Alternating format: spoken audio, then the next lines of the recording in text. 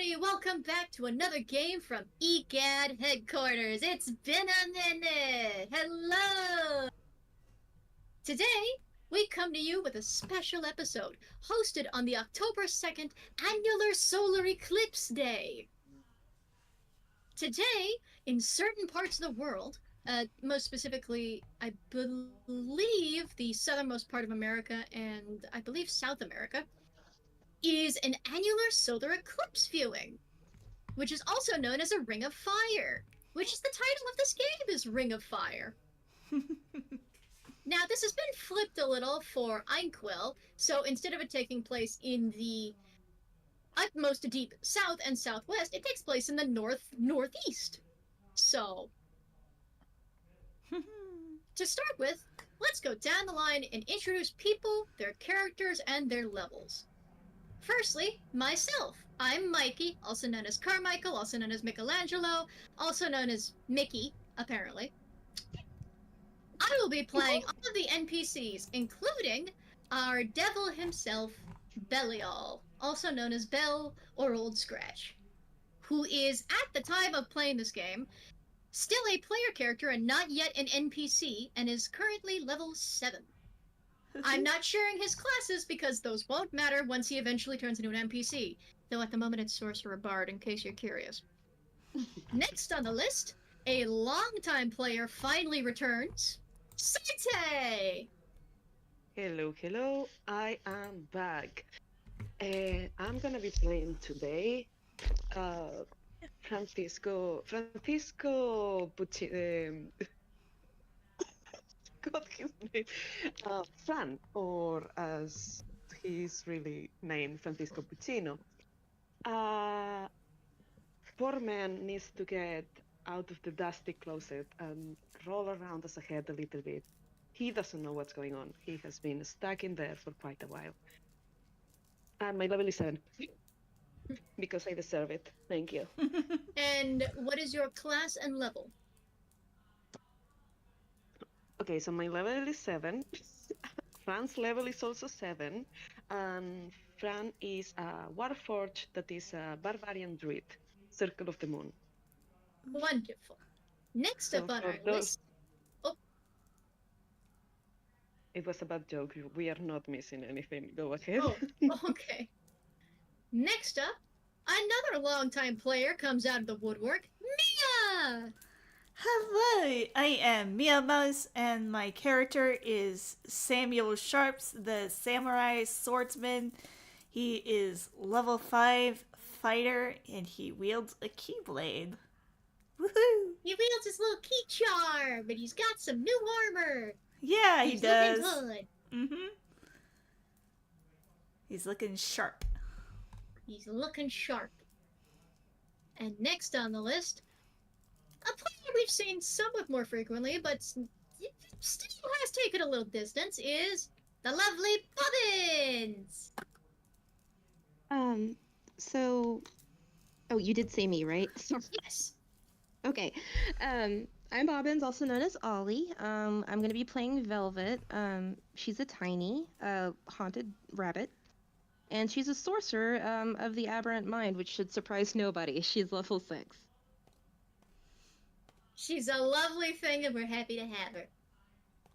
Oops, excuse me, that was a burp. Pardon me. And last, but most certainly not least, a more regular face that's been showing up, but perhaps that's just due to scheduling being available, Quinn!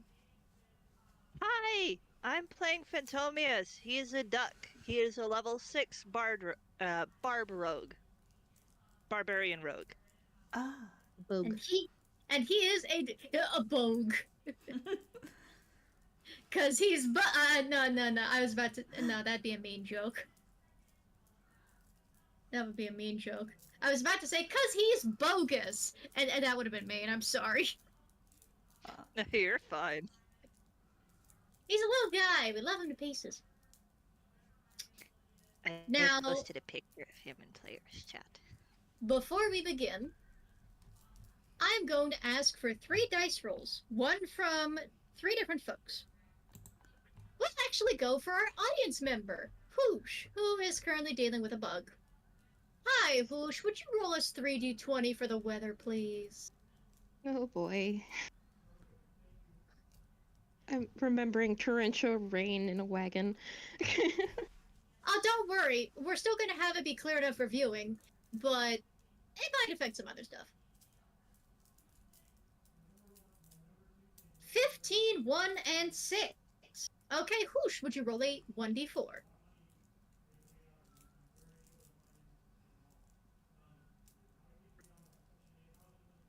Wonderful. Thank you. That'll be all. So it is currently 10 degrees colder than average. God, I wish. God, I wish. It is not at all windy and not at all rainy. So it is a chilly but clear day. We start at the treehouse, actually. And technically, before we reach this day, we flash back to a bit of an earlier day, where we go to an earlier radio announcement. Allow me to snatch it up from the activity summary area. Some days ago, on the 14th of September, rather than the 2nd of October, the radio crackled to life with the voice of the local radio host, Hank Herman, also known as Hank Herman. The H's are sometimes silent. Not bad. The radio crackles to Herman is life your as friend. news is read aloud. Greetings, listeners! Hank Herman here with a fresh batch of news that should come as a joy to those young and old. The sick Dalam has reappeared. After extensive time drifting between the realms, this otherworldly wonder has returned to entertain Toonkind yet again. Keep in mind, they will only be in the area throughout the months of September, October, and November. But if you can, you really must go and see them. Their tricks with the living and the dead are to die for. The sound of shuffling paper is heard before the speaking continues. In less positive news, there has been no update from Prince on the sudden travel ban announced several weeks ago. King Rex has refused all comments, and reporters are turned away from the country at every crossing. None of the neighboring kingdoms have sent any representatives to investigate, however, causing concerning rumors to arise in locals. Do the kingdoms surrounding France not care for the kingdom? Or is there something their rulers know that we, the people, don't? No one can say. A moment of silence passes, and then... Anyway, Avid stargazers should keep an eye out this October. According to astronomers and oracles in Einquell, there's going to be an annular solar eclipse on October 2nd. The best viewing locations will be Northeastern, Eastern, and Central Einquell. So best get your lawn chairs and viewing glasses ready and clear out your schedules. It's sure to be a blast. Anyway, that's all the news we have for now. This has been Hank Urban with Xerox Radio News. Have a good night, folks, and stay safe. It's a jungle out there. The radio crackles, then falls silent, before falling back in its traditional musical programming. We fast forward to the present. It is October 2nd. It is the day of the Annular Solar Eclipse. So, knowing that some folks would be more familiar with why this might be bad news than others, let's go down the line and just see how certain normal people are doing. Let's start with Fran, who has been in the closet for a whole year. Fran, how you doing? Where are you at the moment? I think that by a twist of fate, Fran managed to get out of the to roll out of the closet right on time for this, really. He has been trying to shake his way across a few old cans of paint and beans and whatever there is in that closet, and he has finally managed to push the door enough that he has rolled out and now he's free. He's confused. He doesn't know where everybody is, and he doesn't know what the hell is happening. I'll imagine he will just take a look around and see what's going on. As in, like, around his general vicinity. Let's do a perception check. Terrible. The first dice roll of the session made by an actual player. Let's see. Okay. Now, everybody, bear with me. Send help, there is a bear here. But yeah, bear with me for a second. perception. Oh, baby, since when you have this perception? I've totally forgot about you. Um, was it Me looking a at Velvet's slash? page. Was it how do I roll? Yeah, in this server. It is the roll zone. You do exclamation point, R, space, 1d20 plus whatever your perception modifier is. Alrighty, I got it.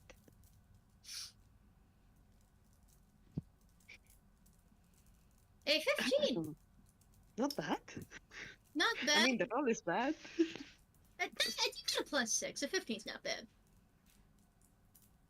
We'll go over what you see in a moment. Though the first thing you note is one of the regular faces you used to see around the treehouse is absent. Which is Scratch. The guy with the horns and the spaded tail you've seen around a bit. He's gone. We'll come back to you in a minute.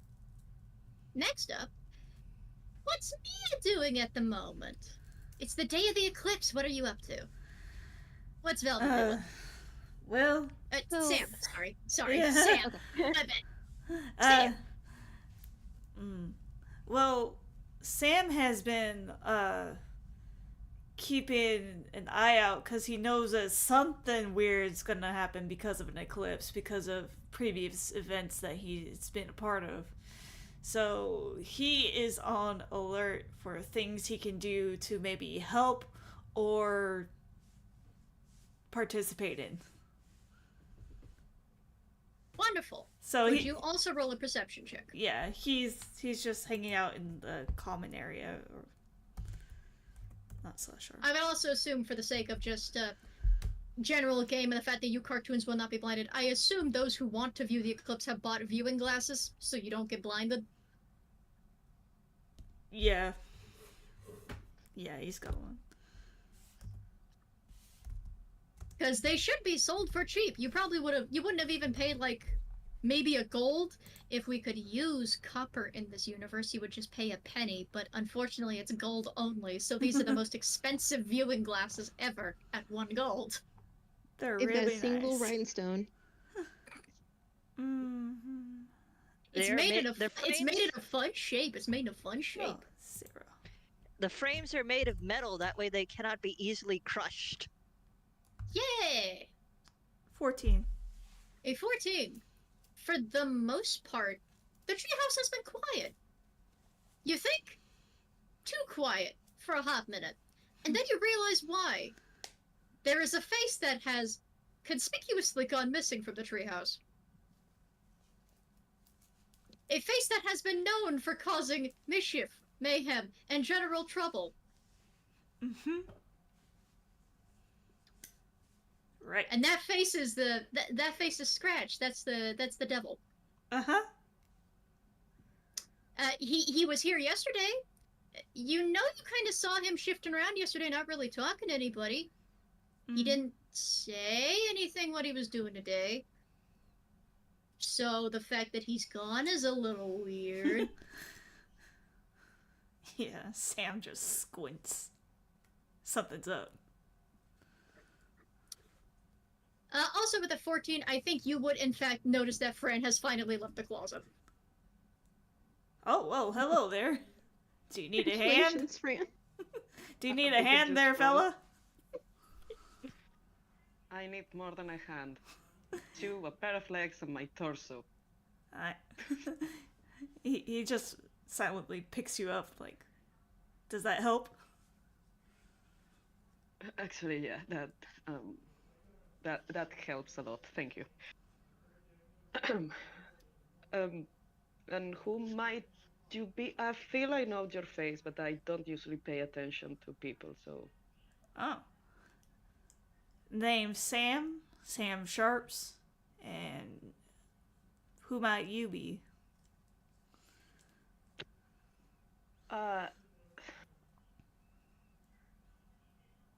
People usually call me Fram is good. Fram is okay. He seems a little bit uncomfortable in your hands, but he's just Where else? He's coping.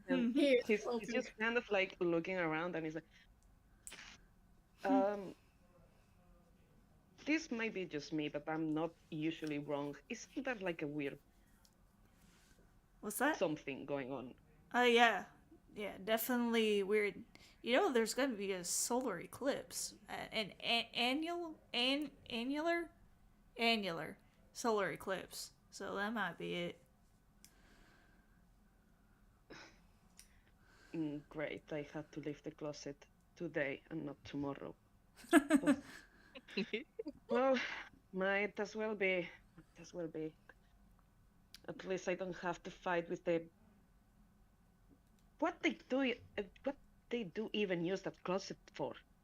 There is so many. There is no logic to their organization. Ugh. You look in the closet and it is full of a ton of cartoon props, but it is mostly cleaning supplies, paint brushes, and what appears to be a toolbox for patching up the treehouse on the fly. Huh. I'm gonna say that the thing that has been driving Fran nuts is that there is one single can that says checkered paint, and that makes no sense. But he has no hands to open it and check, so he doesn't know. There's checkered. solid paint, and then there's just checkered paint, which has a little print of like black and white on it to show it's meant to be black and white checkered paint. That is his worst enemy now. His mortal just kind of- enemy, the mythic, the childhood hazing project of, hey, go get checkered paint from the store. Or, hey, go get striped paint from the store. And use it can go, okay.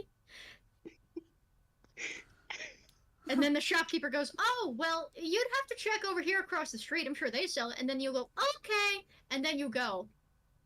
But you can't find it. And then on your way back, you realize. Oh dear. On to the next person. Bobbins, what is Velvet up to at this time? Velvet's heard about the eclipse. What's Velvet up to? So Velvet's not technically a member of EGAD.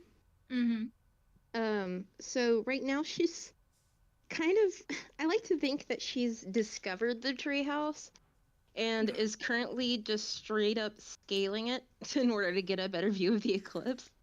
Aw, buddy.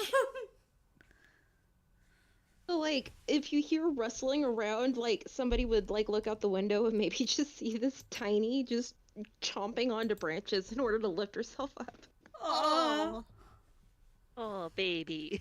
I was imagining more like you making a little lasso out of yarn and just pulling yourself up Yarny style. See, that would be smart, but right now, Velvet's just like, okay, I've got to survivor ban this. I'll say Fran's 15 noticed it, but the 14 did not. So, poor Sam does not notice it, but Fran, you do in fact see a tiny, yarny-looking rabbit biting their way up the tree branches outside the window. It looks like a very big undertaking, and it looks like what you would struggle with if you had a mouth. I think that Fran sees that, and he just kind of like shuffles around to turn to Sam and go like, you are hiring really small adventurers right now. Is that even safe? And he just shuffles around to check this person that he doesn't know. And so Sam was like, "What? Where?" And like, probably. You look to the window, and there's a tiny rabbit. Oh, hello there. Velvet's got a mouthful of bark, so it takes a second. I was imagining Velvet just saying hello mid-bite, and then just hello. Moment passes. Like, crunch, crunch. Hang on, crunch, crunch. Wait, no, there's some left. Sorry, crunch, crunch. She's eating it. Those must be strong teeth. Dentist. Anyway, hey, hi. one thing. Is this y'all's house? I can climb back down if you need me to. Sorry I ate your house. Oh, this is EGAD. You didn't know that? No, I just found a big old tree.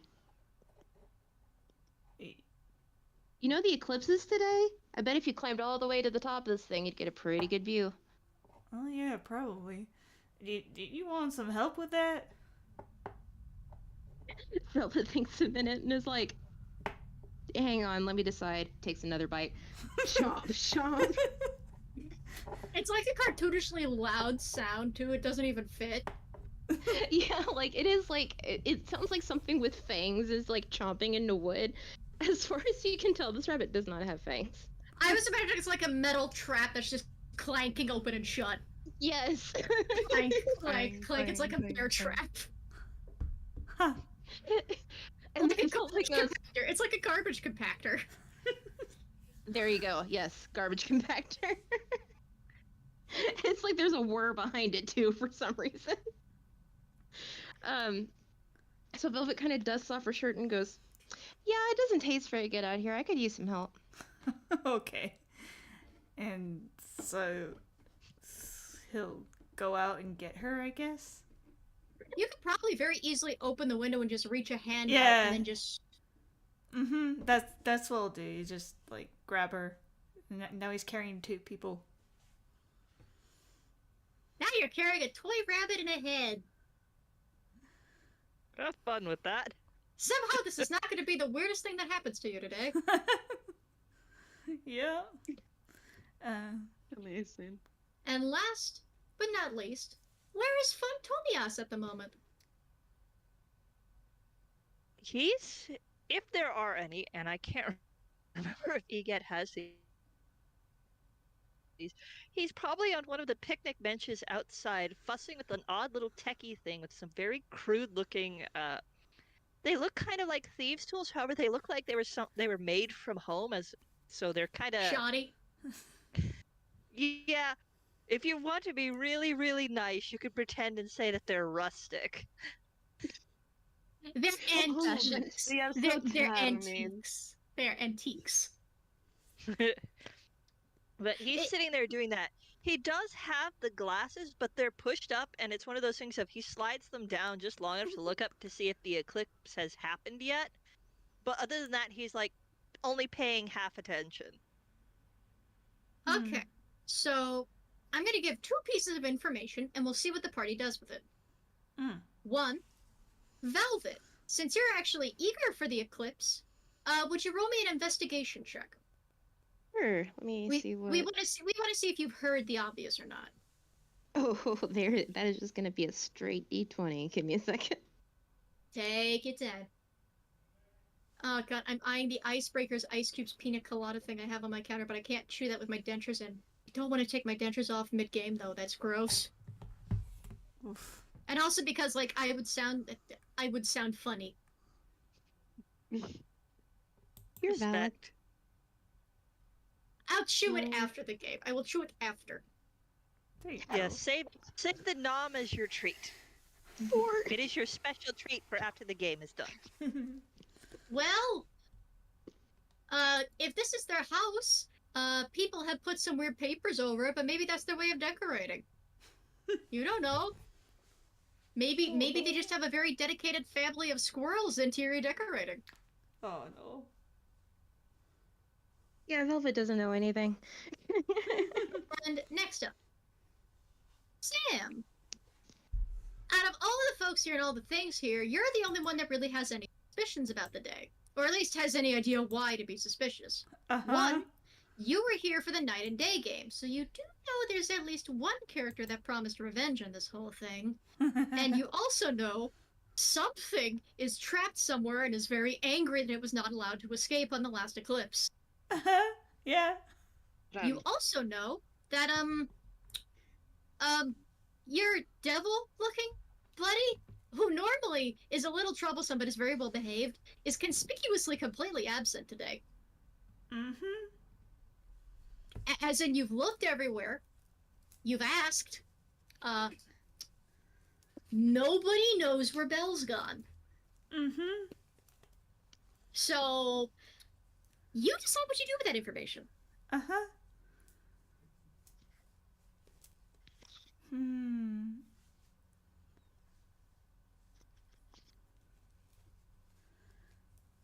I will know no also, one is- however, make mention. Oh, sorry.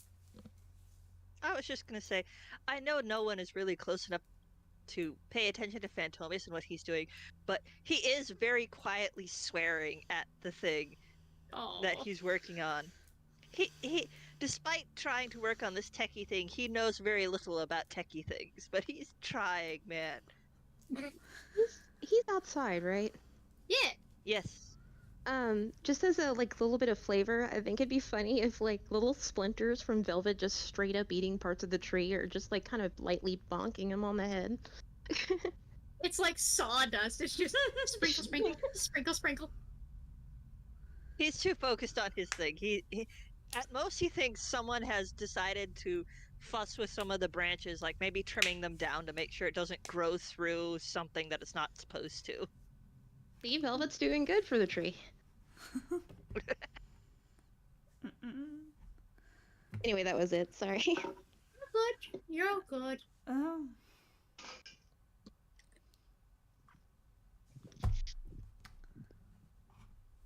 I guess what Sam's gonna do is he's gonna start searching around outside the treehouse.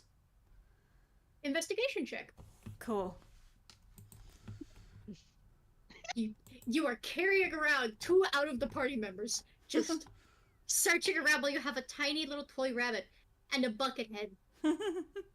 This sounds more like a TF2 skit than an EGAD game, but I do appreciate that. It kind of does sound like an SFM from 2012. Can I ask a quick little question? Yeah. Is it alright if I ask if Phantomius has noticed anything, considering his passive perception is a 16? You know what? Sure. First and foremost, would you roll me an investigation from earlier, since you were outside of the treehouse and you can look at it with your eyes and see? Cool.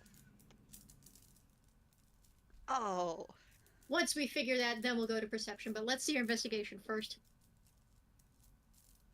Ooh, this is dark. Good rolls, good rolls. See, what is... no. Let's see, how do I do maths on this again? Ah, yes, I remember. What are maths? We all wish we could forget math a little. Just a bit.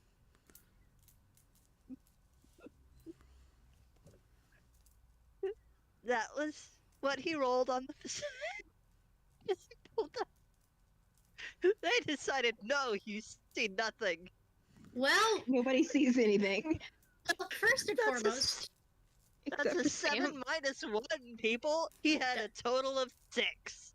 on a 6, you notice somebody has plastered some posters around the base of the tree and on the bulletin board.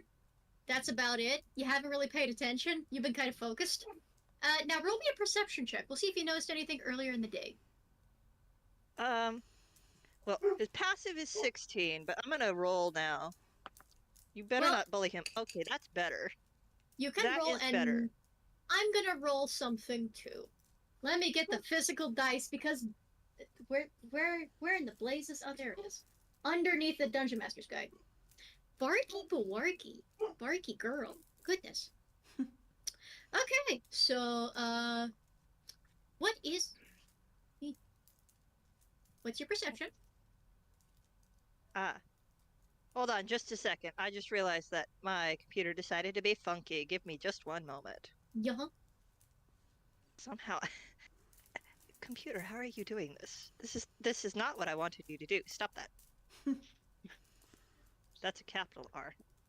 Okay. Computer, stop being mean! Computer, obey my commands! No, computer! Not capital R! There we go. That is a Computer 21. has no honor. So I have to beat a 21 for you not to notice.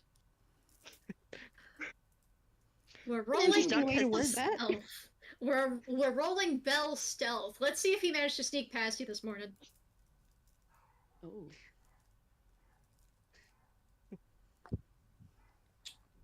What is your modifier, big man? +4. Oh my god, barely. He meets it, beats it. Oh, That is a Damn. 7. That's a 17 plus 4. 21. I, I God like. damn. I like. There was like a cartoony moment very early on in the morning when you were just getting up and moving around, where like I don't know whether it would have just been that like it's a camera joke where like you're focused on one thing but Belle is conspicuously sneaking past you, or you're just too focused on work and Belle casually sneaks by you and you bump into him on accident and go sorry and he goes, oh, it's all right, have a good one, and you just say goodbye without processing a damn thing. Honestly, I think if the two of them bumped into each other, it really would be him not paying attention and not registering that Scratch was leaving. Because part of it is, I don't know what he's leaving for. It doesn't seem like anything bad. I'll just let him go. It's not my business. It doesn't matter that he's in a hat and trench coat. It's fine. It's chilly. Maybe he needed a coat.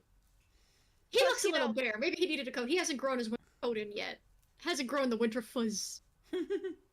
And sometimes when you look like a devil, sometimes you just want a little privacy, man.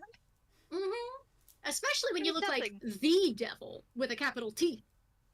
Yeah. Maybe Scratch just wants to go do something without everybody pointing fingers at him. No problem. Sam, would you do me a solid and roll me an investigation check real quick? Oh yeah, I did that a little bit ago. Ah. It's cool. Got 12. Okay, so 12. You do, in fact, notice the posters at the base of the tree. They appear to be advertising an eclipse viewing festival in, let me pull up the world map real quick so I don't get the place wrong. Is it in world building or references? I think it's in resources. No, resources. Here we go. Scroll past the island thing. Yeah, da da da da da da.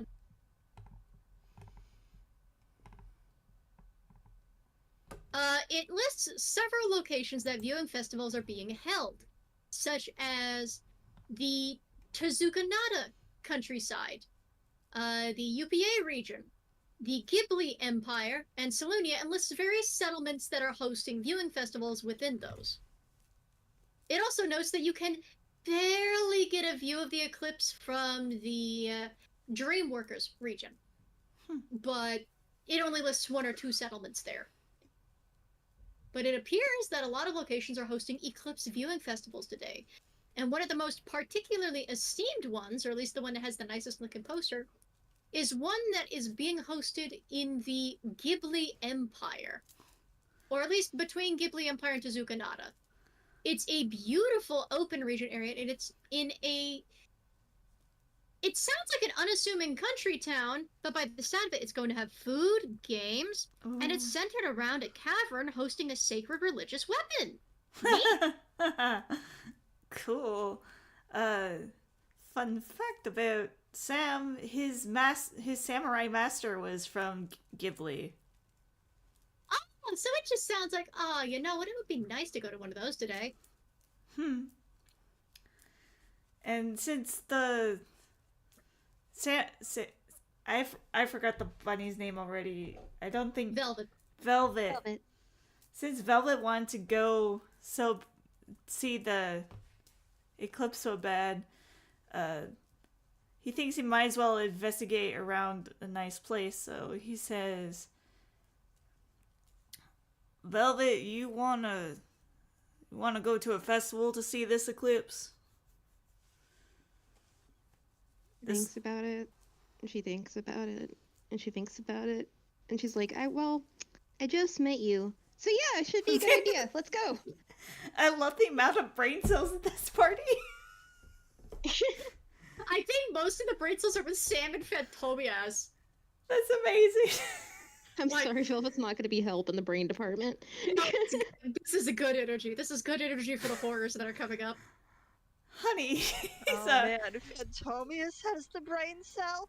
Oh, this is going to be a buddy. problem later. buddy. Sam is a certified himbo. Oh, buddy. Fantomius is the brain cell. Oh, no. Oh god. So, Fantomius, I will say you don't need to roll perception over here that they're going to an eclipse viewing festival. So, up to you if you decide you want to come along or not.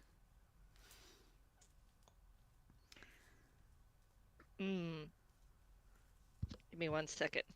Yeah, huh? Okay, even number. This was just rolling basically a what am I in the mood for, which is positive number, or even number was positive, yes, I will follow. Negative, uneven number was no, I don't feel like it. He just rolled a 6, and his thought process is, I'm not having much luck with the thing that I'm trying to make work again. I'll just follow them and give myself a break and see if maybe getting away from it and then coming back will help me figure out what the hell I need to do. Hey, cool. Sam will realize that I haven't checked in with Franny. Fran? Fran. Francisco. Fran. Fran. Fran, I realize I'm carrying you and I haven't asked you, do you want to go to this Eclipse festival in Ghibli?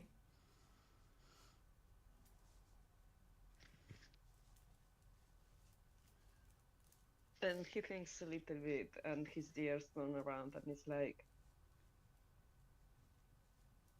I haven't been out of this closet in a year. Congratulations. Right now, I don't care. Kidnap me away. Okay. Alright, to the festival!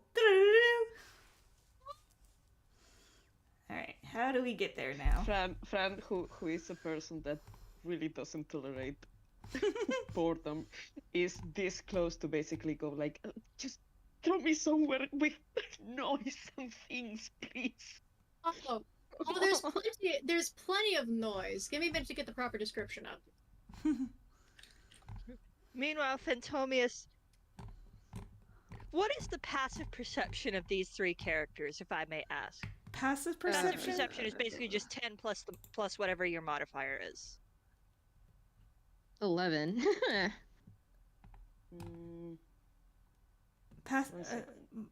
It's 10.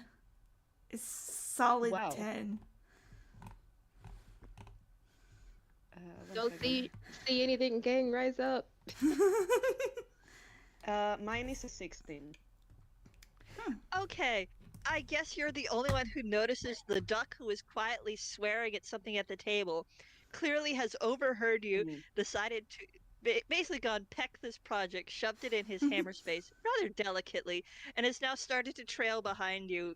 And it's very obvious he's like, he just heard that there was a festival and he's decided he's going to do that instead of whatever it was he was swearing at a minute ago. Question, does Fran see the theme he was working on? With the 16, I'm going to say no. Oh, all right. You saw that it was a techie thing, and he appeared to be working with some very crude thieves' tools. But that's about the most that you get. Well, he will kind of like snare as much as like a robot can snare at the choice of tools. But that's the only thing he's gonna do. But he will just kind of like turn at Sam's and say, is the dog a friend of yours? Who? And he'll turn around. There's a guys don't duck say a standing lot of- behind you.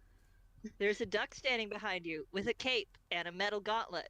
He just kind of raises an eyebrow, waves slightly, and doesn't quite stop, but definitely pauses enough to not walk into your back before just kind of pointing at the poster that you were just looking at.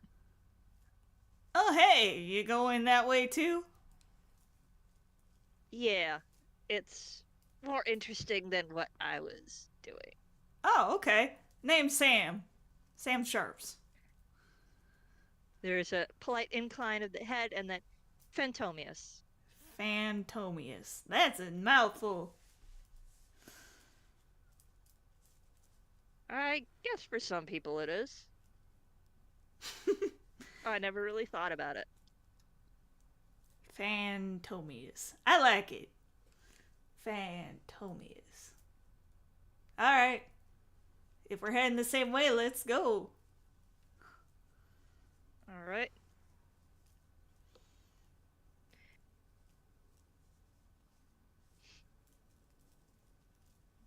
And how do we get there? Okay, so give me just a moment. Hmm.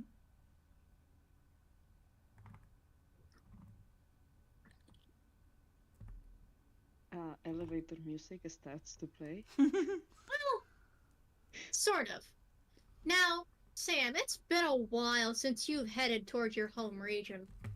It's a nice walk, honestly, and it would normally be very pleasant if not for that ominous feeling you have in the back of your head. Mm-hmm. Because normally, this would be a pretty good time to go home and celebrate. It's the start of autumn. You believe you may have missed one of the moon viewing festivals, but you know you could find another one if you're careful. Mm-hmm.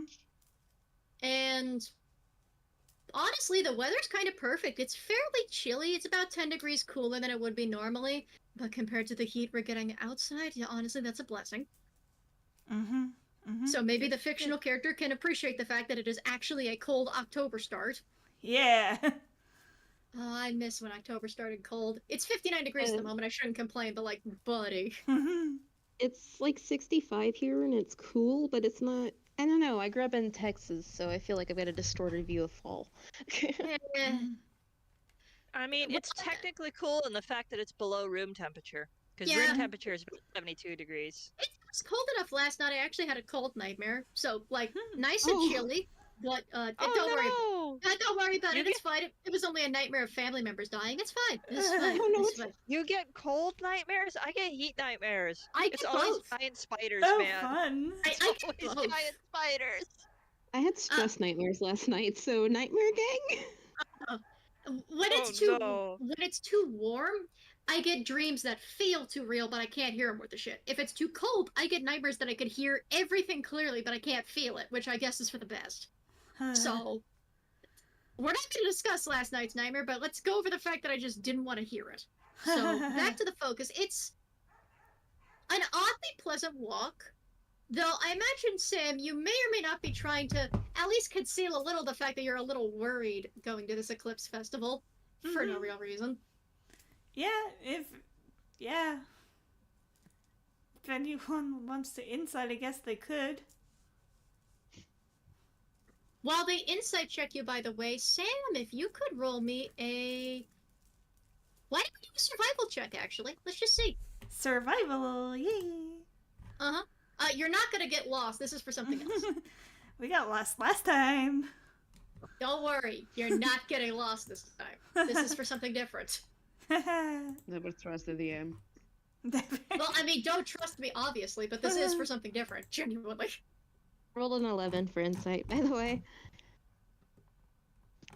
Okay, you can deal with the insight in a moment. Let's see the... Oh, you rolled it in the roll zone rather than the game zone's roll zone. Oh, whoop. It's okay. It took a while. I was just like, huh, why did I get a notification all of a sudden? That's my bad. Oh, buddy. Oh. Oh, buddy. Nobody sees anything. That was a survival check. That was 7.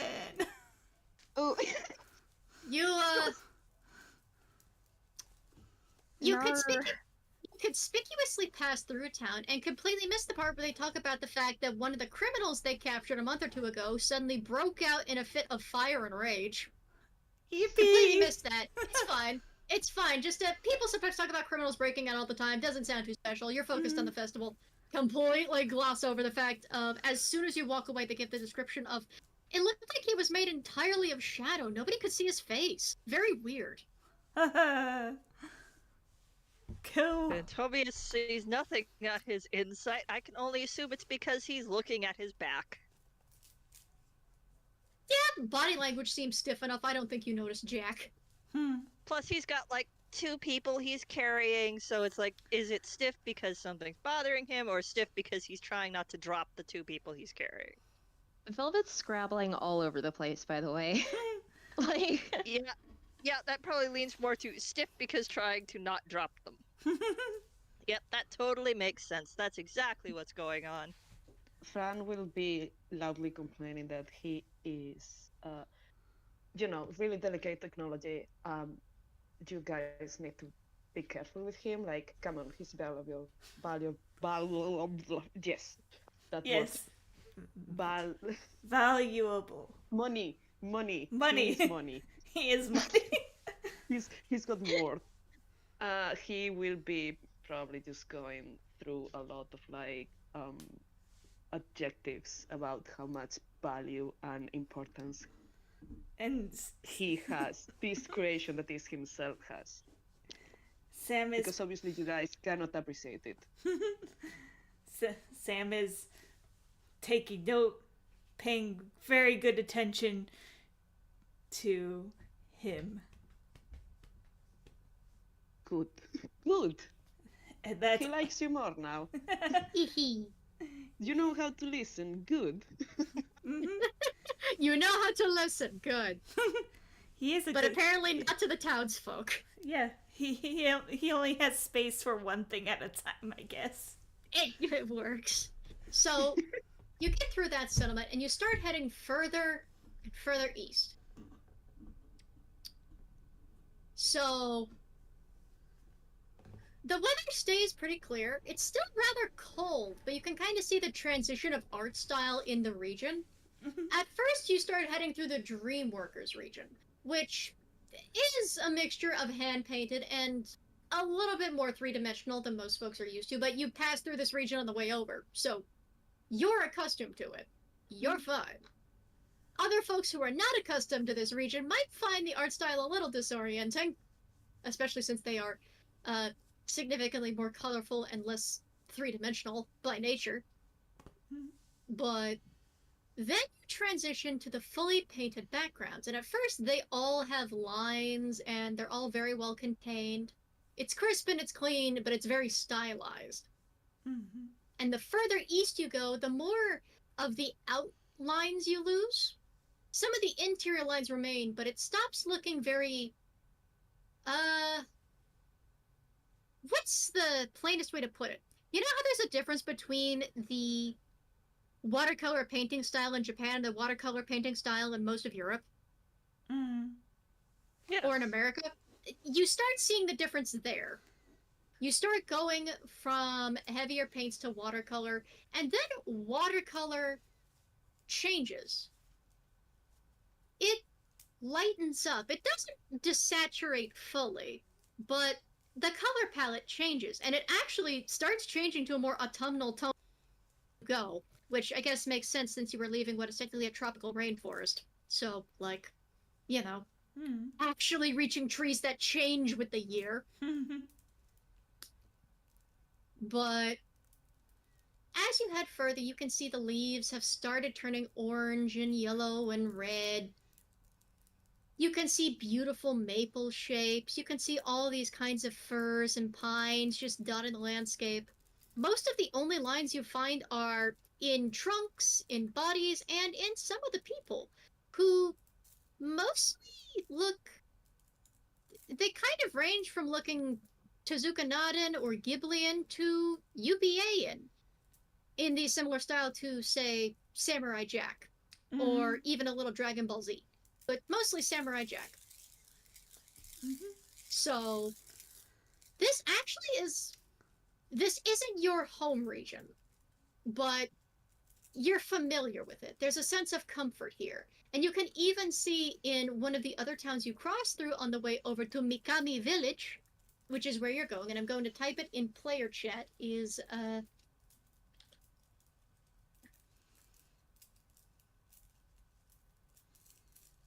you can even see some children have got, they have dango on sticks. They're running around. Some folks have sparklers. Everyone's already dressed and ready. You can see folks playing about. A couple of kids have brought out very beautifully painted but silly-looking kites. One of them is of a cartoon character you don't recognize but you know is popular. Another one's a fish. Another one's a dragon. For just a moment, when you look at the dragon kite up against the silhouette of the sky, for just a moment the sun makes it look black and imposing. But it comes back to normal, so maybe that's just in your head. Maybe you can relax. Maybe it won't be that bad. Maybe. Just Phantomius, you actually get bumped into by a couple of kids as they run along playing with action figures. One of them goes out at "Sorry" before running off to continue playing. He just kind of chuckles at that. Kids are cute. He is not bothered. Just the tiniest bit annoyed at being crashed into, but it's instantly forgiven because it's a little kid. Yeah, the most they do is they just bump into your legs, and it's just like it's like tripping over sticks. You know, like they're a third of your size. They are eeny. They are not going to tip you over. Which is impressive considering he's a short king. Though, you swear, Phantomias, roll me a perception check. Oh. Dice, you better not be mean to me this time, otherwise I will switch to one of the other d20s. Threatening the dice gods, that's gonna go well for you, clearly. It does work, though. I mean, On occasion. I don't threaten my dice, and my dice work out fine. I don't know what better you. That's why you roll low so often. Oh, wow. Not today! So you threaten your dice into submission. This will surely not backfire in the future.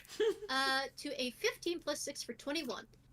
As you're looking... These dice spend so much time bullying me, I deserve to be able to threaten them. You have no idea how many times this set has nearly made me roll a 1. There's some real, like, trauma behind that. Trauma and a small amount of spite. So, there's a moment when you're looking back at the crowd. You can see everybody dressed in various just outdoor autumnal kimonos and just casual wear that's very pretty for the season.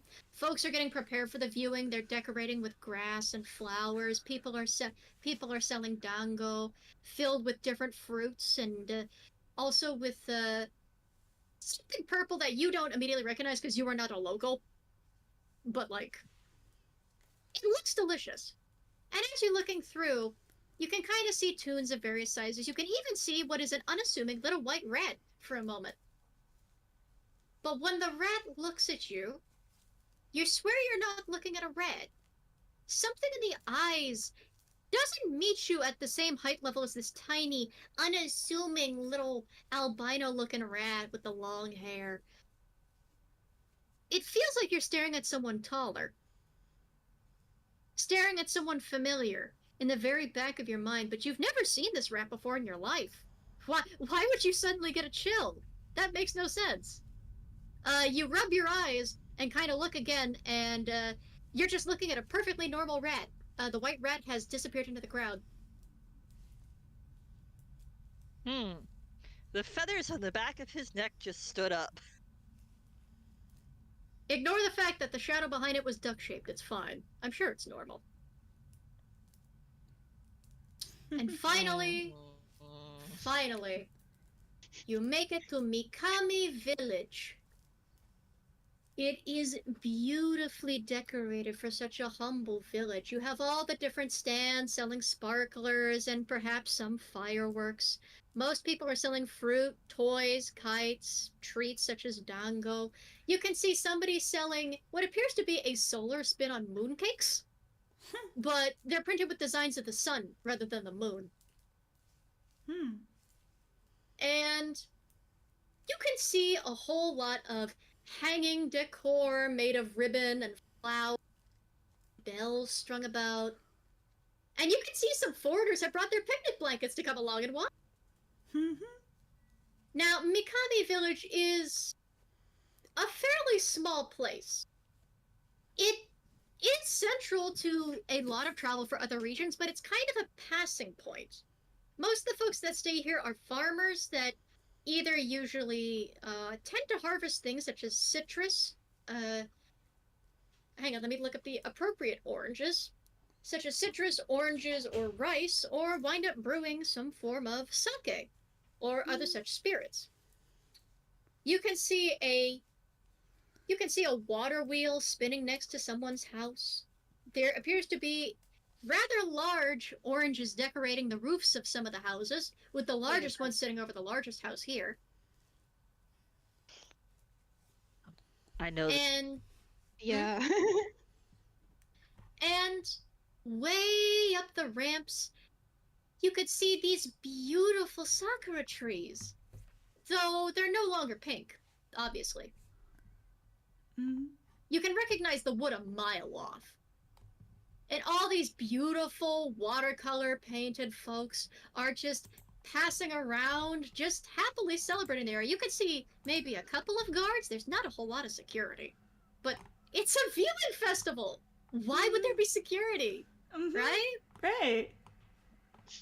Exactly. And Yeah, that'd be silly. I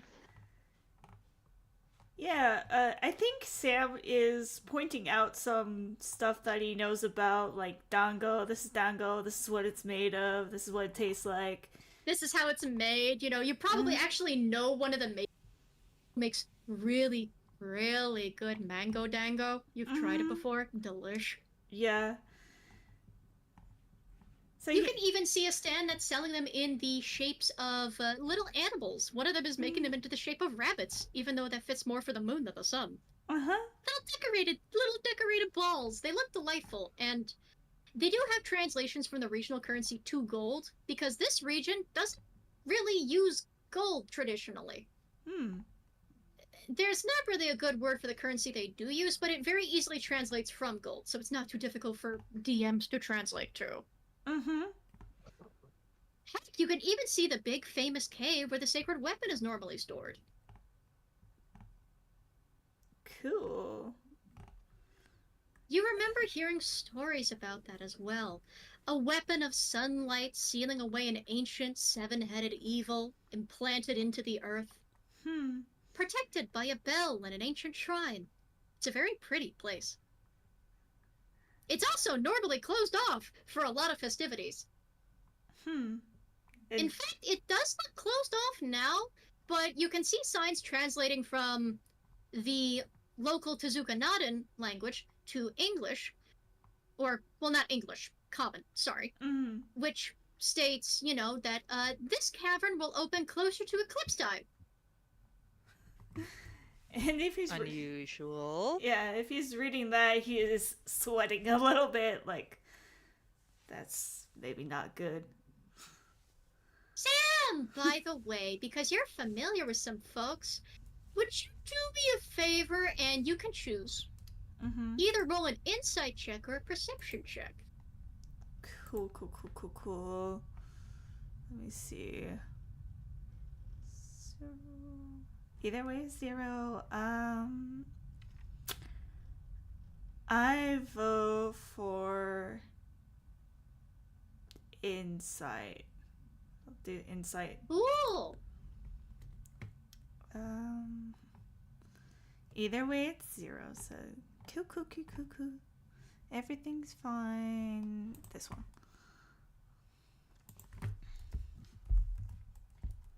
Sorte, don't worry, we are not spoiling the game for you, but this location is very much based on Okami. Yeah, no, don't worry. I know enough. It's impossible to spoil that game for me. Don't worry. Fun fact, I have it in my Steam library. I've been dying to stream it for folks so they can experience it like I did.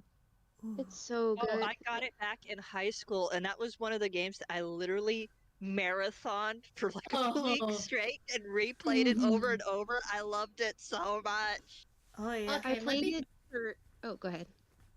I'm just double checking a stat. I'm gonna roll a deception from somebody. Don't worry about it. You focus. You focus.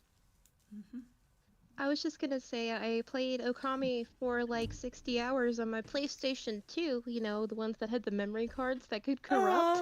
Oh, buddy. Oh, no. Oh no! I literally had a breakdown the night I realized my save was corrupted.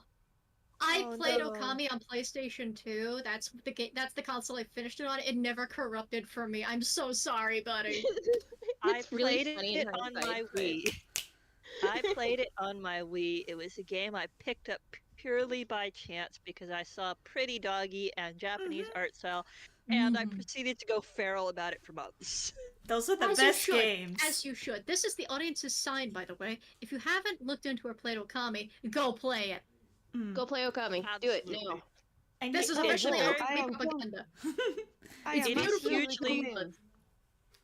It is a game that, despite it's one of those ones that does a new game plus, and even with that, it is hugely replayable. And even though it feels like it's open world when it's not, there is just so I much to explore, and it's so goddamn pretty. I And it's just really saw a meme. digestible. I just saw a meme that is what I associate with the game now. That is kind of like the villagers in this game is like, oh, hello, wolf. Oh, so wise. Are you in an errand for a god, whatever? And you have a And then designated piss button. yeah, yeah. What? There, you have a designated bark button, you have a designated bite button, And a and designated with pee button. Are you if you fucking beat the kidding me? correct character, or no, if you do the correct thing at the dojo, then you have a designated P button, Okay, I am and absolutely. you I can am do it absolutely. I in am battle. yeah. I am absolutely writing to you. I'm absolutely checking on you guys before I play because I want to do that. It's Wonderful, holy shit. wonderful. I am not a guide, by the way. You would do better looking up a guide. But let's focus on the game here. Let's focus on the game. We've gushed plenty. So, We Sam, have gushed long enough. as you're explaining things, you approach one of the stalls selling dango, and it's actually some the kind that has the various fruit fillings. You can actually see some of the last harvest of strawberry and mango filling these. You can see dango being sold on sticks, and it, you know enough that you easily could just pay a few gold for some sticks. But as you're speaking to the seller, and they're smiling and also explaining the process, they hand over these, they hand over, not the sticks, but they hand over a plate for you so you can pick it off yourself. And they go, here, enjoy. And as they're smiling, they pass it over, and you look at their face. There's something about the sound of their voice that itches you as familiar. Have you heard this voice before? You think, at first, no, surely not. I've been here. I haven't been here in a very long time, and it's not like I'm local to this town. Why would I know this voice? Why would this be familiar? But you kind of look at the figure. Something's familiar about this shopkeeper, the stall owner. You can't pin it immediately, but you've heard this voice somewhere before. But they're smiling at you like sunshine and just go, enjoy the festival! And he will squint. He will say, "Do I know you?" Why would you know us? We've never met before. You just sound familiar. Well, I tend to travel and sell my food, so maybe I've sold it somewhere you lived before. That's... Though, as this one shopkeeper says it, there's only like the slightest little bead of game sweat, but like, that's about it. You are holding Fran as this conversation is happening, right? Yeah. Fran is like in one hand, there's the plate in the other. Yeah. I think that Fran is just gonna like, has this guy asked for money? No, right? Did I understand that right? No, I was saying that you did in fact pay for the dango. Yeah. Oh, okay, sorry about that. Then he doesn't say anything. This is not of his interest. You could roll an insight check, though, actually. Or intelligence, actually. Why don't you roll intelligence or insight? It's your choice, Fran.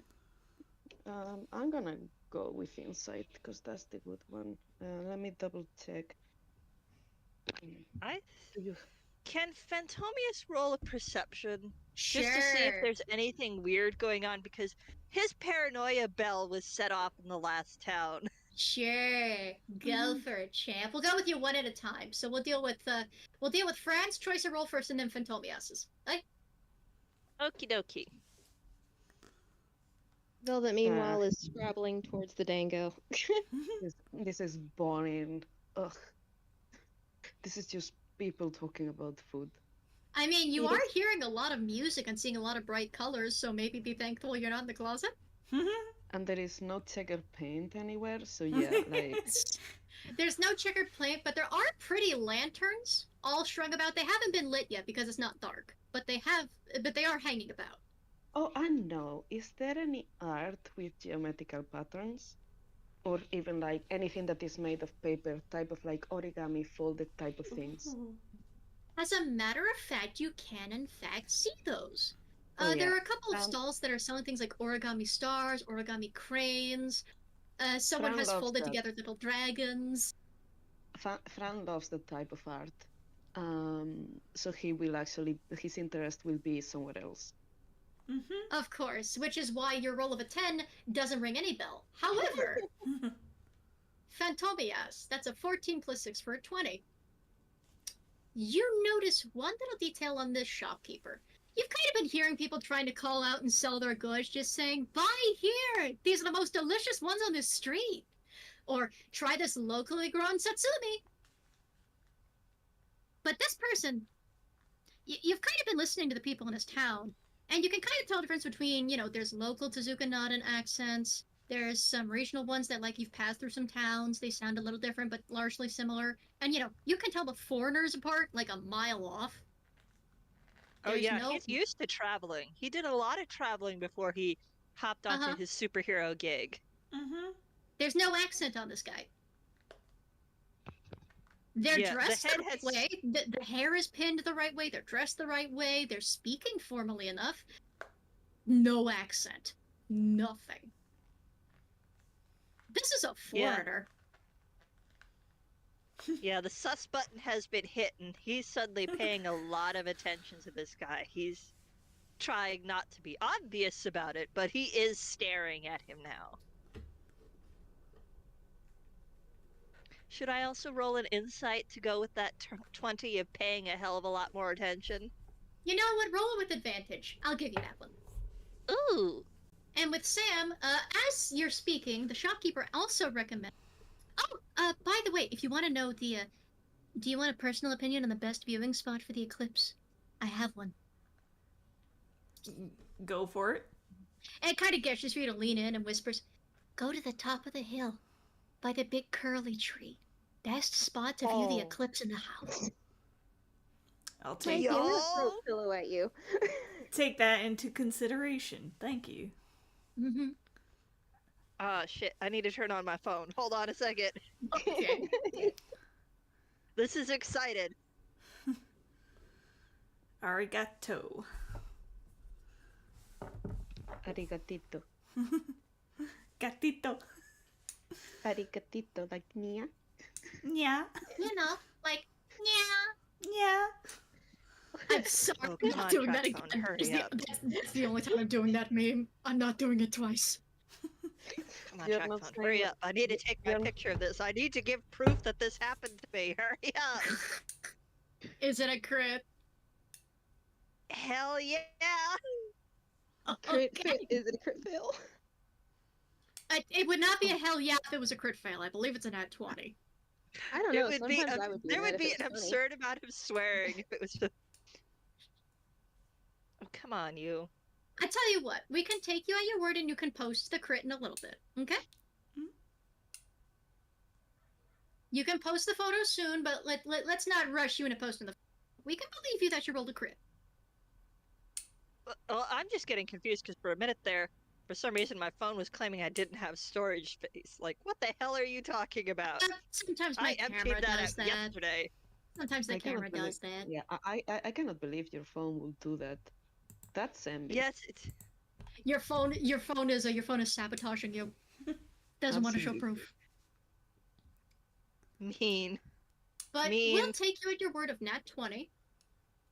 There's, aside from the foreign accent, you kind of notice one tiny detail. Now, here's the thing. Normally, this would not pass by any notice because, not a lot of people like to get unique with their kimonos when they're being casual out and about. Some people can be seen wearing the same colors. Heck, you've seen a lot of people in the background of some areas that are, dressed identically. That's just kind of how they are, Some people can't afford the big, colorful things, and sometimes you don't wear the bright, colorful stuff to festivals. Just depends on the person. But, there's been a few shopkeepers, and, of course, some ordinary citizens you've seen that have been dressed and hairpinned in the exact same way. As in, completely identical down to the letter, in spite of differences in height, skin tone, and species. Down to the hair accessories, down to the pins, down to the embroidery. You would swear they came from the same house, but they don't look related.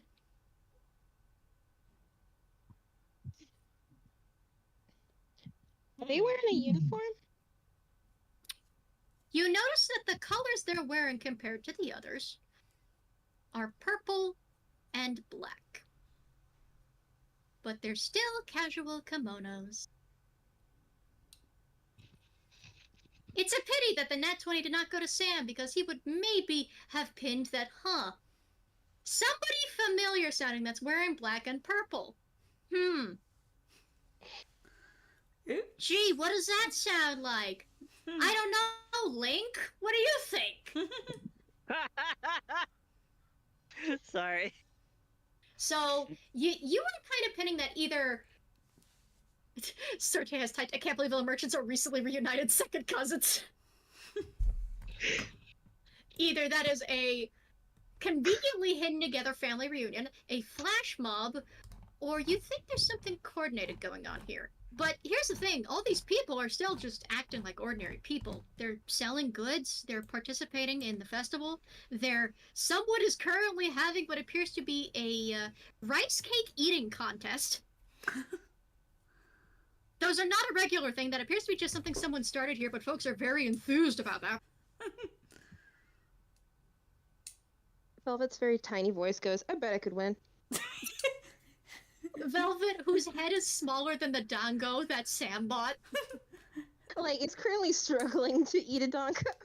Yeah, you put one in your mouth, and it's like trying to make a Pikmin eat something. It's just like a very obvious. It's like when you see those joke pictures of like, no, I didn't eat your PlayStation 5, and it's a PlayStation 5 shaped thing in the throat. Oh. It's when Jerry's just triangle shaped. Fanny's gonna immediately go like, yes, you should absolutely try. Every faith in you. Flattest And there's voice, the proof. flattest voice you have ever heard him say. I don't know what I'm saying. Never mind. No, you're good. It's just the thing of, no, you would totally win. Thank you! Thank you! See, I could win, huh? And like, now Velvet's looking up at Sam with button eyes, but they're like puppy dog eyes still.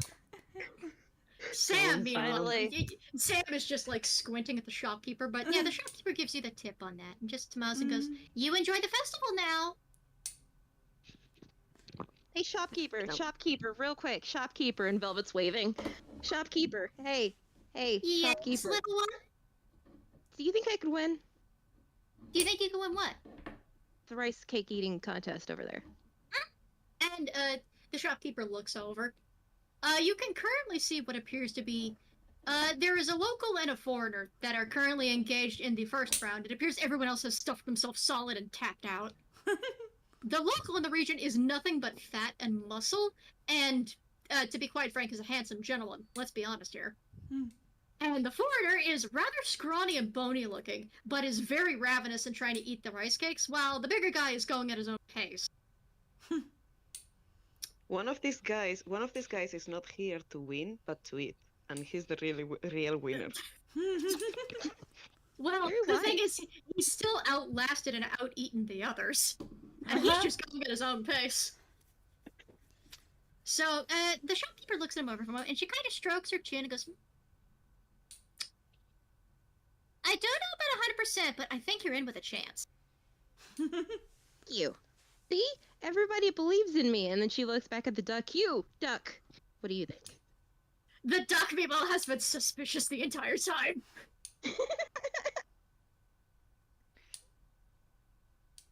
The duck is quiet for a moment and then goes, huh? Sorry, I wasn't paying attention. What Phantom was the wind. question? Phantomius. Phantom? What do you think? Phantom. Could I win? He glances over and goes, I've seen smaller eat more. Thank you. I feel very loved today. And then she just goes quiet. You stand here for long enough that one of the nearby shopkeepers, hey, if you're going to try their dango, at least try some of mine have cooked for much longer. Oh, yours are half price for a reason, butt out. And the shopkeeper can do a little bit of a tiff while the next shopkeeper is clearly trying to just stuff. No, you can compare our dango. Mine is clearly superior. And then just starts getting petty. Okay, now his face has shifted to amusement because He enjoys a good petty argument. As long as it just stays at petty barbs, it's funny. They're arguing. It's fine. They're not sus. Well, He's he's still Tobias. sus. He's still sus. He just hasn't brought up that it looks like there's a family reunion going on. Oh, by the way, Phantomias, Yeah. as you were suspicious of the crowd and looking around, you did notice a familiar face moving through it, in an overcoat and hat, which conveniently does not seem to be doing a good job hiding the horns. Maybe it's just a bright red goat going through the crowd toward the cave? Decision. Are you going to be somewhat smart, or are you just going to be detached again? I am going to make every roll this because I forgot to grab a coin to roll. Mm-hmm. I think you should absolutely join the party into being really fucking dumb. Well, one was sticking with the group. Two was breaking off to follow. Okay, we have split the party! Woo! And we are taking a 5-minute hydration break at this, by the way. So, Sam, as you're kind of thinking this over and you look over the argument, we're gonna say you don't notice Phantomia slip off immediately. So Yeah. when next you go to look to even try and bring up the fact once they're done, once you've moved away, to be like, hey, by the way, I noticed, you see that your duck friend is nowhere near you. Huh. In fact, you've lost them in the crowd. And Phantomius, you start trying to follow the familiar trench coat. As we Should I cut to commercial! Yay! We'll be right back after these messages. Da-da-da. Hydrate, go drink, go eat, use the toilet. We will be back in about 5 minutes. So, Sam, as you're finally getting away from the stall, and you kind of go to try and catch up with the group on, hey, something was familiar about that guy, but I don't know what it was. You notice you are missing a duck. May I ask one thing? Mhm. Should I roll stealth for Phantomius to follow? I was going to Scratch. ask for a stealth, yes. Excellent. We're on the same page. I love it when that happens. And let me pull up Belle's sheet for perception. His passive perception is not great at the moment, but that's just because his stats are not his true NPC stats. He is still recovering. So his perception is, shall we say, doo-doo. He has an 11 at the moment. I think Sam should maybe also check perception. He's just looking around. You can try. That's a 23. A 23? I That's can't. a 23 on the. That's a 23 on the duck. Let me roll Wait a Belle's minute. stealth again. Hold up. I just realized I put the wrong thing. Okay. That's Because not his stealth. I just realized I accidentally put his perception modifier instead. What's the One stealth moment. modifier? It's a 5. So it's a 22. That's not much different.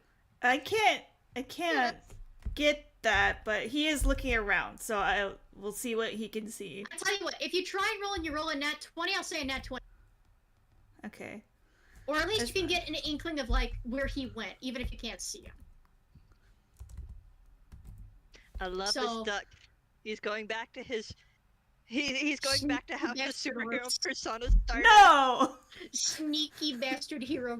Yeah, that's a A 7 is a. A One 7. moment you got too absorbed in them playing out a petty argument between a local and what you realize is really a foreigner selling their goods. And when you finally walk away from the argument, after of course satisfying the actual local by buying their dango, you do realize that their dango does taste superior. Mm-hmm. They're still both good, but like it's nice and chewy and soft. It's good. Uh-huh. Yeah. And then you turn around to, share some information with the others and maybe share some with Phantomias, and the duck is gone. There's like a dotted line silhouette of where he was. It's just like ding, ding, and then he's gone. Yeah. And you don't even see his little tail disappear into the crowd or his cape or nothing. He's just, one moment he was there, the next, poof. Part of what helped is that he flipped up the hood of his cloak, which is, dark green. Uh-huh. So it's a nice dim color, and there's so many other bright things. It's hard to spot a dim color among all these bright colors. Uh-huh. Mm-hmm.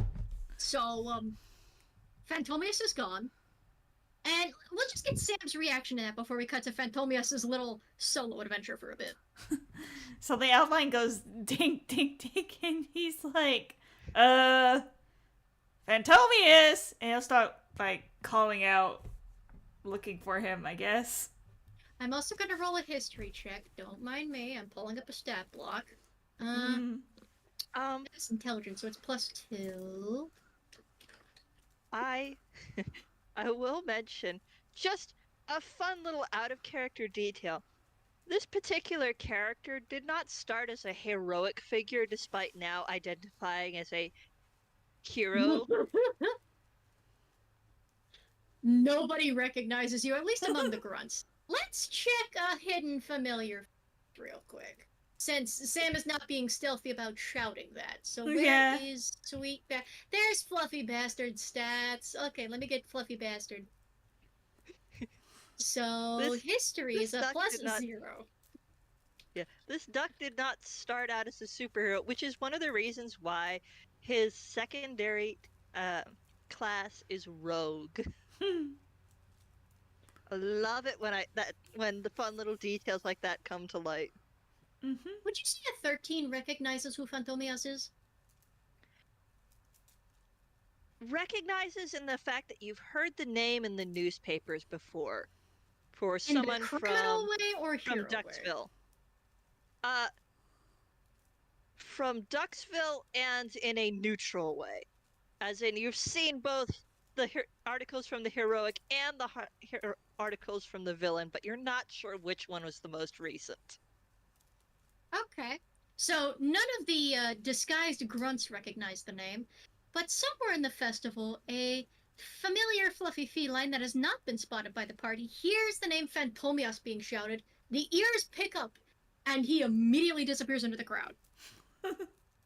Now, we're going to go back over to Phantomius. Why don't you roll me... you said it would either be a perception or investigation to see if you could spot him. I was going to say survival. That's normally the tracking roll. But I'm going to roll stealth for Belle. Let me pull up his stat block. Or sheet. He doesn't have a stat block yet. He gets a +4. Where's the... Here we are. Yes, survival. Let's see how you do, Duck. Let's see how you do. So, stealth for Belle. How stealthy is Belle at the fence? Hey! Dirty 20. That's a 16 +4. Ah, damn. Let me double check that. Did I see the right number? Was that the correct number that I saw? Yeah, that was. 17. This is a damn, lost him. You kind of keep tail on him at first. You can see the trench coat. You can see the hat. More importantly, you can see the horns. There are other, like, animal tunes in the crowd, be it in foreign styles or local styles, but, like, his horns do kind of stand out, because one of them is broken in the middle at the moment. It has not miraculously done the cartoon healing thing yet, because Belle's not over it yet. And, you almost catch sight of him, but then you kind of bump into somebody who suddenly rolls their cart out in front of you, and you tip the whole thing over. There's no helping it. That is a whole lot of junk food that just goes spilling over the ground. And the poor cart guy that was rolling along goes, hey! And I assume you just spent several minutes helping pick things up and apologizing and cleaning up. Yeah. And he's also, to a degree, like, damn it, I knew my luck had to catch up with me eventually. And he's profusely apologizing, and he's probably at least pulled out a couple coins of gold to hand over as part of the apology, because he just ruined a bunch of this guy's stock. A lot of the stuff that's spilled on the ground can't be sold, so you wind up having to compensate for a fair amount. But the shopkeeper instead, seeing you want to pay for a bunch of it, he does take some of the money, but he doesn't take all of it, as he instead offers you help him remake the food, so he can roll the cart back out. Ooh. Okay. Do you accept, or do you just want to pay the full money? Because if you pay the full money, you are losing 300 gold. Oh shit, he does not have 300 gold. He does not have that much money. Sounds like you gotta work. God damn. So Capitalism comes for us all. Now, hey, this is just an ordinary food selling guy. Gold worth of food on his stock that you just spilled on the dirty ground. Yeah, he's gonna go for it, although he is going to give the warning that he is kind of clumsy when it comes to cooking. I've worked with worse. You can't be worse than my son. Come on. And just kind of drags you along by your non-existent duck ear, just like by the scruff of your feathery cheek, and it's just yank, yank, yank. And you spend several minutes, if not an hour or two, just cooking. Rolling dough, kneading it out. Your arms are exhausted. There is definitely the soul-deep sigh of, damn it, I knew my luck was going to catch up with me eventually. I knew I was coasting on good luck for too long. Mm-hmm. You basically go through what is in... Earlier. It's an hour or two montage of you just helping remake all this food, kneading dough, mashing mochi, which is physically exhausting, holy shit. But also he's a barbarian, so it's probably not that exhausting. Not that exhausting, but still, that's a lot of physical work. Yes. Yeah, I think the only reason he isn't totally, like, bone-dead exhausted by the end of it is because he did start out as a barbarian. It is physical training that you're used to, but you admittedly did not do your stretches. So it's a little wearing, because your training is in combat. It is not in mochi. True. And there was a lot of really pretty decorated mochi on that cart that you tipped over. So you are helping this grumpy but sweet looking, you're not sure what kind of bird they are, actually. You know they're not a duck. But you can't really identify what kind of bird they are. Maybe they're just too heavily stylized. You're not sure. But you can clearly see that there are, like, several kids also trying to help out in the shop that are much smaller. Like, they're hatchlings at best.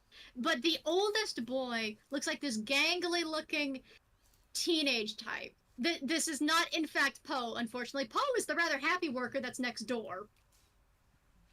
But it's just this gangly-looking, goosey-looking guy that's struggling to help, and he doesn't look like his father does. He does not.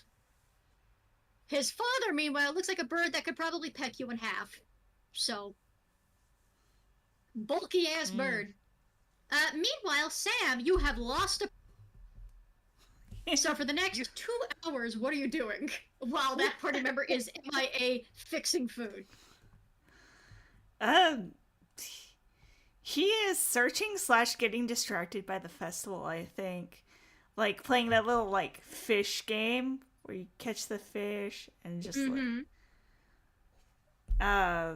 just different things. Someone actually tried starting a bobbing for oranges basket, so you get that. Mm-hmm. Fanny's gonna be pestering you, so you carry him towards the origami shit. Yeah, he'll do that. Like, oh, you want to see that? Sure. One of the origami stalls you find is... This one is not manned by someone in black and purple, but they're actually wearing a lovely cream and orange kimono. It looks like a little old lady who is sitting very casually in her chair, very delicately folding a little red and gold crane. And she sees you come over and smiles and just... Oh, hello! Hello! Welcome to my stall. It's buy one, get one free. My grandson tells me that's all the rage in the big cities. Have a look. And we'll look, I guess. Oh, I am... It's okay. Fran is kind of like... I do not care about... How do you say when something is in vogue? Ah, shit. Trends. I don't care about trends. Mm. Sam, cowboy guy, get me that. But I want that. Get me one. You can have the other one.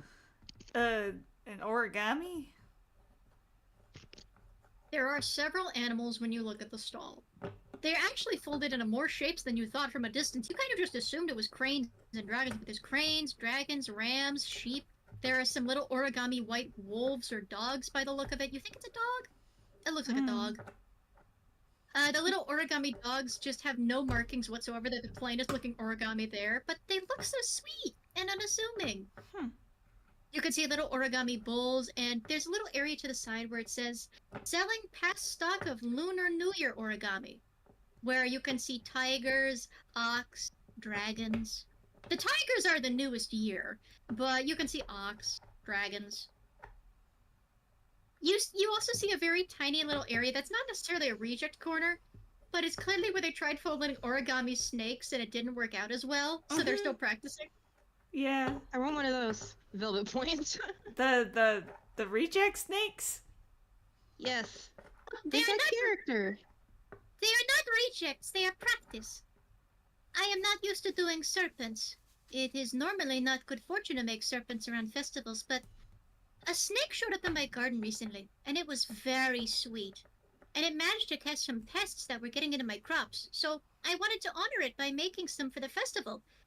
But I am not good at serpents. You can even see that in some of the dragons. And she points, and while the dragons are very good looking, they're a little doofy. Just a bit. I think that Fran is gonna say. I think that Oh, Fran yeah. is kind of like actually like the commentary about the snakes being bad luck. Hang on. Gets What, like a hang on. react- Wait a minute. yeah. What the fuck is going on outside? Hang on.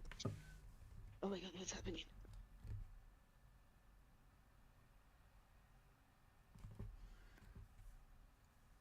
I just remembered something about Sam, and he loves snakes. Fran He's has fa- opinions about. Fran has opinions about superstitions and Mm, being mean to animals just because how they are. yeah. That might be part of the reason he likes snakes too. He likes horses and he likes snakes, and I think he likes dogs. Seems like There a are dog dogs guy. also like here. He Yeah. should get a dog. I think he's torn between wanting a horse and wanting a snake. As far as the You should origami have thing. both. Why not both? Put the snake on the boot. Put your boot on the horse. You Put your boot in the horse? no. They're gonna fight it. That's my pronunciation makes it sound Sorry. I am back. Apparently, that was the siren of a fire truck. Oh. Huh. I've never heard that go by the house before. It sounded very weird. Huh. Unless somebody Oh, else has a boy, siren. there's a Go- boot. Aw. So like you said, boot. Okay, I don't hear the difference. so what origami are you buying? I just remembered that Sam likes snakes a lot. And I don't know, he kind of wants to just try to make his own. Is there like paper he could use? There are supplies for making some origami snakes. But it's mostly just folding paper. It's in different patterns and colors. Most of it's very simple, but you can get a little more expensive pattern paper for about 2 gold a piece. Well, no, it's 1 gold per origami item. It is 2 for the plain paper, and it is 5 for the patterned paper. Do you get like a set of paper? Like to try it out? A little. You get a few pieces. Not that much. Then he'll just buy an origami, or buy one get one free. He'll buy a horse origami. Okay, so when you buy one, get one, the paper is separate from the origami animals. So you would have to get 2 pieces of paper instead of 2 animals. So you get 2 sets for the price of 1. If you want the animal, you still have to buy an animal. No, he's getting he's getting a buy one get one animal. Okay, so Sam, Mhm. listen to me. And the robotic head in your hands. Buy a set of paper and buy an animal, and then we take the animal apart and we can make more of that animal. So, wait. You want me to buy one get one animal and buy one get one paper? It's the same Sam. math. if you Sam, buy it's an me. animal, It's me, the rabbit on your head. Yeah, Do what yeah. the head says. Sam, we Whoa. can have so many horses. So many horses. Sam, Oh, all right. Sam, all we can right. make so many animals, Sam. All right. How Sam, much I was? need to know. Okay. I'll buy one get one animal, and buy one get one paper set. All right, are you Sam. going for the plain paper or the fancy paper? Plain paper. Wonderful. Pick 2 color sets, dearie. And there's pretty much every color under the rainbow there, but most of them are very sunny colors. So there's a lot of red, gold, green. He'll Well, get. it's red, yellow, green. The gold is in the fancy section. He'll get a yellow one. Okay, is it one yellow or both yellow? A yellow one and. Do you guys want green? You guys want green? You go with green? Green I am sounds green. good. Yeah. I am green. That's the superior color. We'll get one yellow and one green.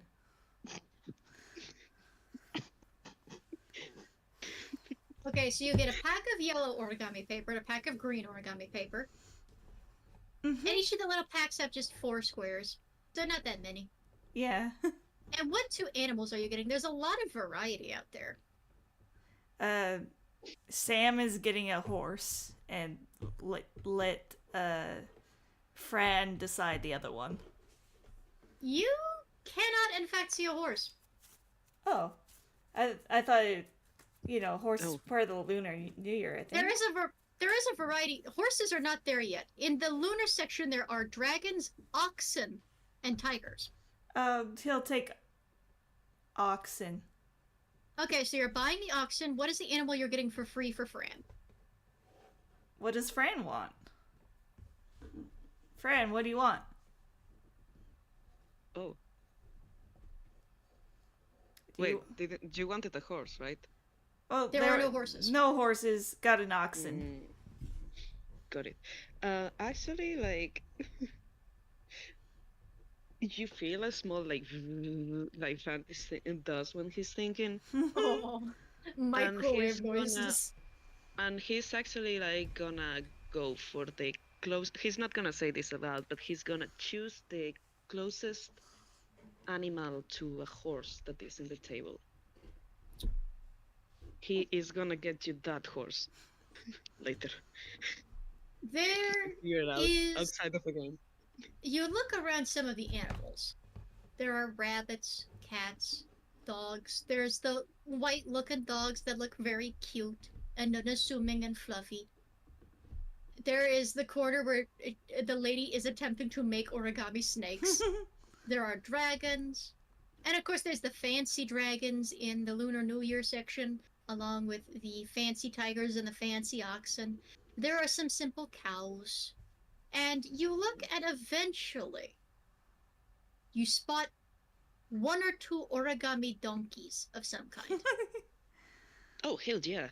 Oh yeah, I have a friend who's a pinata. This reminds me of him. Oh, isn't that wonderful? It's so lovely to hear the variety of tunes that live in other areas. Mm-hmm.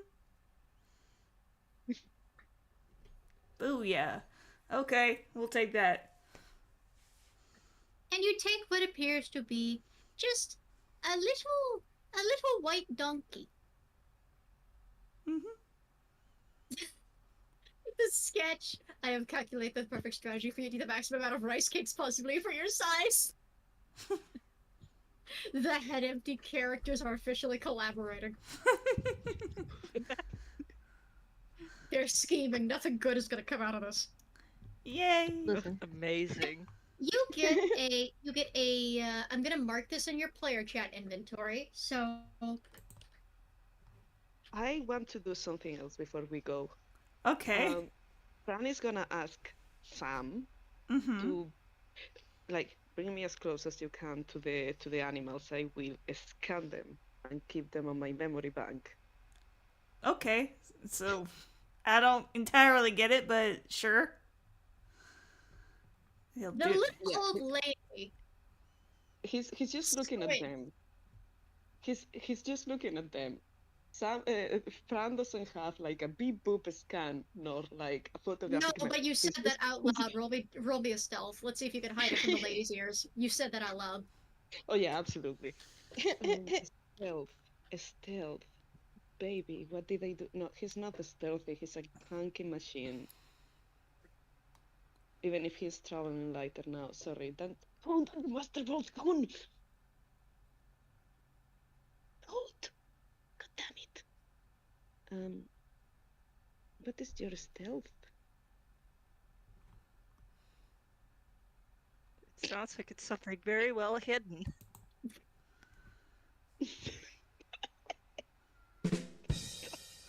Stop that. Oh my god, I that's did so not bad. mean it like that. That was actually an unintentional pun. Why I just keep rolling 10s? So you roll a 10. And the lady reaches up, and before you can come closer and scan them, pulls in a string and draws an entire curtain around her stall. Huh? And she says very simply, no plagiarizing. What? And Franny's gonna say like, an origami snake is just a tube. Fran, Sam, Fran! Huh? No, no, don't be mean. It looks What like triangles to me. Ish. Kinda. Thank you for your business. If you're going to insult my animals, be on your way. Enjoy the festival. And Sam will just leave. Let's go. Oh wait, weren't have we looking seen- for somebody? You flashback, and Phantomius, you are finally done. Yes, Hoosh, we have in fact taken a break. So we flashback, and Phantomius, you are just finishing up some of the last of the motion. It's taken 2, maybe 3 hours of non-stop cartoon montage work. Yeah. You are sweating like a sinner in church. A sinner, you say. And he is also very, very frustrated because, damn it, he was trying to follow someone. Now his trail is gone. As you're sitting there kind of moping about, the older bird whose food cart you knocked over sees you're worn out, and after finally finishing up, he passes you a small glass of sake.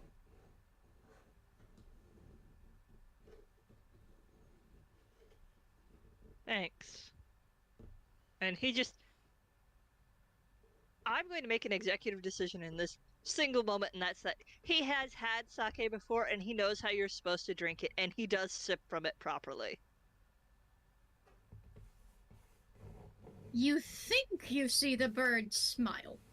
You're not sure. It's a little difficult to read his very stern face. I will get my that's familiar son. territory.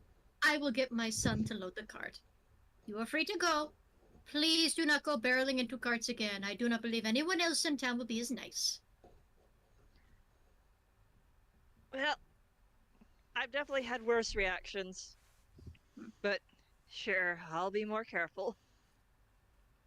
Better than those other foreigners. They were bumbling all over the place before they got dressed and got their stalls set up. Oh? Oh, yes, we have a lot of new faces at the festival this year. The folks who look like they're part of a great big family reunion, I take it? Which one? The ones in blue and silver, or the ones in purple? Oh, there's 2 sets. I noticed the ones in purple. The ones in purple are clumsy, but they mean well. The ones in silver aren't as clumsy, but they're rude.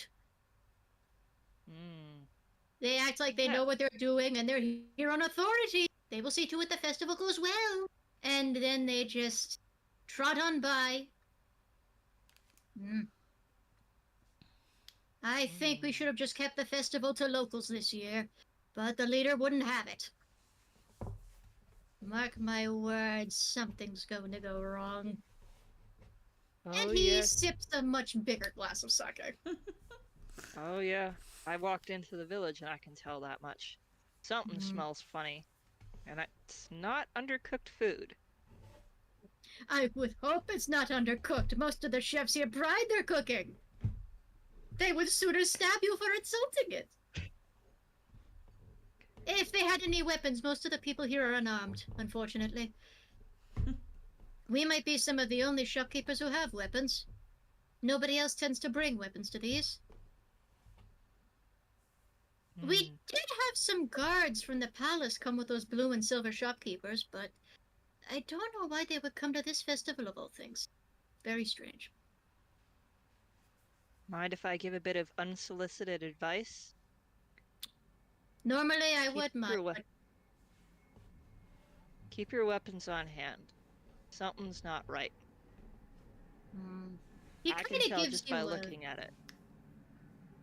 He gives you, at first it's a narrow look, and you think he's doubting you, but after he hums and nods, you realize it's a look of understanding.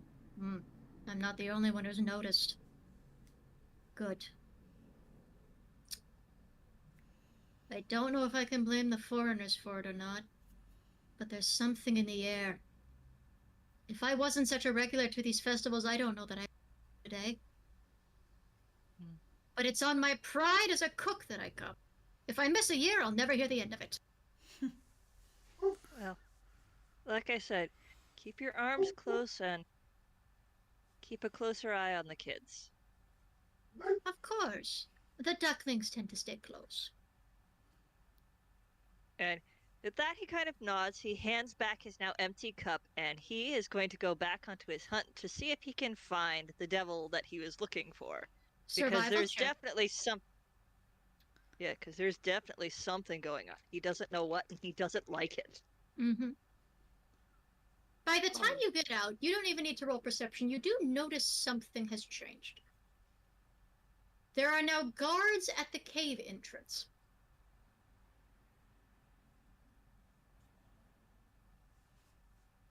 You Now said these- survival, right? Yes, survival to track down Belle. Now the guards are not dressed in the purple and black of the barky children. Woof, woof. They're not dressed in the same colors of the cult. But you know what? I'm gonna roll for Belle again. Let's see if he actually brought stealth this time. Has Belle remained stealthy, or do you catch a glimpse of him? Let's see. I think the better question is, does Belle notice the duck after hearing a name that he's probably heard at least a couple times around the treehouse being yelled in the crowd? Thank you for reminding me. History check. That's even worse than his stealth. He rolled a 12 for stealth and a 6 for history. At the He- very least, he knows he's heard the name before. From He's where like, he is unsure. no, he knows he's a member of EGAD. He doesn't understand the vigilante shtick. Yeah. So, here's the thing. I'm actually going to say your 11 both barely succeeds and barely fails. You actually see the trenchcoat figure talking to someone else. But when you blink, the trenchcoat figure has moved on, and the other figure seems to be heading back to a garden area. By the riverside, to sit. You can either follow the figure to the garden or try and track down Belle. What do you do, Phantomius? What do you peckin' do? Speaking of, Sam, would you roll a survival check to see if you can track down the bird? Oh, that's a 2.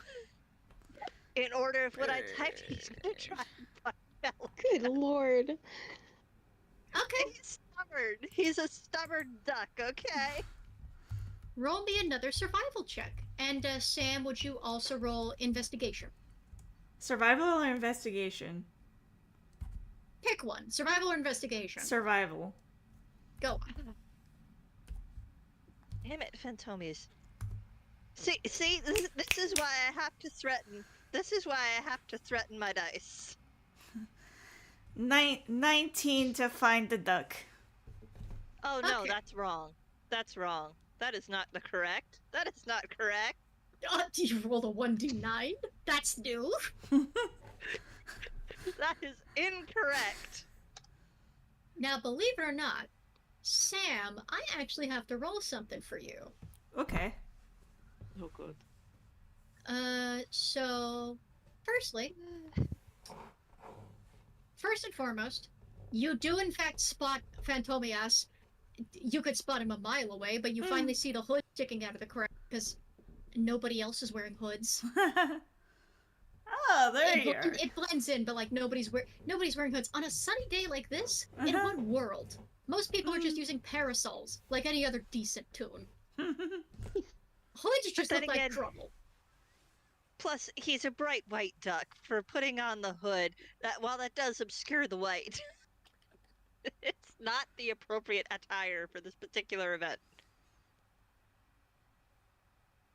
However, while you do notice someone in a trench coat disappearing into the crowd, you notice Phantomius also moving into the crowd towards somebody. You do not see the other figure that moves away. So yeah, he'll try to catch up to Phantomius. And like, hey, where'd you go? And Phantomius' hunt for Belle was at 12. He's lost him again. No, you haven't. 12 meets it, beats it. Hell yes! So, you are about to get to him. You can see Belle actually going towards some way to the cave. And you actually see him change shape to fly over the guards who have not noticed him somehow. And just as you're about to approach the cave and the guards, Sam catches up. Phantomius! He winces because, damn it, there went his cover. There you are. I've been looking everywhere for you. Where'd you run off to? Saw someone I knew. Tried to catch up. Did not succeed. Oh, that's too bad. Oh, you have friends? Who are you looking for? Fran, that was so rude above board. It's actually like a genuine question. At that, you definitely hear the unmistakable offended duck noise. You don't know me, so I'm gonna let that slide. Yeah, I don't know you. That's why I'm asking. I don't know if you have friends. Co-worker, technically. From EGAD. He's not that so interesting. Okay, should we be looking out for him? Well, I think I know where he went, but I don't think I'll be allowed in. And he's definitely looked back at the cave, and he's being like, you can't tell if he's looking just in that direction just because you don't know who he's looking for, but he's looking back towards the cave that now has a pair of guards in front of it who somehow missed someone turning into a goddamn bird and flying through. I said bat, not bird. There's a difference. Oh, bat. I'm sorry. Who turned into a goddamn bat and flew through. But he's a lot bigger than that, and he does not possess the ability to shapeshift. And you do notice that one of the guards, having heard someone call out, Phantomias, has turned to look directly at you, so they can see you. Yeah, there is an invisible twitch at realizing that, yeah, his cover is dead. And But- I think Sam is oblivious. Oh, I'm not surprised. He twitches slightly and says, yeah, it turns out a coworker of ours who likes trench coats decided to come up here too. Oh. Who's that?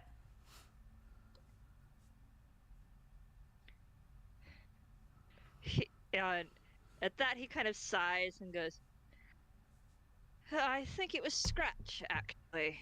Oh, Scratch. Sam, the alarm bells immediately go off. Oh. Oh. Huh. Oh, Scratch? And what's EGAD? I've been meaning to ask that. That is a long explanation that I don't feel like getting into right now. Mm-hmm. Scratch is a guy with really, really long goat horns, and he's also red. Oh, okay. And he's And also he's the lowered devil, his to voice. be clear. He's also the devil, to be clear. Mm-hmm. Yeah, he hasn't said that part out loud yet because they're in the middle of a festival and In public, yeah. Yeah. in public, and it's like, that's not something you say Yeah. open in the public with a bunch of strangers around. Yeah. But even he's definitely kind yeah. of pinching at where the bridge of his nose would be, Mm-hmm. and he's definitely looking a little more frustrated as he goes, Oh. I have almost caught up with him 3 times, and Oh. every time I have missed him. I'm getting very frustrated by that. Excuse me, civilian. Yes. The guard actually calls out from the side of the cave. Yes. I'm going to ask that you try and move back toward the festival grounds. No one's to loiter around here until closer to the eclipse. Sorry. All right, just trying to get to where the crowd is a little bit thinner. If you And want with to try that, and get to kind where of- the crowd is thinner, go to the riverside. Not as many people there. Thanks for the advice. We'll head that way. And with that, he starts herding everyone towards the river. Uh-huh. Didn't they mention a curly tree? Yeah. There. Yeah. Back a couple hours ago, I heard something about a curly tree. When you look around the region, you see a path that leads up the hills toward the top of a sort of small mountainous area nearby. You think you can see the top of what must be the curly tree just over it. Hmm. Do you guys want to head up there? I don't think we're gonna get into this cave anytime soon. Well, think we Fantomius has should. started trying to herd everyone towards the river because he's. By the way, Sam, since you are being herded toward the river, while you're proposing the tree thing, would you do me a favor and roll me an insight while I grab deception for Fluffy Boy? Okay.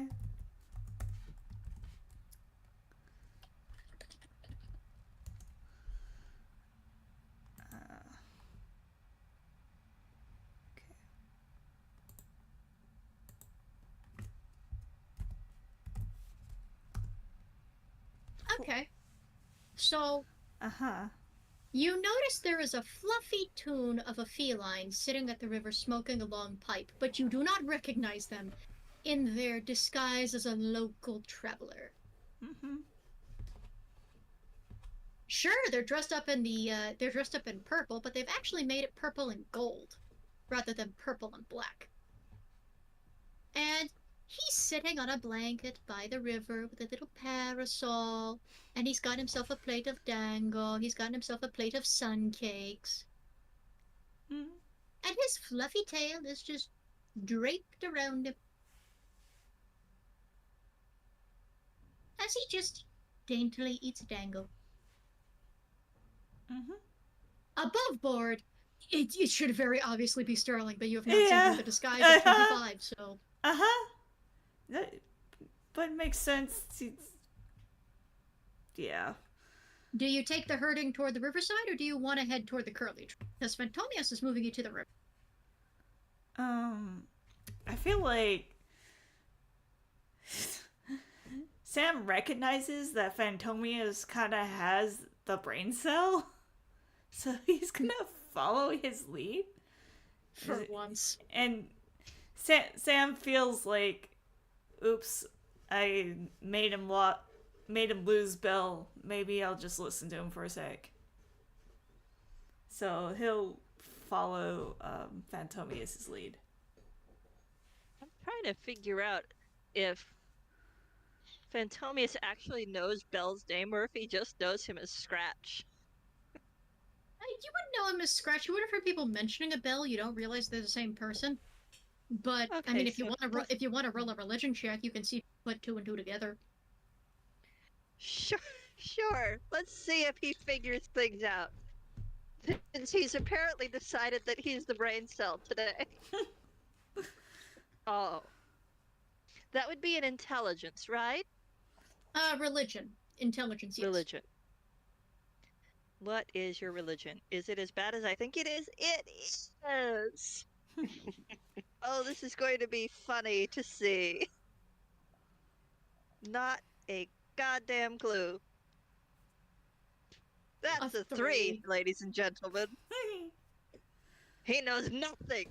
He is a very vibrant goat. That's about it. Or maybe he's just a weird sort of chimera cat thing. Cat, monkey, goat thing. You don't know.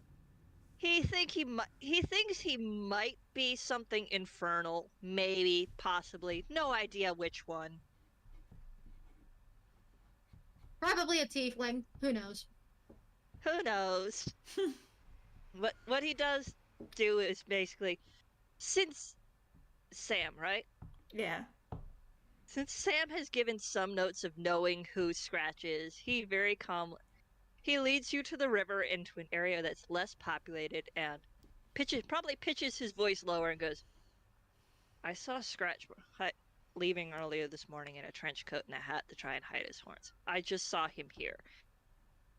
Sam, would you like to roll religion to see if you know that Scratch is the devil yet?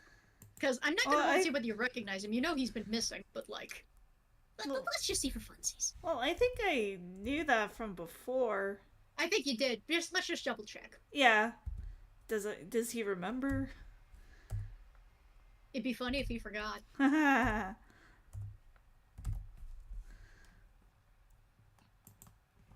Come on, Dice. Give Sam a brain cell for just a moment. Just for this one thing. Pretty please, sugar lumps on top. 16. Hey! Yep. You do remember that part, so if Scratch is here and Phantomia saw him go off into the cave, where a sacred religious sun weapon is sitting, on the day of the eclipse, when Belle has been missing all day. He puts 2 and 2 together, and it takes a second, but he does. Like, hang on a second. That is suspicious as heck. Yes, especially since he turned into a bat to get past the guards. He has been missing, and this is a day of significance due to the eclipse, and he is trying to get in there with the sneaky with the whatever's the weapon of mystical properties. This is not a good thing. Do we want to like get past the guards and like get to Belle and see what he's doing? I don't think I'm that stealthy though. So what do we want to do about it? Sorry, what are you fellas talking about? That's the voice of the big disguised cat, sitting not even 10 feet away from you, leaning over and looking from his pipe. Oh. Okay. Phantomia definitely locks up for a second and snaps his head because he didn't think there was anyone close enough to actually hear him. To be fair, that was a high-ass stealth. That was a high-ass deception stealth. Uh-huh. Yeah. Someone we know is at the festival and I lost sight of him. We're trying to figure out where he might have gone. Have you checked the tree at the top of the mountain? It seems to be the most beautiful place to view the eclipse. Maybe he went there. Hmm. And I might recommend moving soon. The eclipse is going to be starting soon. We've Right. We've heard that story Question. before. Question. Did Sam refer to the person we are looking for as a he?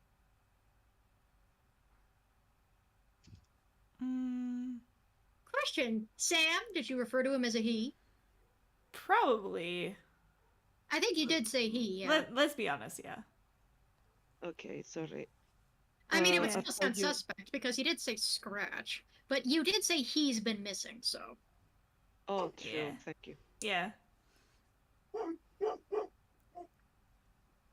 Listen, if it's my personal opinion, and I've gone to these viewings for several years now, I would say the mountaintop would be the best bet. Especially with the tree losing most of its leaves at the time. You might be able to catch the eclipse at the very peak of it. And I'd say that must look quite lovely. Especially compared to some place like the religious cave. I can't imagine that would be very good. If anybody tries to take up the center space, you'd be stuck sitting in the shade for the eclipse. This might be an odd question, but I'm not local. Do you know what it is significant about that cave?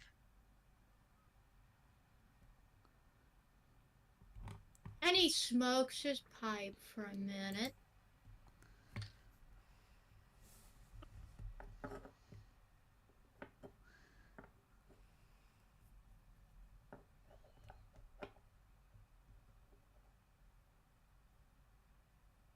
Hello?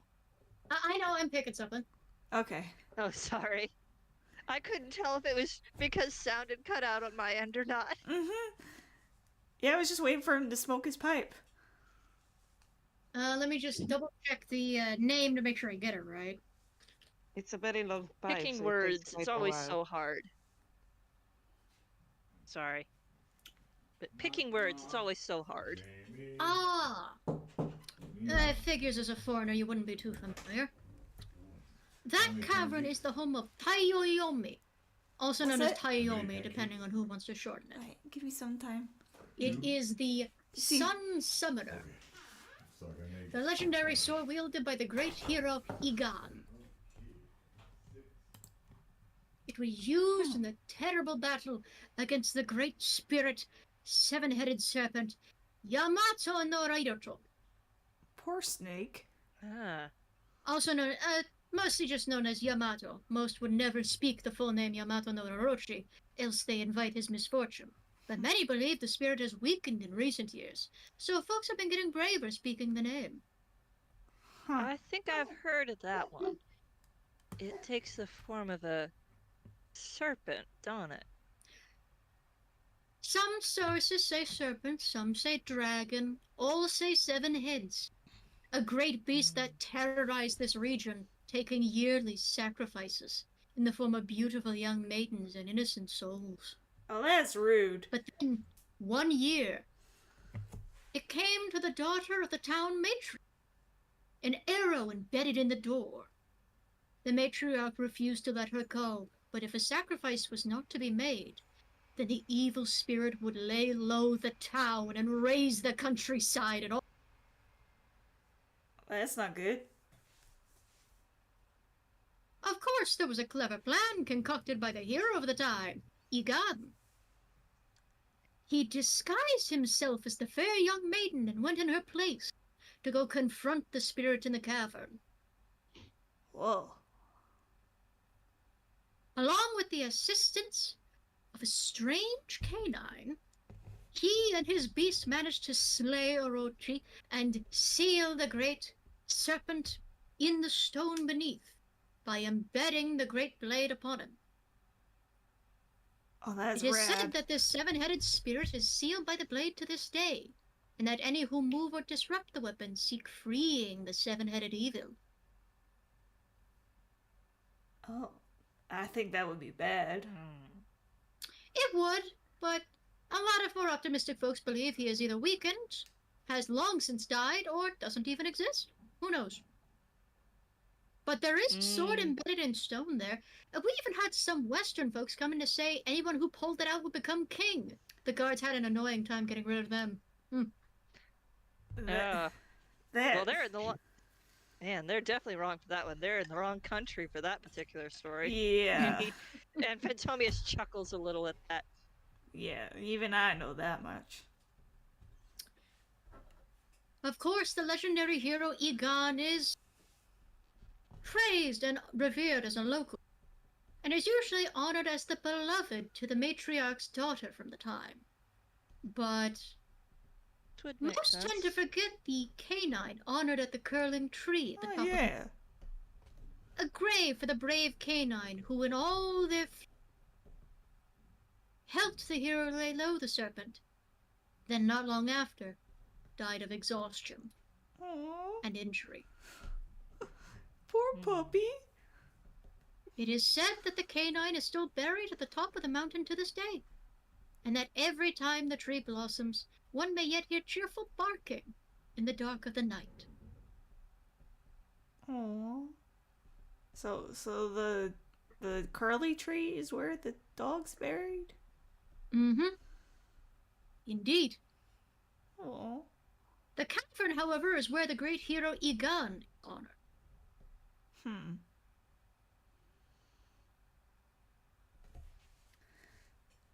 So It's Sam. odd to have them enshrined in two different places, but Hmm. To be fair, it was said to be the insistence of the hero who claimed that the tree was the canine's favorite place to rest. Hmm. okay, now that makes more sense. Although the hero, from what I hear, didn't necessarily choose the cavern, that was the locals. The people. Hmm. There's a great statue to him in there, but it's not terribly large, and I believe it started crumbling with time. Mm-hmm. I believe they also Oh. close it off during festivals due to its fragility. That makes sense. But due to the eclipse, some folks may yet be able to see the blade. When the time is right. Hmm. Sam, as you're talking, you notice it. One of the shopkeepers, or one of the guests, in the black and purple approaches the feline and whispers something in one of his ears. His other ear perks up and he turns. Really? Well, I certainly will need to have a look at that. Thank you for telling me. And the guest nods, bows their head in a very familiar fashion to you, and leaves. Seems the eclipse will be starting soon. You'll need to find your place and sit. Hmm. Right. And you said the tree was the best spot, right? Mm-hmm. That's And what there's they certainly more room up there. If anyone tries to go in the cave, I'm certain the central area, the one with the big hole up top where you can see the sun, will be taken in no time. Then you'll just be stuck sitting in the dark. That would suck. Hmm. Yeah. Hmm. Luckily for me, I reserved a spot. Now if you'll excuse me. Right. And he stands up, turns, and with a sweep of his tail, picks up his dango, picks up his mooncakes, politely pats the umbrella, which closes on request and just stays posed there, and then heads off toward the cave. All right. Phantomius, I'll leave this up to you. What do you think we should do? Because I have half a mind to pay my respects to the doggy. But we should probably do something about that sword. So, Oh, what do you think? I'm out of character. I have been hit with an absolutely stupid idea, and I'm very much going back and forth between do I do what I, as a person, know about this, the location this particular place is based on, or do I do the dumb thing that the duck would do? Oh no. Something Duck would do. Oh no. He's going to try and figure out a way to scale the outside of the cave to get to the opening. Okay, To basically spy from above. We are full of brain cells here. okay. How many people would also? How many people would That's the also dumb like to thing. That's climb? the dumb thing I want to do. It's like, what should I do? Should I do the smart thing or should I follow the duck's dumb idea? Climb the cave, do it, motherfucker. No balls. No balls. I need a roll. I need a roll. Don't even roll it, just go for it. Get the stupid shit out of the way before it gets dark. Please. You know what? Yes. Okay. So, I need to roll an investigation first to see if he can find a way to do that. Alright. Anyway, everybody in favor of following him to climb the mountain to the... All in favor climbing to the top of the cave to follow? Okay, so I Almost think just straight up He's going rolling to- up the mountain on the Okay, path. what Phantomia says to them is, eh, I have two thoughts. One okay. is to go to the tree and investigate the monument to the dog to see if there's something special there. The second is to observe the blade from a less conventional angle. I would suggest, for you at least, I don't know how well you can climb with that armor, so I would suggest going up to the tree. You're welcome to try and follow me anyways. I think that's a better idea because, like, you seem like you're into that sort of thing, getting, snooping, seeing stuff. Question. Sorry, are we close to the wall you pretend to climb right now? You are by the riverside at the moment. You have not gone to the cave yet.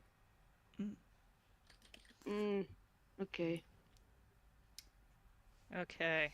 You guys can go with whoever you want to, I guess. I want to go to Though- the One tree. second. Huh? You want to go to the One tree? sec. What were you gonna say, Fran? I need to ask something to our wonderful DM. Yes.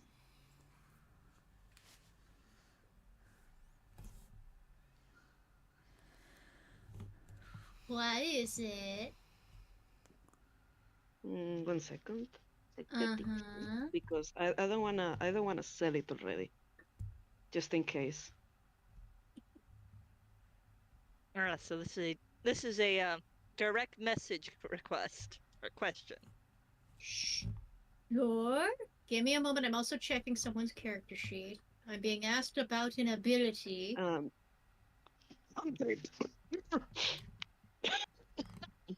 Oh! Bless, are you okay? Yes. That doesn't sound like a yes. Yeah, that was. Um, I am just being Jesus fucking. This duck, while he is very good at perception, it seems he is not so good at investigation.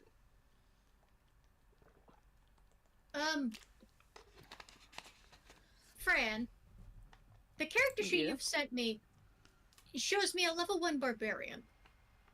That's definitely not me. 1 second. How? It's showing me a character creator, in fact, of a level 1 barbarian. That's stupid. Okay, let's try this. Okay, yeah, that immediately improves it. That helps. I was about to say, because I was looking over, it's just... Okay, so let's see. Hello, I have been a level 1 barbarian all along. Immediately dies. We've had a level 1 character here. I need to turn on baby mode. Suddenly there's training wheels everywhere, even on things that don't need it. You see what I'm asking? You see my vision? You know what? I will say, rule of cool, you can certainly try it. I think you can actually use that to try and help Phantomias in this one instant. Yes, like it would be a help, not a solution. So Frank kind of like thinks a little bit of like old computer noises, and he says, "You, duck, What? do you need me?"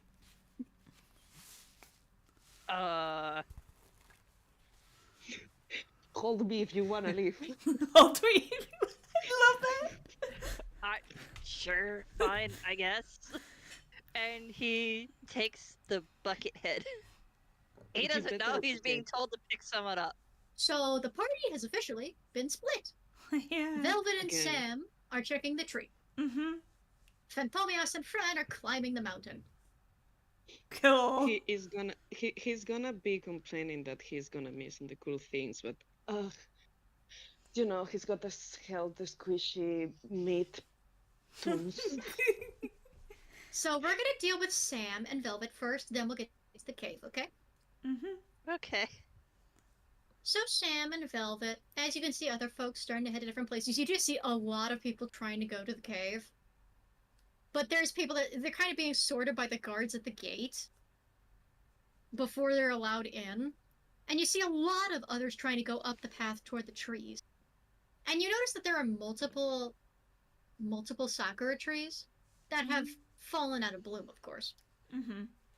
But only one path leads to the curly tree, which is the biggest one in all this mountain range. Mm-hmm.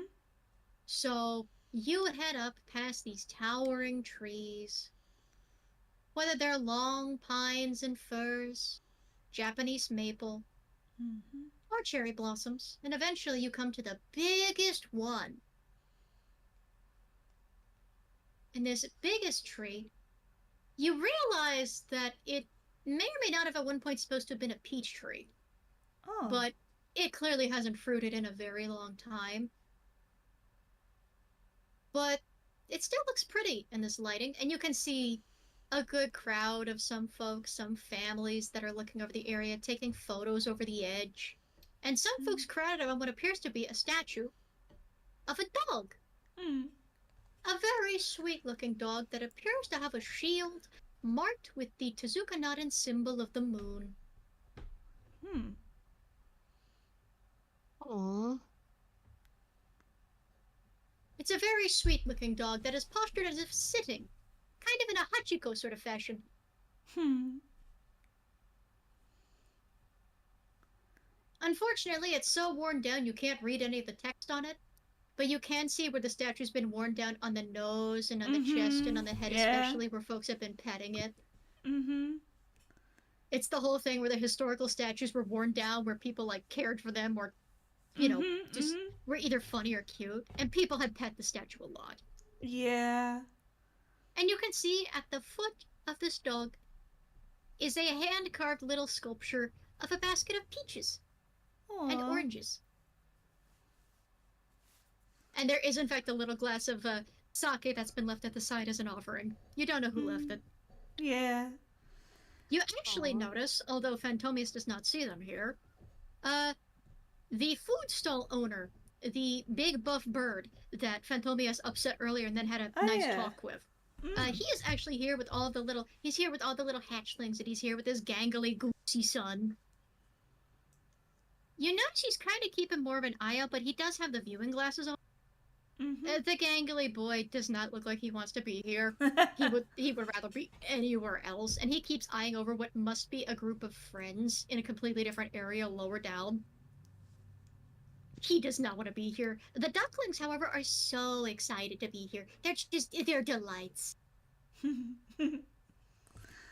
Oh.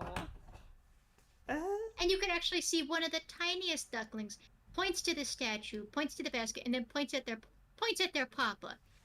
And it's just like, Papa, Papa! Peach, Papa! Yes, I know, dear, just a moment. And he reaches down and picks up the teeniest little hatchling you've seen. Hardly any bigger than an apple, Oh. at best. Eeny weeny baby. And this child has a peach that is the size of their head. Oh. Clearly they picked it themselves. And they just are carried over. And they put the little peach in the little sculpture basket. Hmm. Oh, Aw. that's cute. The little hatchling just claps their little feathery hands and giggles and honks. Hmm. Oh, my heart. So No, I said peach hoosh with a P. I did not say bitch. I'm sorry. But yeah, no, just he kind of looks over to the rest of you, gives a nod, and then politely gives you space. But before he leaves, the little hatchling points up, and he lifts them up, and they give a pat to the doggy's nose. yeah. Good doggy. Mm-hmm. And then he Oh. carries them back over and just keeps hold of them, and they're just happily staring at the statue in a big tree. Good dog. So, Sam and Velvet, Mm. you currently have full access to this little shrine to this dog statue. Mm. What do you do? I think what Sam wants to do, he wants to bust out his pack of paper, and he wants to try and make a origami dog for the dog. Roll me a dexterity sleight of hand check. Mm-hmm. And what does Velvet want to do? I think Velvet's actually a little distracted. She caught wind of the duckling family, essentially. And it's just kind of sighing wistfully a Aw. little bit, and it's like, oh, I miss my dad. Aww. Oh. Oh. Okay, though, with the way everything feels today, maybe I'll see them again. Shit. Oh. I, the DM, know better, but oh. Oh. Oh. Don't worry about it, it's fine. It's fine. Something about that phrase just went like into my chest. But, so you try and make a dog. But as it turns out, it's a little difficult doing it one-handed, because you're still holding Velvet. Yeah. And you make a very lumpy-looking doggy. Yeah. Velvet tries to help, and it doesn't help. The paper gets soggy for some reason. Huh? It's a little soggy, it has 3 legs, but it's dog-shaped. It's just very lumpy dog. It's like if you made an origami wobble. It's like a wobble dog instead of a normal dog. Origami wobble dog. Oh my goodness.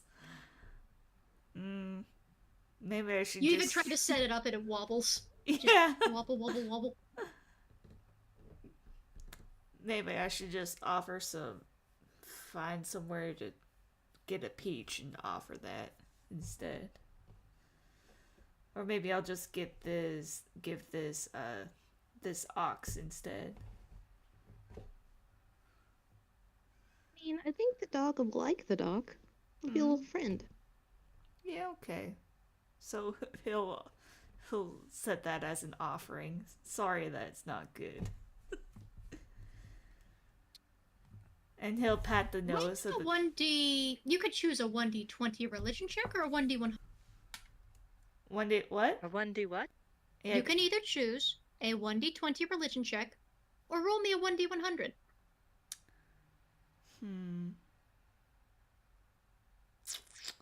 I think the 1D100 sounds more fun. Sure.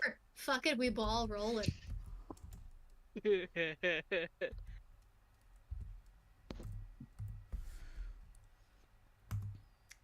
18.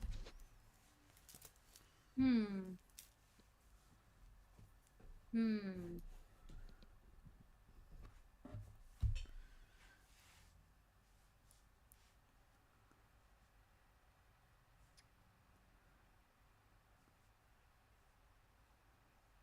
One is an S, 2 is an F. Do I count that as a success or failure? That's technically not under your level, but... Hello? You offer the dog. You don't see or hear anything happening. You don't get a feeling of disapproval. It's just nothing happens. Yeah. But even though the dog wobbled in your hands all unbalanced, when you set it on the statue, even though it did kind of tip over, it tipped over as if to lean on the statue. It didn't fall over. Huh. And even though there's wind, it seems like the statue protects it from being blown off. That's nice. Aww. And so he'll just do the normal thing and pat the nose, pat the head. Good boy. You almost think you hear the sound of a tail wagging, but when you turn, it's not the sound of a tail wagging. You see a couple of the guests that were here in the black and purple turn and leave the area.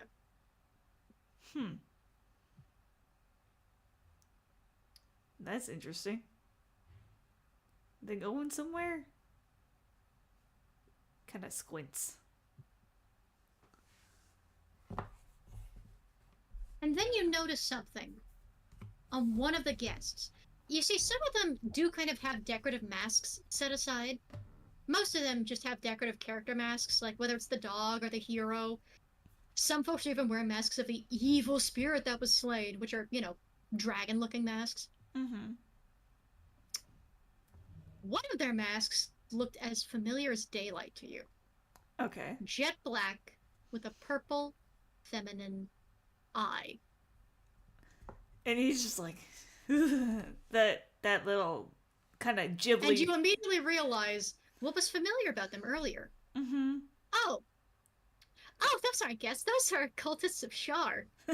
Wait. Uh-oh.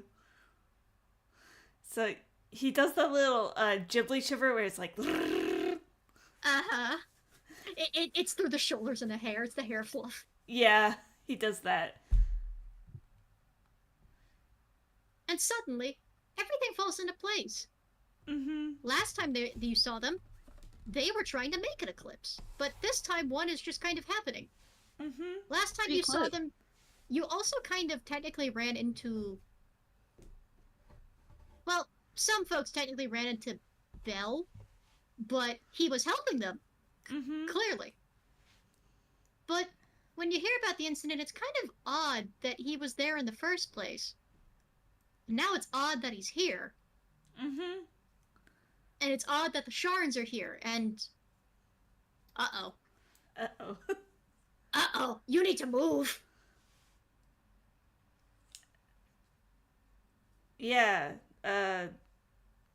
He follows them, I guess.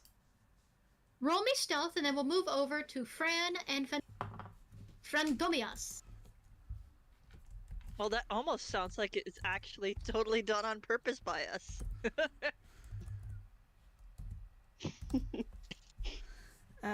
He is in fact at disadvantage because he's wearing armor. Roll for it. Yeah.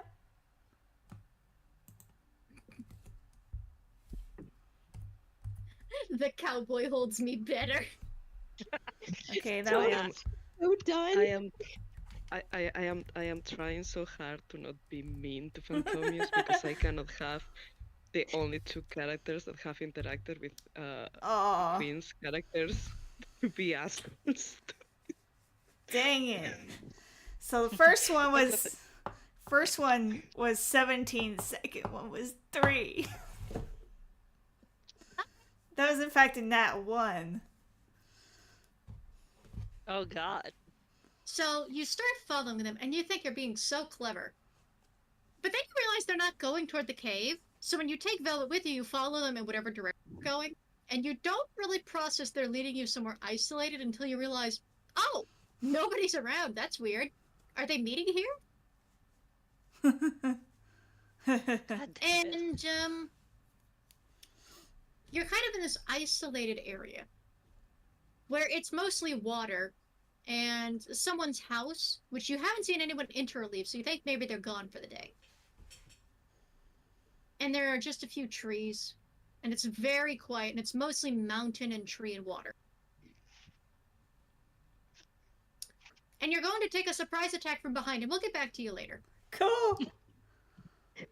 We'll be right back.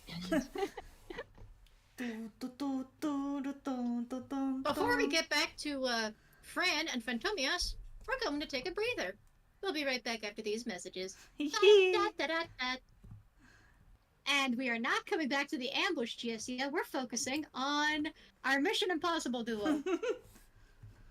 So, Fran, your plan was to use mold earth to try and assist in the climbing, correct? No, his plan was to wait until he could go and say, well, you actually need my help, and then use mold earth to actually. Okay. Yeah, You're waiting gonna, until it's needed. Understood. He's waiting until he can be an asshole. But yeah, he will basically just create holds to step and grab.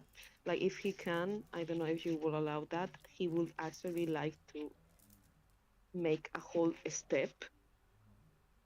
Not like a step of like he's not gonna create a set of stairs, but a step. Well, that you before can we actually get there, we still need to sneak over.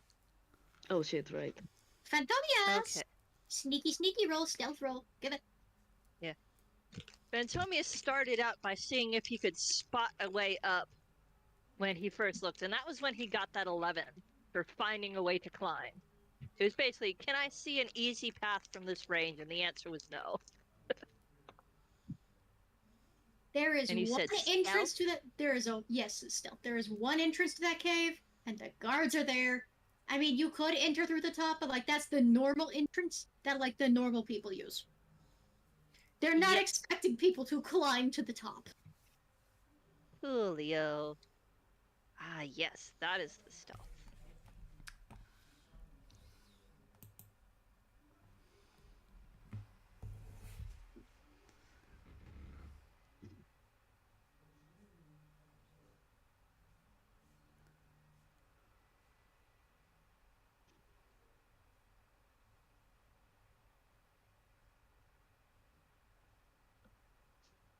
But also, while you're rolling that, yes, to confirm to players and audiences, this is purely meant to be based on game Okami mythology, not meant to be clear. Not Goofy not game actual Shintoism. shenaniganry. And that was a 17 for 17. being sneaky. I'm just gonna roll a d20 for both guards, so I'm just gonna roll 2d20. Ah, Both of them missed you. So perfect. one of them was a lot more distracted than others. He was kind of looking at some delinquents. You think that, unfortunately, Big Bird's son got away from him and got to hanging out with his friends and sneak off somewhere. And the guards are gonna one of the guards is like, "Hey, get back to the regulated area," and it's just kind of almost goes off, but the other guard is like, "No, stay." But they're stay. We have orders, and we're going to follow them. All right? Yeah. Fine. But if those delinquents break something, it's not our fault. Oh, the local authorities will handle it. We're here for the weapon and the weapon only. Right. Why are we here Okay. again? And as you're sneaking by, you can eavesdrop if you want, or just head past. I wanna Well- eavesdrop. Okay. He does eavesdrop a little bit, but again, his plan was to actually go around where the entrance was because he's scaling the mountain to the opening Yes, he knows is up. Yes, I know. I just need the stealth to get past the guards around the mountain and not be noticed. Right. So, Right, sorry. as you're sneaking by, you do kind of linger a bit to overhear. We were given a tip that something was going to happen here today involving the sacred weapon, Tayoyomi. We need to see to it that nothing happens to it. If anyone disrupts it in the slightest, there's no telling what it will do. We could take the mythology and believe that an evil spirit will be unleashed. Or it could be somebody steals an ancient artifact and the locals get upset. Either way, we're on royal orders to see to it this weapon is not disturbed. That's why we have most of the guards inside. Right, so why are we out here? Well, apparently we're to see to it no Sharon cultists get in.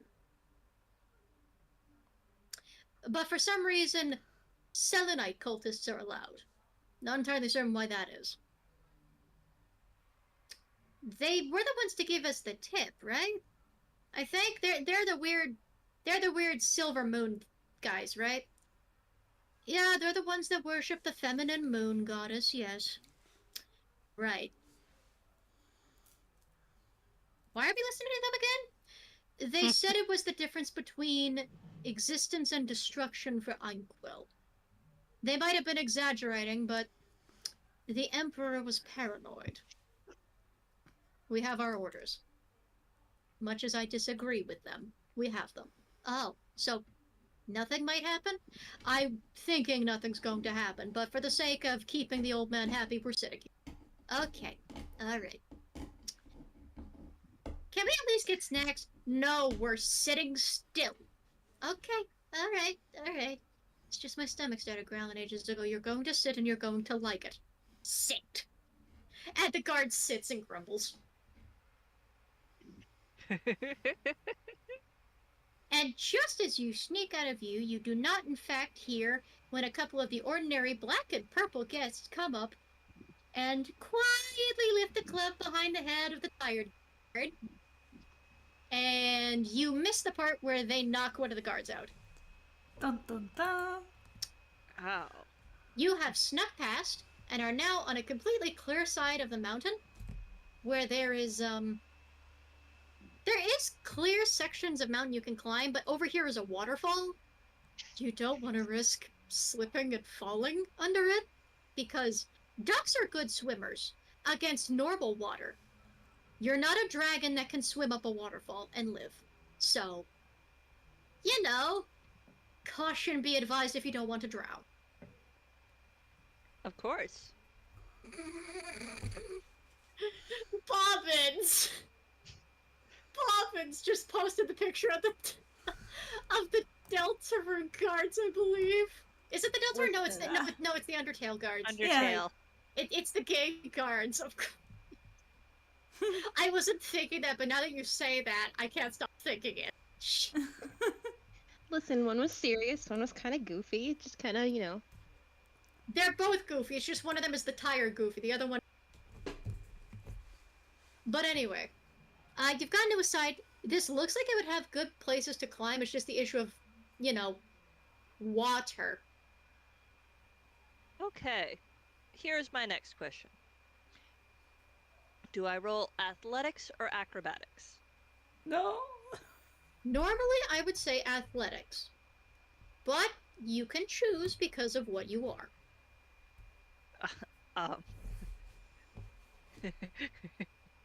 They have the same modifier. Let's go with athletics. Okay. Are you climbing And in the Sorte waterfall? was do not let Fran fall into the water. Yeah.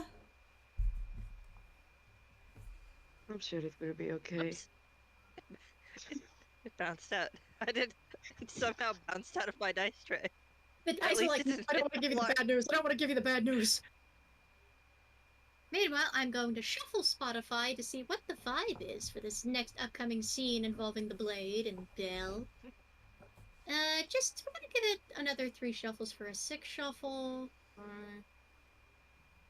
5, 6. And what's the vibe, Spotify?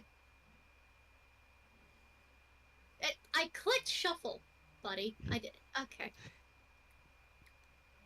I just rolled a 16. Mm-hmm. Okay. So, the vibe is apparently you should see me in a crown. Good omen! Definitely doesn't mean anything. Totally. It does.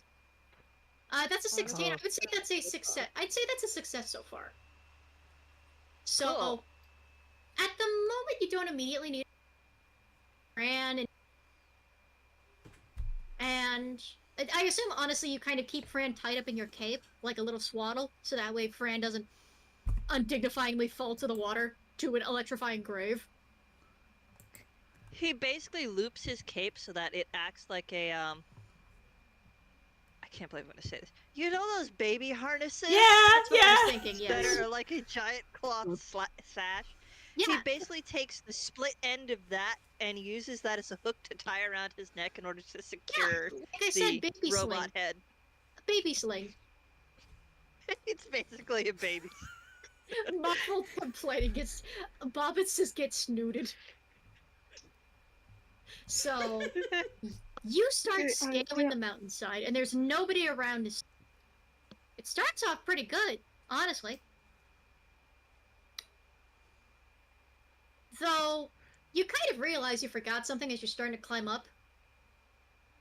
As you start seeing the eclipse kind of quietly trying to form itself in the sky, you realize, oh, my glasses, oh shit! I should put those on! But you are going to need to make another athletics check to avoid losing grip and slipping as you quickly put on your, eclipse viewing glasses in case. Yeah, he doesn't want to accidentally look up and lose his eyes. That's not safe. Don't want to get glasses from actually looking at the eclipse head on. Do not want to pull a turkey in this instance. Fran is perfectly fine. Fran is a machine. Fran honestly doesn't even need this. Mean to me. That's the gallery chat. It doesn't count. Funny thing is probably that Fran doesn't even see as a person does. Anyways. Oh, nice. That was to roll the second time, right? Because I Yes, put it you in the were wrong rolling. chat. Yeah. This one counts, the Okay. last one didn't. So Okay. that's the rule. If you roll outside a rule zone, it doesn't count.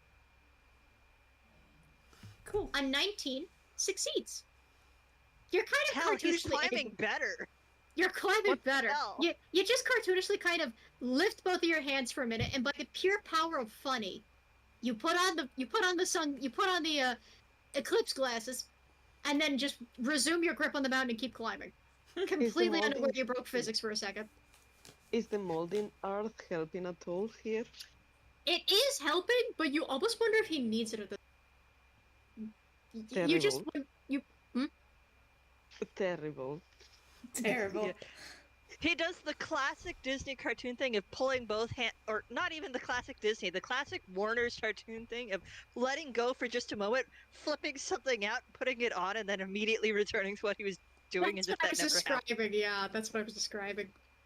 So But he does that. There's like no pause, no real hesitation. It just goes and works, and then he's right back to what he's doing. you have one more climb before you reach the top of the cave.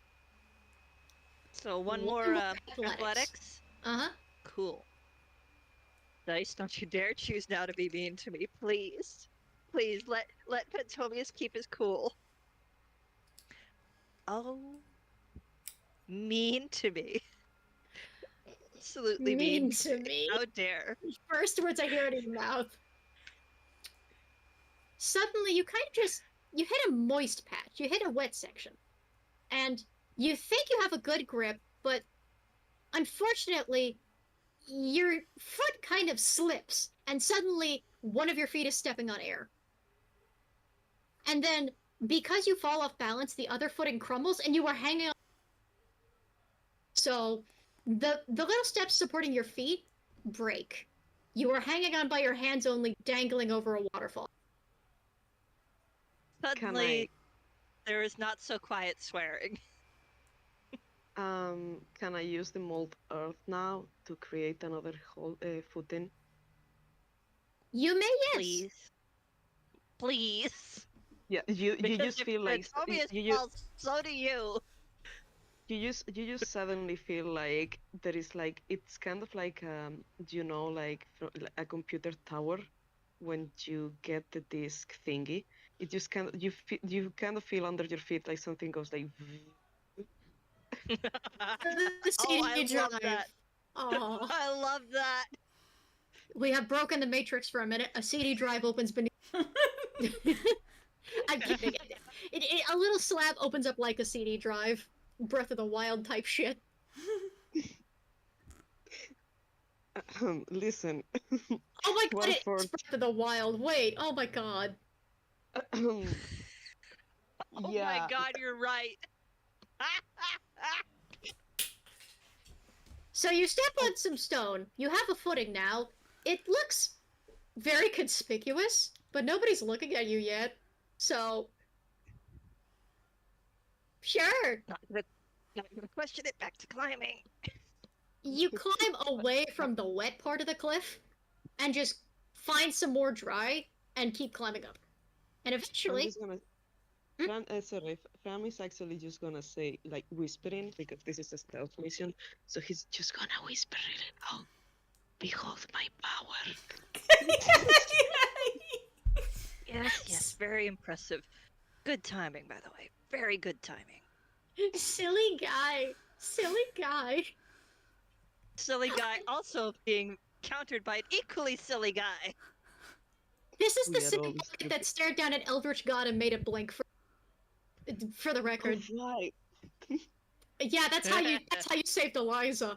Stared the Eldritch Evil in the eye and made it blink. I was feeling bold that day. Here's Man, hoping it works worked. well next time. Now, before you get to the top, let's get back to the other two. Hey, buddy, hey. Hey. You're being ambushed. Dun dun. So you're gonna take an attack with advantage, Okay. and there is going to be sneak damage attached. Okay. Okay. So this is 2d20 plus 5. Okay. So Now, once this happens and I roll all the damage, then you're rolling initiative, okay? Okay. 9, 10, 11, 12. Does a 13 hit you? No! Does a 13 hit Velvet? Nope. Shocking! Okay. Ooh. So, you kind of head out here, and you hear something, just for a split second. It sounds like the noise you'd hear when someone is cutting food in the kitchen. Or, when you think of home, you think of someone being intimidating and throwing a knife down on the counter to bet it. Though, of course, nobody would do that with, like, the classy knives. It's always the cartoon knives. Mm-hmm. But it sounds like steel cutting through the air, and you move at just the last second. So... As you can see, hairs cut off of your head. And you look aside, and for a moment it looks like one of the guests. They clap their hand, and in a puff of smoke, it's the same cultists. Sharans. Roll initiative, roll initiative, you two! I was about to say everybody, but it's just you. So, Dun, We dun, two dun, in the dun. distance, just rolling dice. Our characters Oh, suddenly there we go. feeling like, Okay. we are feeling attacked right now. that's not great initiative. 21. Okay, so Velvet, 21. 10. Sam, 10. The Sharans, also known as the EGAD, 8. Cool. Not splendid. You do, however, they do kind of get a surprise round off, though. Enough. This is a consequence for the nat 1. You'll be fine afterward. Mm-hmm. So, you're going to take attacks, and then and then you actually... So, this is going to be... You are taking 2 more melee attacks from that one, and then Velvet is taking 4 more from the other guy. So, 2d20 plus 5.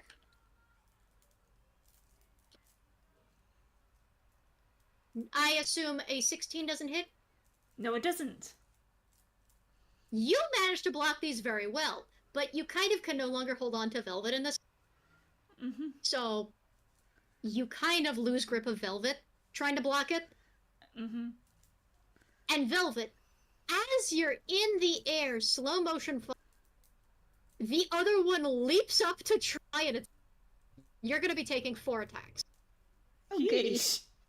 So, 4d20 plus 5.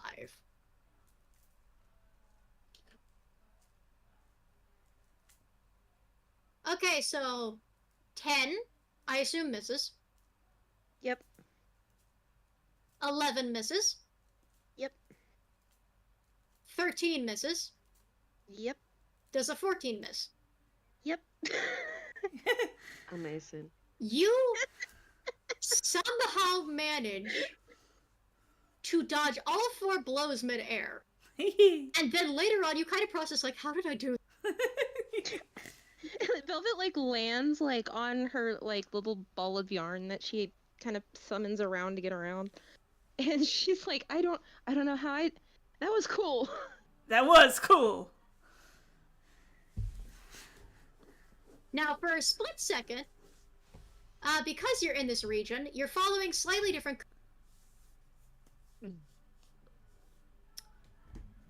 Basically, you don't see it. You have a barrier around you to prevent you from... So, no running from this fight. You win or you pass out. Again, it's Okami rules. You're in a funny fight. So, Yeah. Now that initiative actually starts, top of the turn order is Velvet. Hi, Teeny. You have a Sharon and you have a Yi. How many of them are there? Just 2. One is directly in front of you. The other's directly in front of Sam.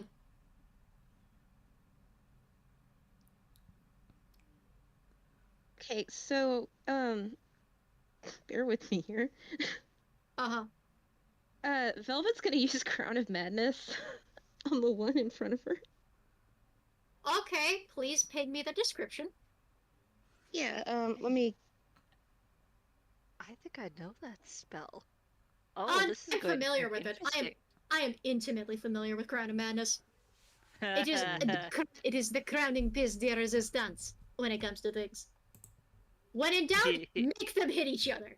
I'm gonna slap it in the player chat. Okie dokie.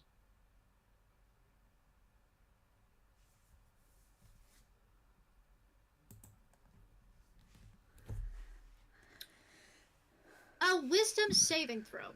Okay. So, this is verbal and somatic. How do you cast this, personally? Like, what do you do as a little velveteen rat? So Velvet straight up takes a bit of her own hair and eats it.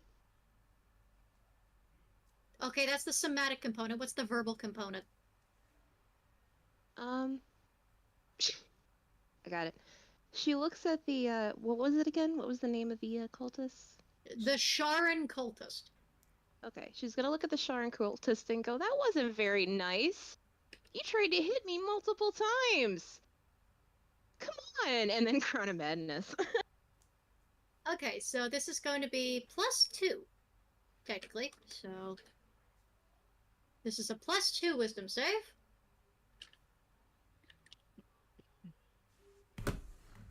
That's a 10.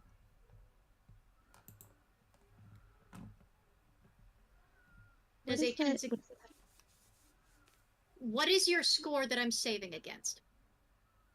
That's what I'm checking. I assume 10 fails. Yeah. So what does Crown of Madness look like? Does it look like a crown of iron, or how do you flavor it? No, it looks like a smaller version of Velvet is atop his head. Oh my god, are you ratatouilleing the motherfucker? I'm ratatouilleing the motherfucker. So, And they so look... Huh?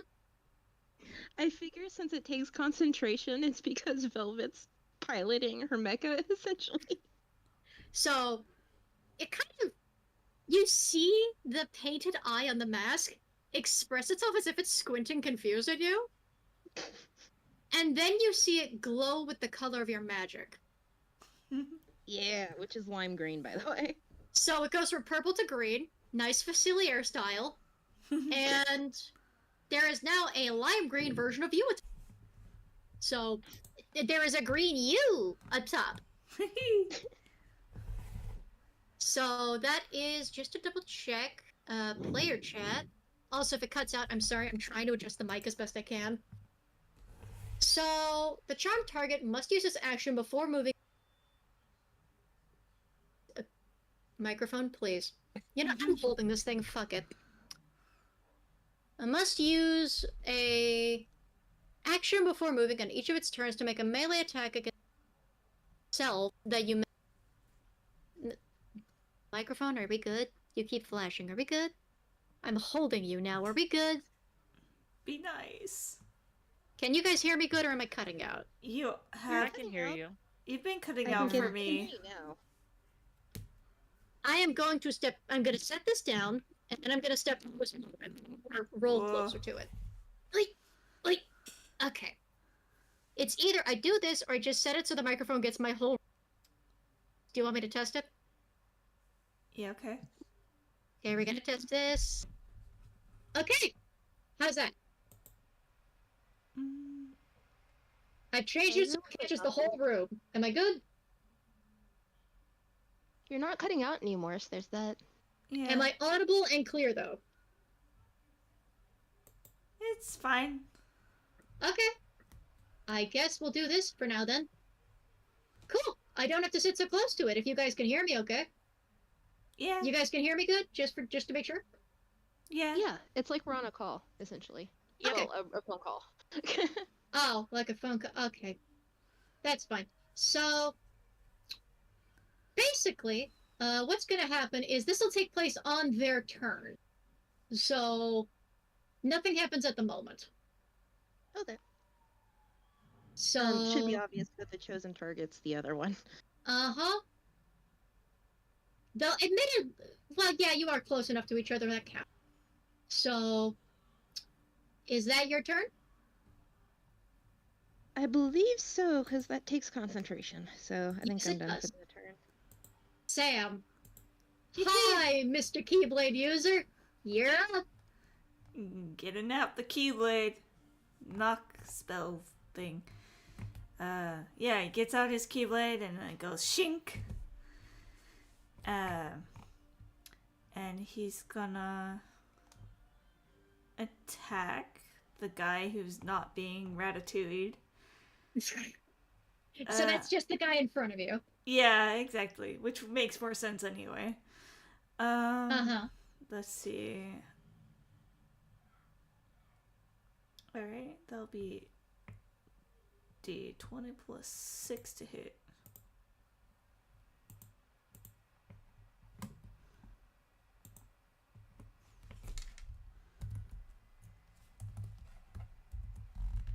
Now, I'm saying this ahead of time. You fighting 2 minions should not take long. They do not have a lot. No, I'm sure hoping not. Look, they have, if we're being mechanical, they have 32 hit Knock points on wood. each. Just hit them. And hit them hard. That hits. Yeah, 18 hits. Cool. He's using 2 hands, so D10 plus 5. Just to avoid jinxing us with that, I am knocking on wood. Yeah. Yeah, fair enough. Man, I really want to chew my bubblegum, but that involves taking my dentures out. That's an after treat, Mikey. That's Alright. an after treat.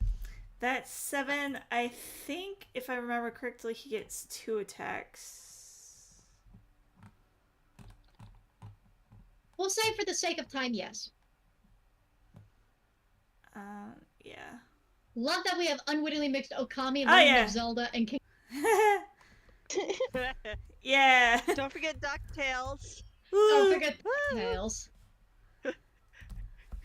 Yeah, he To does. be fair, though, we're talking about video games, not shows. Unless we're talking about the video game DuckTales. I mean, there was a Duck Avenger video game. 30-20. Let's It was go. not released in America, but it does exist. Then yeah, technically 4 games, but yeah. So that'll hit. Roll your damage. 7 again. Both times 7. So 14 damage total. Pow pow. Not bad. You have knocked that minion down to almost perfect half hit points. Cool. So 2 swings and Sora, sorry, Sam, not Sora, has...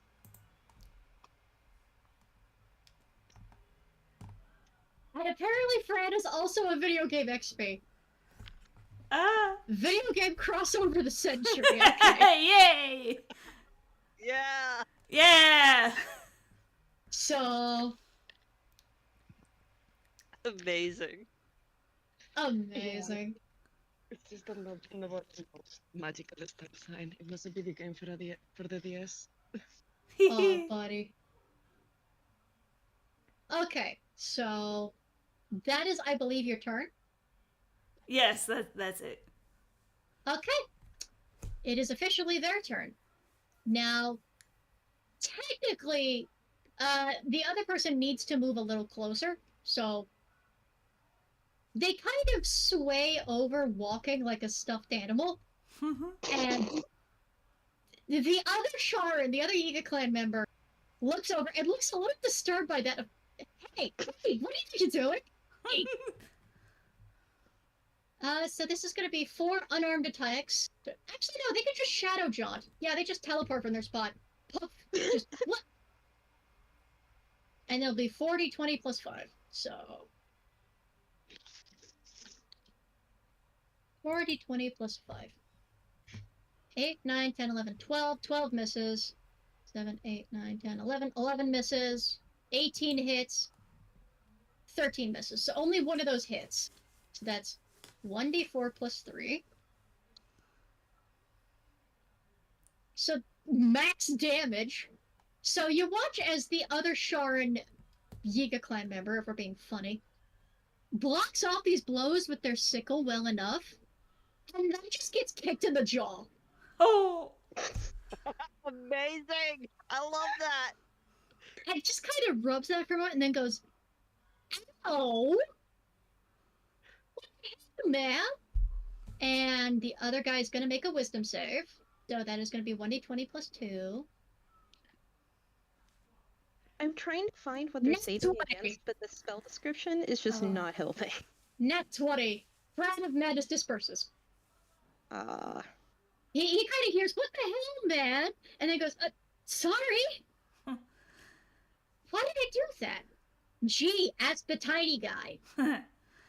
Oh, right. And then looks back to Velvet, who is no longer puppeting a little green Velvet. Velvet's just shrugging. I don't know who he's talking about. I mean, I think they ran away. And the other guy is,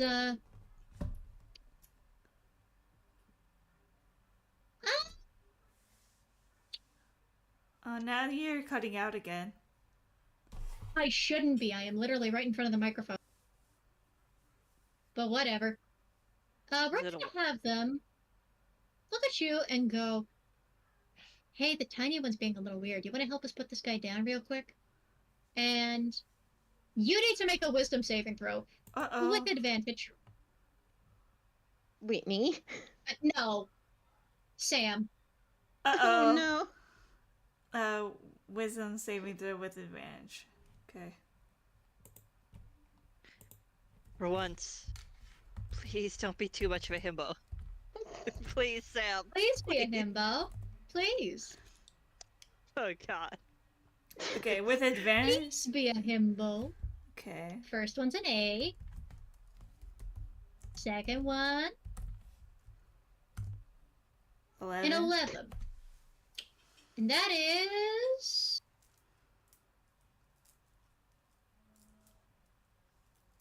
Okay, hang on a moment. Oh, you barely fail. Ah. Congrats, Sam. You're gonna want to knock out Velvet now. I don't like that. Beans. Feeling very, attacked right now? Yeah. By the way, this is not a concentration spell and it lasts an hour. Oh, come on! What? That's- Okay. Sorry, that was kind of in character as Velvet. So, give me a moment. I'm gonna copy and paste this for you guys. The spell save DC was, by the way, 12. Yippee. Oh, God. You missed it by 1. Also, you are very loud. Give me just a moment. There we go. I think that's just my headphones finally fixed. I think you're fine, Bobbins. My headphones have been a little funky today. Okay, because I can turn my own volume down. No, tell you're me when good. My headphones were goofing today. I think it's my end. Okay. So, you are regarded as a friendly acquaintance by this Sharon guest. Oh, hey, buddy. What you doing here? Well, we were hoping to enjoy the festival, but this little guy keeps on ruining it. You think you can put him out of commission real quick? Get him out of trouble? He's so little. Is he really Yeah, giving but you trouble? he also made my buddy kick me. That is true. I mean, that doesn't sound nice at all, does it? No, that's not nice. That's wrong, and that's not okay. I'm a her. If you're gonna beat me to death, at least call me she. All right. She made him kick me in the jaw. Thank you. Man, why'd you do that? He was attacking me! And you! No, that's my friend. We Can were I just roll trying to persuasion? get you out of trouble. You roll persuasion at disadvantage. It is a spell. Okay. It is a spell. So even if you succeed, you're not breaking the spell, but good luck. Oh no, I just think it'd be funny if it kind of worked. Disadvantage, but try it, just to be funny. As they say that, by the way, you watch as the Sharon is going to use Shadow Jaunt next to... Poof! Now the injured one is next to you. 2 and a 19? So a 19... Somewhat successful, but unfortunately, because it's a spell, it sounds like it makes sense, but you know what? They still hurt your friend. Mm-hmm. And why would they just hurt an innocent civilian like that? That's called for. That's just so rude. Yeah. He probably not gonna try to hurt you too bad, but he will try to stop you from hurting them.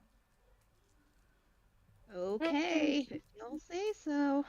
The Iron Shadow, having cast Charm Person, just basically teleports behind you, but doesn't attack you yet. Nothing personnel. The fully healed one also just kind of, just sort of looks just at the fact that they were piloted to kick their buddy. And they briefly look like they're going to pick up their sickle, but then the other guy gives them a shake of the head and just focuses on the hands. So Hang on just a moment. Dogs! Barky. And decides to put the sickle away in favor of just beating hands up. So they're just like politely restraining you, It is what it is. The dogs were barking pretty hard. What did they do to Velvet? They are going to basically try and knock Velvet out instead of slicing at Velvet, because the other guy is charmed, and if they see them actually slicing at the friend, that might not help the spell. Mhm. So the one guy nearly pulled the sickle out, but the one that teleported behind Velvet shook their head like, no, points at their heads like, no. Just makes gestures of, no, we beat them instead. Beating is fine. And then it's just like, fine, puts it away. So that is the end of the Sharon's turn. Velvet, turn 21. You have a guy behind you, and the other two. Also, your friend is no longer your friend. Yeah, kind of noticed that one. Okay, so about how far is everybody from me? Well, the one guy is directly behind you. Okay. And the other guy is 10 feet away. Oh, Or 10 feet, you say? About 10 to 15. It's 2 squares, and then they're on the 3rd square. So, 10 Okay, feet. And I would say 10 feet is also how far away your cowboy. 10 feet is also how far away what? You cut out at the end, I'm sorry. I hate this microphone so dearly. Very much. Your cowboy, Sam. Mm. Okay. So Velvet's gonna. Which one do I want to do? Yeah, no, this one's gonna work. Velvet's gonna do Arms of Hadar. Ah, that one. That's a goodie. Do you need me to send the description Yes, over? please, for the other players. Let's slap that on in there. I think Velvet should be allowed to PG-13 murder. It's pretty funny. Also, in case you were wondering what vibe Spotify first assigned this, I have this. I'll put it in the gallery chat too. So I do wonder, do I need to basically roll to cast that, and then they're trying to beat that with a strength saving throw? No, you calculate your strength the same way that you calculate your score for other spells. Oh, I didn't know if I needed to roll to cast, or if it was just... No, you don't. Okay. It just hits everybody within 10 feet of you, which includes your friend, so... Yippee. Yeah, sorry about that, but you did try to hit me first. I didn't try to hit you yet. Yeah, sorry. I've just been charmed, but that's okay. You have immediately taken the excuse to bitch slap. So, The tendrils are already out. I'm sorry. They're not It's going back in. It's okay. So, strength saving throw from everybody, which includes you, Sam. Yay! Strength saving throw. Strength saving is +2, so let me roll that. Casting it at level 1, so... So for Rule of Cool, the uninjured one behind you nat 20s it and takes no damage, while the guy in front of you fails and takes damage. So the guy behind me still takes half damage.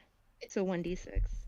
No, maybe I should clarify. I understand the spell, We've clarified in the past that rule of cool, if you nat 20 a spell, you take no damage. Oh, okay, okay.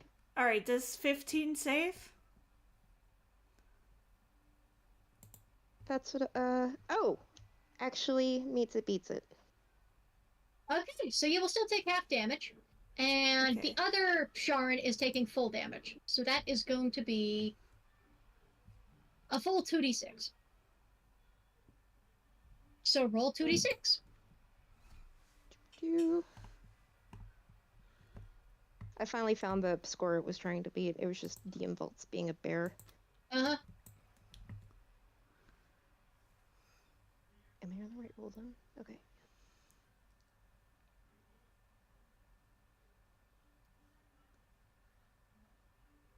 Okay. Oh, yep. That is 9 total damage, so the uninjured Sharon and Sam takes half, but the one that nat 20 to rule of cool doesn't take it.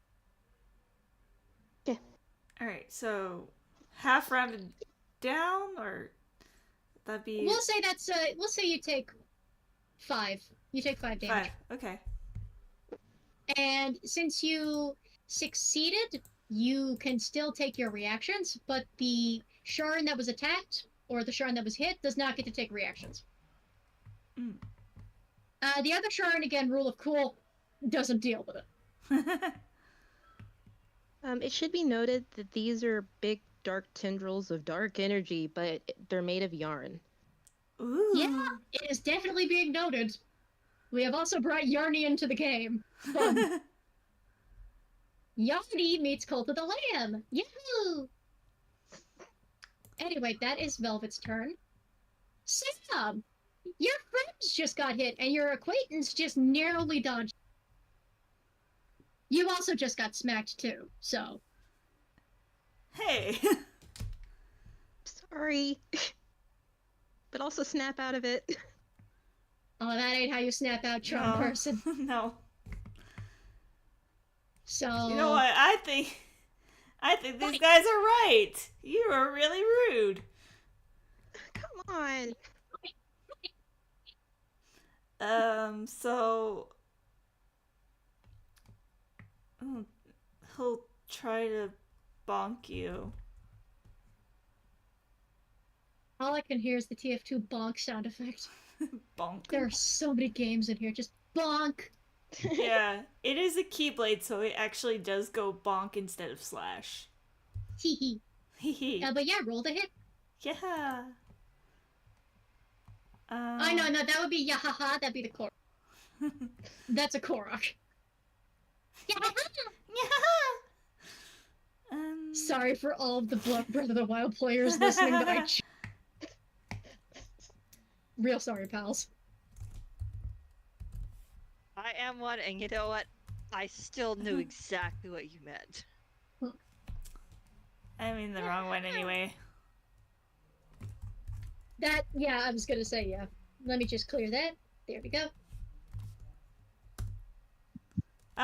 23. Oh god, yeah, that sure does hit. I mean, He's using one hand because he doesn't want to hurt you too bad. You're a tiny little person. So he's using one hand, D8 plus 5. But that little slap did hurt a little bit. All's fair in love and war.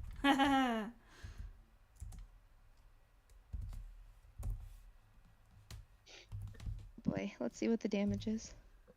While you're calculating damage, we're not having any conversation played out, but I'm imagining the camera keeps going back and forth between the fight and between the others finally climbing to the top, to the very edge of that opening at the top of the cave. Okay, so you get 8 damage. Okie doke. It makes like a paff kind of sound. Oh.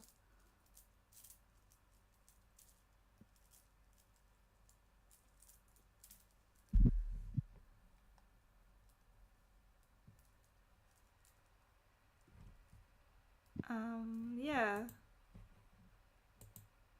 So, once you're done calculating damage, then Sam, smack again! Sam, what? You get 2 attacks, right? Did you roll the 2 or? Oh, yeah, I guess I should do both.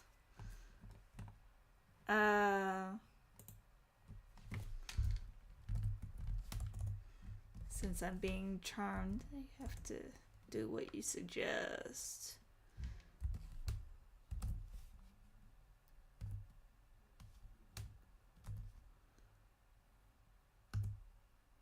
Oh, 20? Why now? Sorry.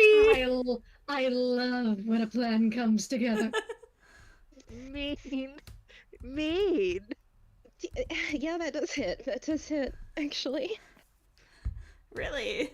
Roll the damage. Uh, Are you sure none of our characters are gonna die?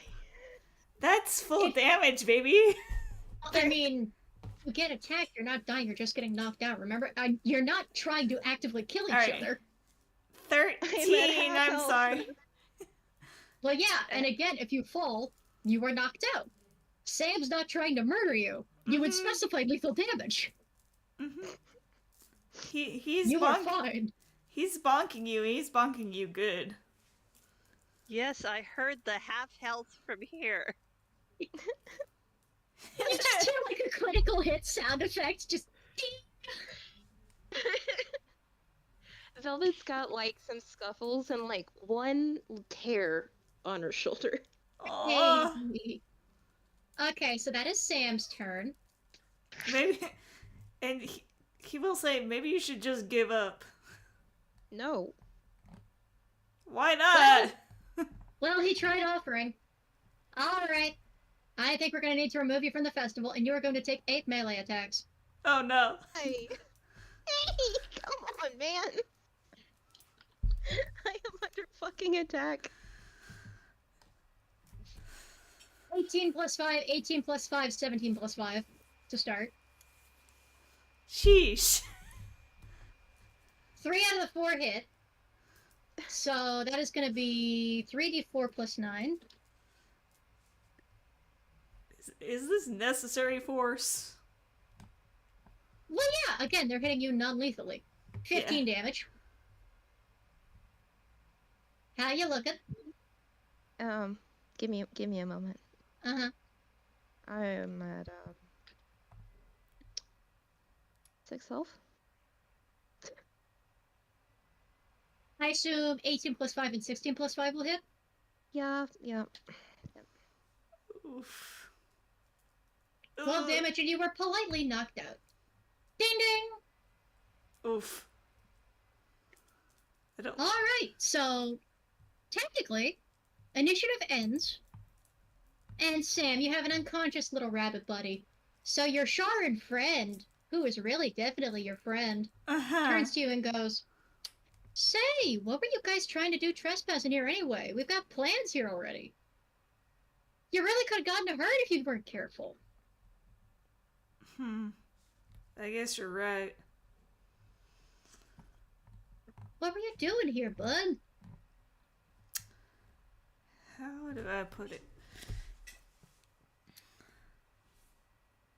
Trying to kind of keep calamity from happening. There's this sword.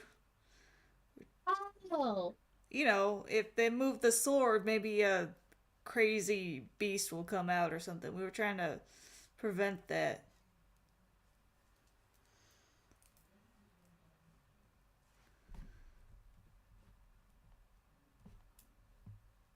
you got knocked out with the fist bobbins. You're fine. Dying. I'm wasting away. Well, I tell you what, I'm not supposed to share. But everyone's gonna be fine, okay? Now, if you really want to play it safe, you take your rabbit friend and you get at it, okay? That sounds like a good idea. Was there anyone else that came in with you, by the way? Anyone else we gotta worry?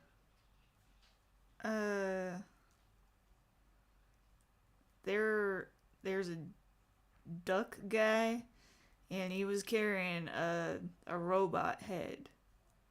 A duck guy carrying a robot head. Mm-hmm.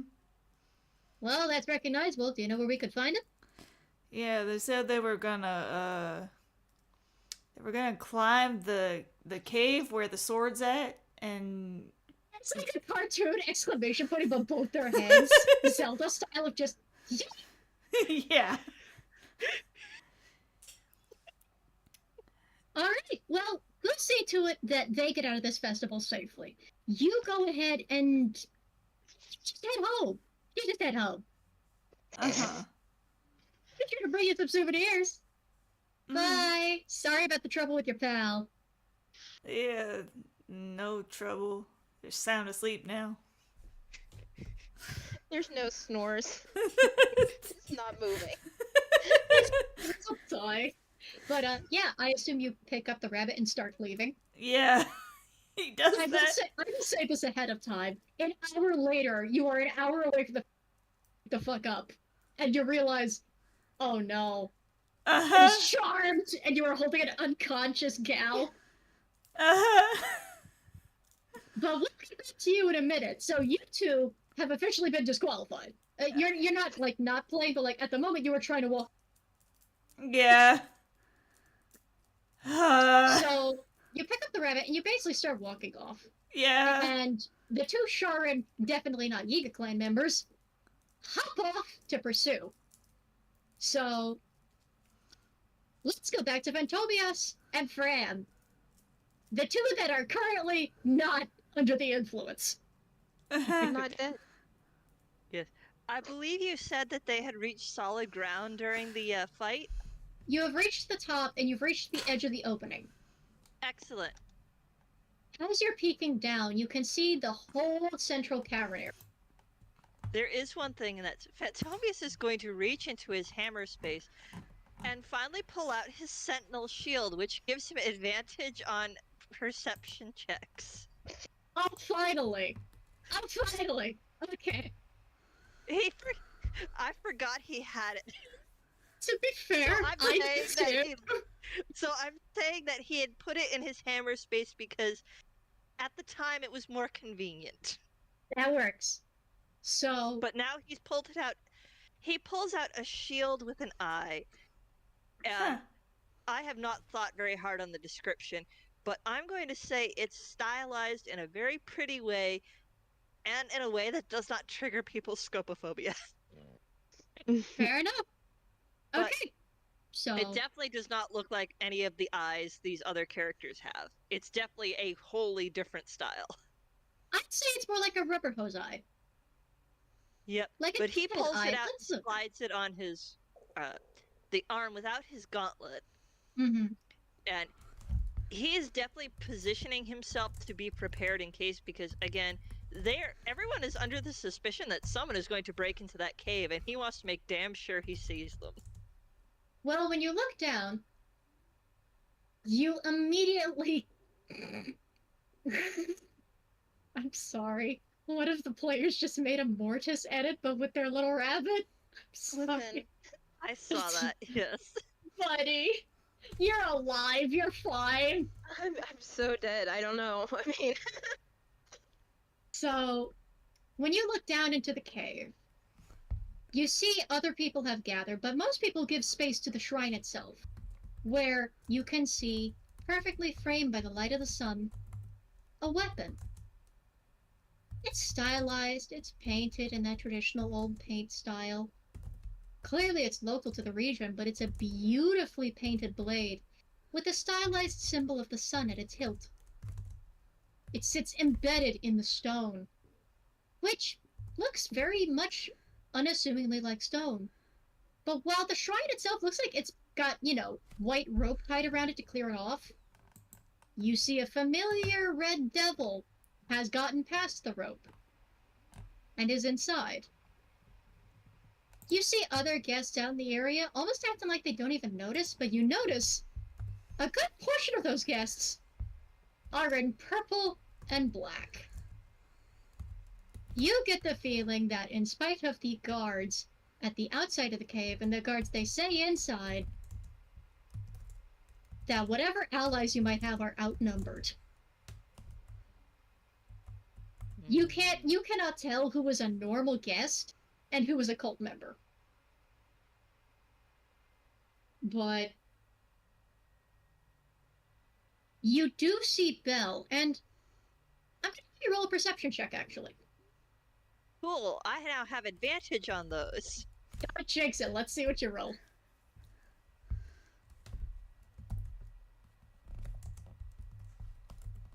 Okay. First one is that number. I'm not going to say it out loud to avoid jinxing.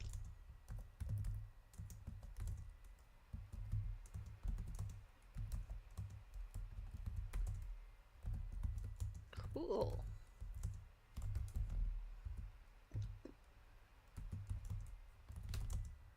Also, these guys, for the record, they just do 1d4 plus 3. They are just little martial arts dudes. Just punch like a monk, Mikey says.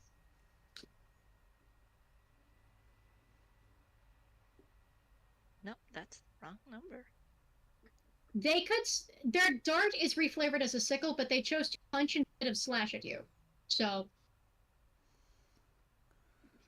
What does he That see? is the number with advantage. Okay, so 19. It's kind of strange. You expected to see Belle getting ready to remove the weapon or something, but firstly, he briefly puts on the glasses and looks up. And you can kind of see the very starts of the eclipse moving in, but it hasn't made its way up yet. And he then puts them down again and looks back down, and you notice he has a table set up. A little tea table with what appears to be very fine china on top. And he sets down a vase of what appears to be hibiscus and clover flowers.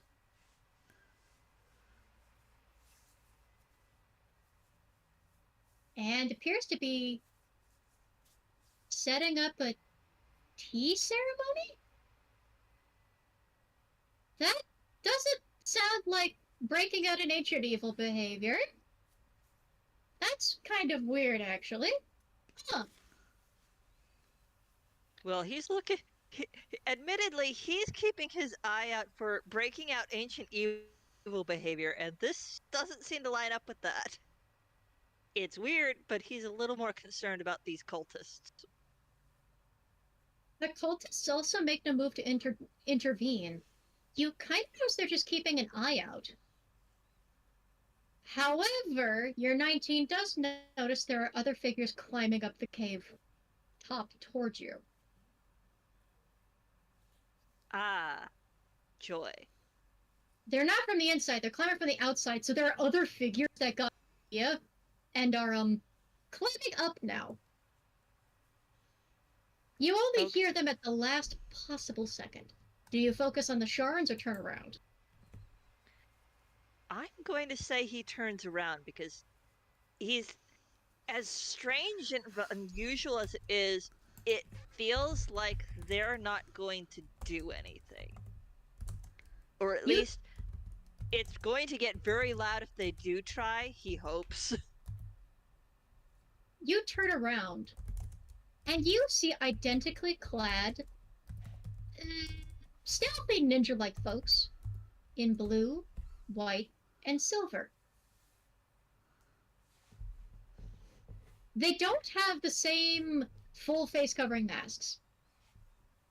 They're kind of wearing these cloth hood masks instead to conceal most of their features. But as soon as you turn around and see them, one of them holds up a finger as if to shush. As they also creep up toward the edge of the cave. Do you stop them?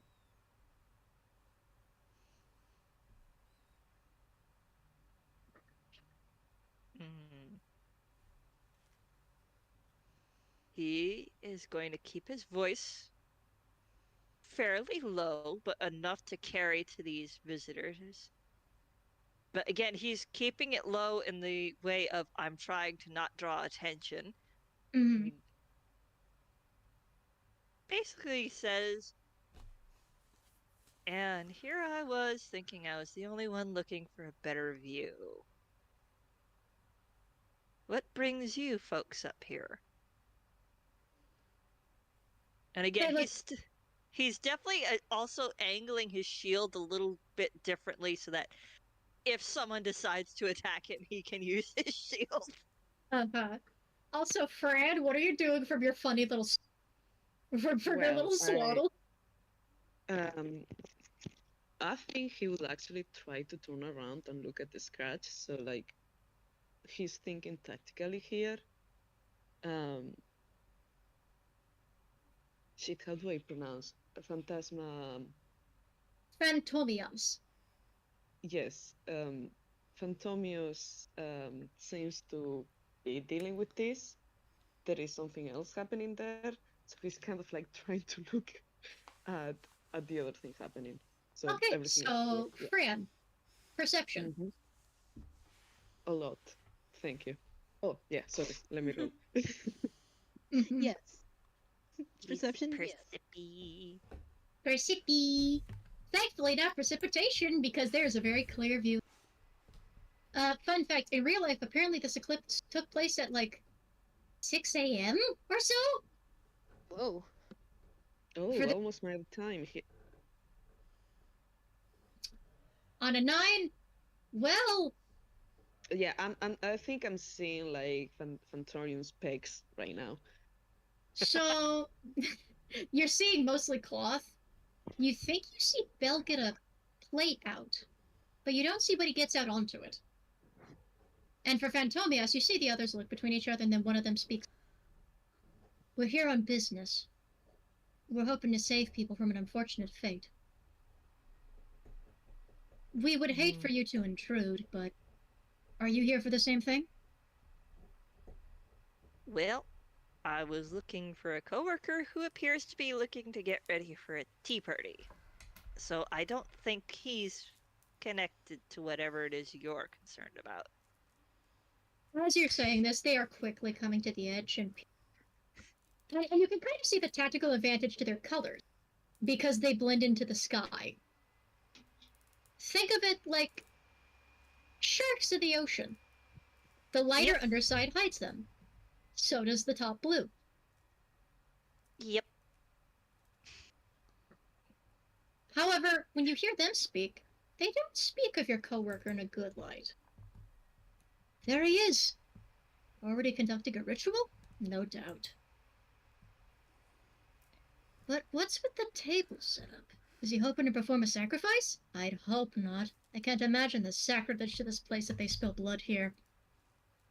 Everyone's forbidden from killing here. For them to sacrifice anyone, Phantomius, when you look over, he sets out a piece of cake on his plate. With a little candle in it. I'm gonna repeat what I just said. I think whatever you people think is happening is actually not happening.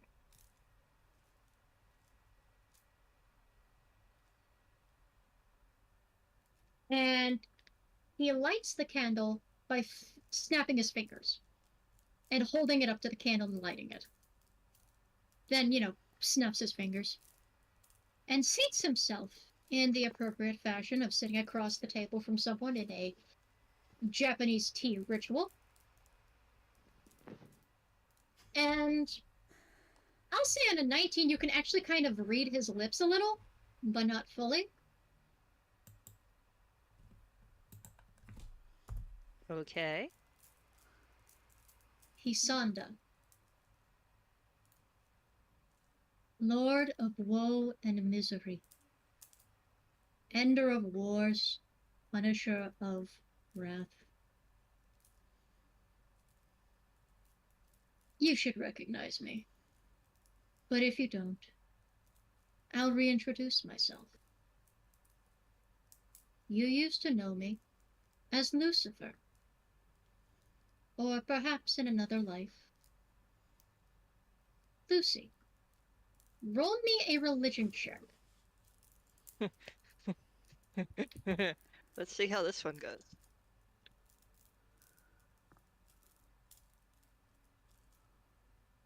Right. Let's see. Do you?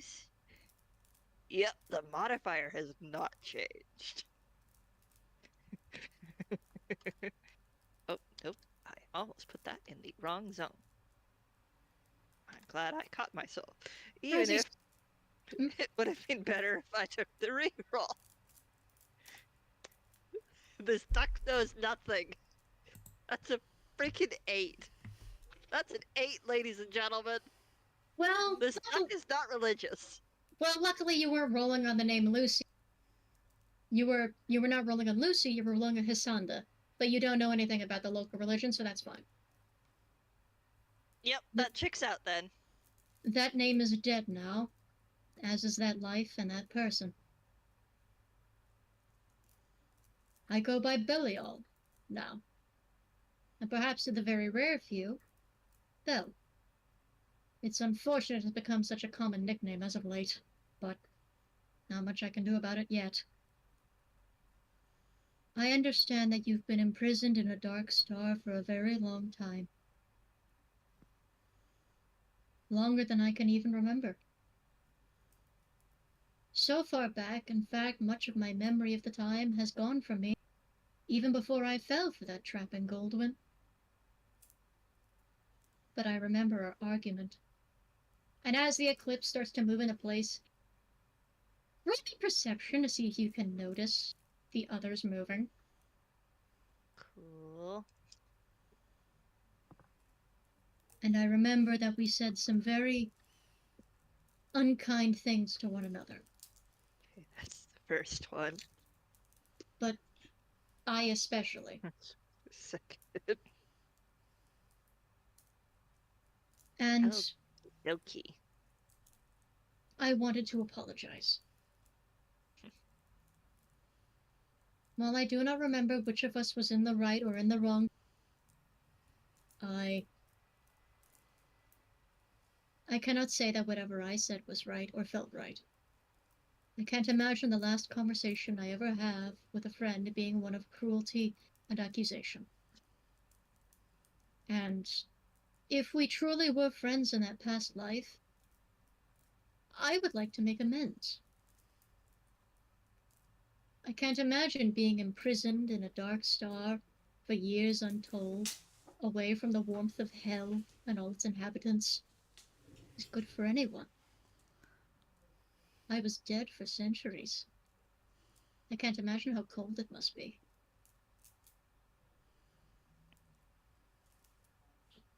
But with the eclipse, you should, and as he speaks, that's a 17, but look at it. You see the other ninjas up there with you starting to arm themselves and get ready to move in. Their eyes are focused purely on Belle and the Sharans. Don't move. It's rude to interrupt to someone who's praying to a friend. He seeks to free an ancient evil.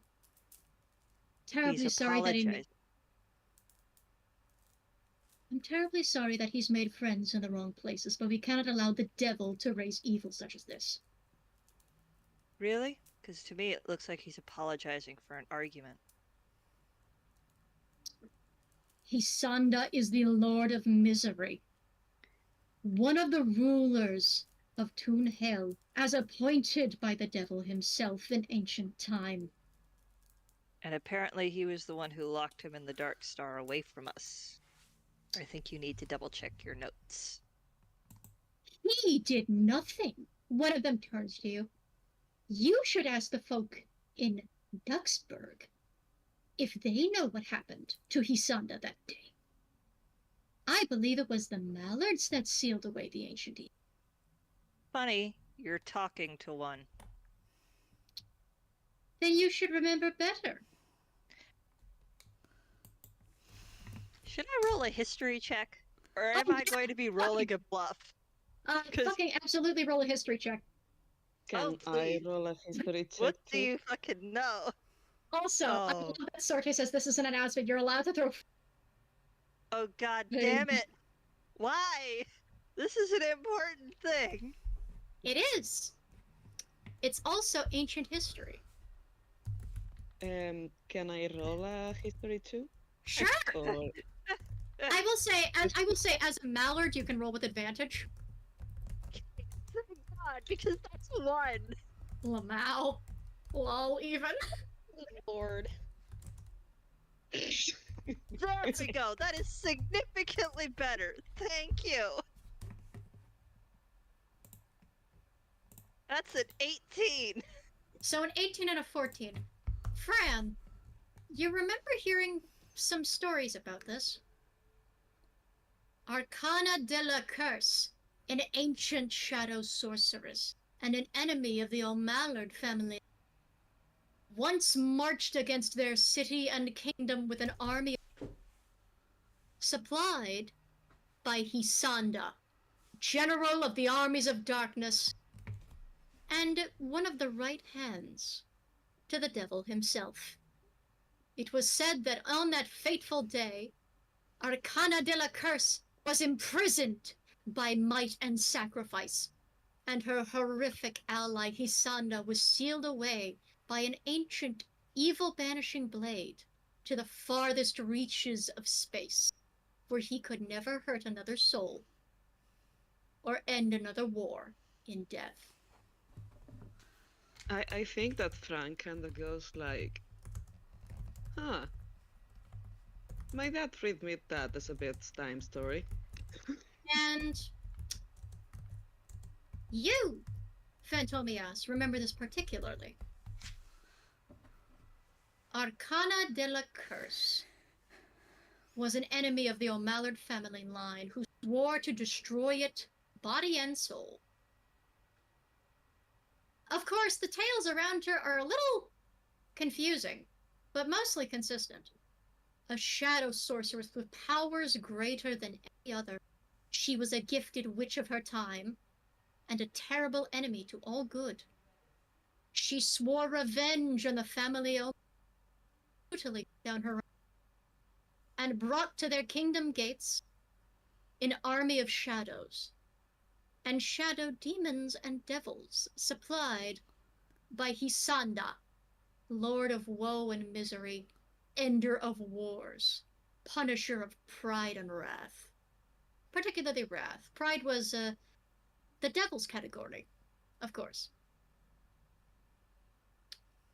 However, on that day, the O'Mallard family, along with the assistance of a hero bygone, sealed away Arcana's ancient ally, and sealed Arcana away as well, after defeating her in fair and righteous combat.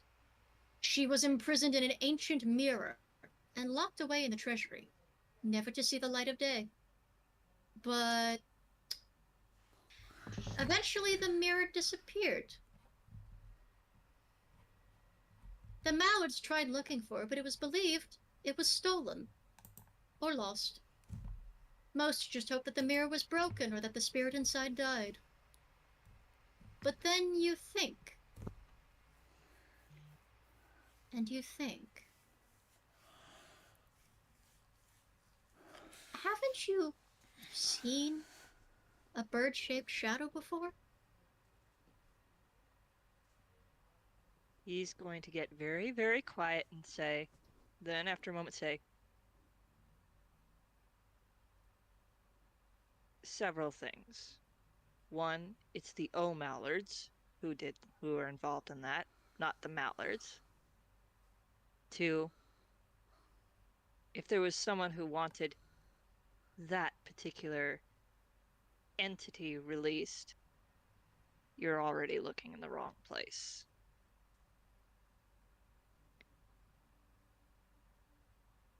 You should be watching the shadows, not... And he's actually going to suddenly turn back into it and start scanning through the crowds. You start scanning. Belle is not interrupted.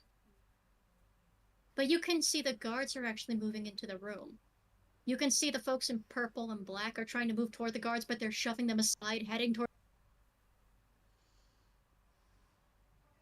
And then, suddenly, quick as a flash, someone casts darkness on the shrine.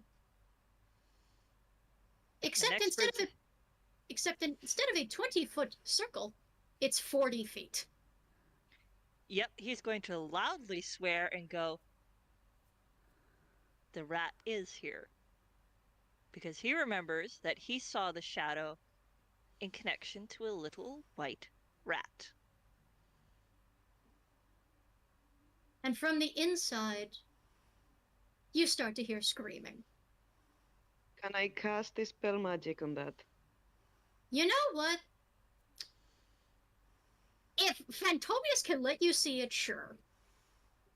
At the moment, you can't see enough of it to dispel because duct hit. We're actually going with him looking at Phantomius. He's gonna literally say like, move your tits out of the way. Something is happening. I want to see. No, you know what the joke is? It's duck pectorals. You know, it's pecs. Move your pecs out of the way. Come on. I'm sorry. Fran is trying to use more hip words like tits and boobs. Okay. You can't Excuse use me, those here. It's Mikey. PG-13. Come on. Okay, You're right. I'm going to say, this was the thing I was going to have him do anyways, which is to untie his cape so that he has full movement range. And Falls to the setting ground, the plunge. head down on like the edge, but not close enough to fall in by accident, because he's about to launch down in there in order to hunt for a rat who's connected to the age-old family enemy. Thanks. Okay, so first thing, Fran, you can see enough of the shadow to try and dispel it. Roll me a d20. This is a higher level spell than you think. No. Oh, Unless you cast dispel magic at a particular level. What level are you casting it? I have never used this spell before. Let me check it for you, okay? Highest I can. Hang on. What's the highest level you can cast? I'm checking this. I sound like crying, but it's not real. Don't worry. I just like the drama. I guess it would 3 maybe. Where are you piece of shit? Sorry. Three is the base level of dispel magic. Oh. So you would technically be casting it at the lowest level. Yeah. I cannot cast it higher. What was the other option? Darkness is second level. This is just modified darkness. Since Yeah. we'll say it's at third level, so you match it. You dispel it, and by the time you dispel it, you see what's about to happen. The screams are, of course, the panicked people, but they're not being attacked. They're not being attacked. Hang on. You know what? Fuck it. I'm moving the microphone. We're holding this thing. Good. Okay.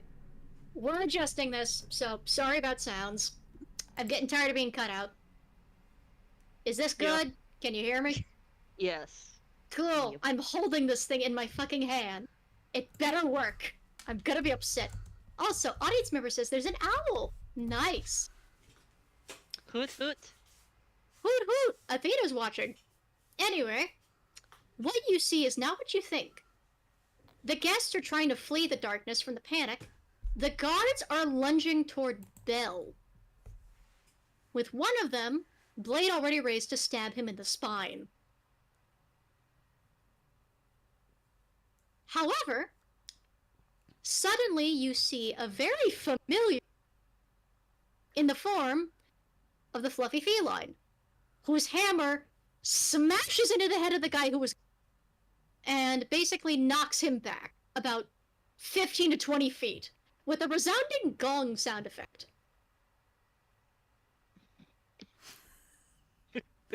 I like that. The leader of the cult and his brother is here. So you watch as the guard kind of goes back, and Belle flinches before turning back. And you can hear him loudly say, "Finish talking! We need to... I don't know how many of them they brought. Come on!" Belle continues trying to speak very quickly as the eclipse starts moving into place. The guards converge on Belle's location, and you can see assassins from every angle to stop them, but they're not focused on the Sharans. They're focused on stopping the devil, who they believe to be the bigger threat in the room. And Phantomius is going to repeat, you need to watch for the rat, because the rat is the one who's trying to let it out. You're focusing on the wrong person. And with that, he's going to jump down, yelling that last part with his shield up. You know what? Roll me acrobatics. We're gonna see if you can avoid taking damage from falling several. Because this is a very high cave, mind you. All right, Ducky. And I assume Let's see if you can avoid breaking your own legs. I assume you also bring Fran with you, because, you know, He put me on the floor. politely I set bring him Fran down, with remember? you. Yeah, do you want to bring Fran with you? Because if not, Fran, you're kind of stuck. Oh, it's He's fine. probably You know not what? going to remember to do that. Fair enough. Okay, Fran, you're on your own. Good luck, mate. I always have a plan. So it's me against how many people? Are they actively attacking me? I have not really done anything but Okay, this so spell. here's the thing. Here's the thing. They are not attacking you. They're getting Yep. ready to jump on Belle and dogpile him because he's literally the fucking devil. You know. You said acrobatics, right? Yes. Excellent. Okay, I think that Fran is gonna just kind of sigh and shit. say like, I put that in the wrong chat. Damn it. Fran, That means I have to re-roll. Cats.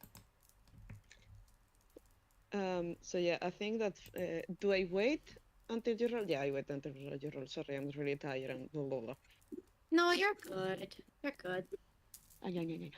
I am now holding this gosh dang microphone. I am being persistent about this. I refuse to be cut out anymore. I'm sorry if this messes with the audio. It's fine. 16 instead of my better number. Oh well. Yeah. I'm hoping that's at least enough to not break his legs with his drop. You know what? We'll say rule of cool, yeah. Fran, what do you want to do before we continue? Well, how many guys are up here about to jump on Belle? About 6 or 7. Alright. Definitely. So these guys, you see like this bucket-shaped head on the floor, just looking at them. And Fanny's gonna go like, last chance to run. And he's gonna will shape into a direwolf. Okay. Well I missed your mechanical fucker so much. God, And I you missed Fran so know- bad. And you know, like the same that happened on the previous and only game he was in, his wild shapes are not really suited for stealth because they are mechanical animals in a way.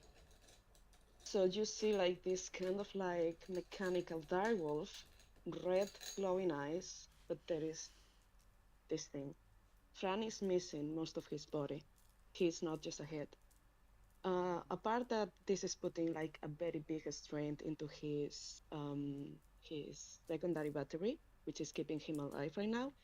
The thing that you see is made from his missing part, so it's kind of like a half skeletal looking direwolf, all sharp and eerie. angles. Oh, fucked. I love it. So Oh, they I are love just that. like he just like these guys are just like right now face to face with like this skeletal direwolf skull with glowing red eyes. Okay, you know what? Roll me intimidation. For funsies. All right. How do I roll that being a wolf though? Let me check the direwolf stats real quick. So, I'm actually gonna say something. Sam, you snap out of the charm early. Cool. And the reason you snap out of the charm early is you hear in the back of your mind a barking. Oh, Like something's trying to get your attention, or like a wild dog or something. Uh-huh. So you turn around, and then you see You don't see anything happening, but you kind of see, Mikami Village slowly shrinking in the distance. Mm-hmm. And you think on it a moment, and then miraculously the spell wears off. You're not sure what dispelled it, but then you realize you're holding an unconscious rabbit toy. And also your friends are over there, and oh no, wait, the eclipse is starting! The eclipse is moving! Yeah. And he will put the rabbit in his pocket, and because it's very small, right? Tiny, Yeah. yes. Tiny enough to fit in his pocket. Uh-huh. Yeah. Yeah. She's like 9 inches tall. You're good. Oh yeah. And he'll put her in his pocket and run back towards the village. Okay, now here's what we're gonna do. Because this is a rule of cool fight, and not a traditional D&D fight, we are not doing initiative here. I want to trust that you guys can do this well, and we don't have to rely on it. Just to make sure. I am so ready to break your trust. Let's go. So you are turning into a direwolf, correct? I've put down the microphone because it hurt to hold. This thing it's a heavy motherfucker. Yeah, I am not sure if I have to roll intimidation with my usual sheet or with something on the direwolf stats. Give me just a moment. You would be using the intimidation from the direwolf, which is why I'm looking. It should be in here somewhere. It really should. I am assuming that intimidation will be charisma based, right? Yes, that is charisma based. Yeah. I'm sure. Yeah, I'm gonna send it to you. I think I got it. I just wanted you to double check it before I do anything. Yeah.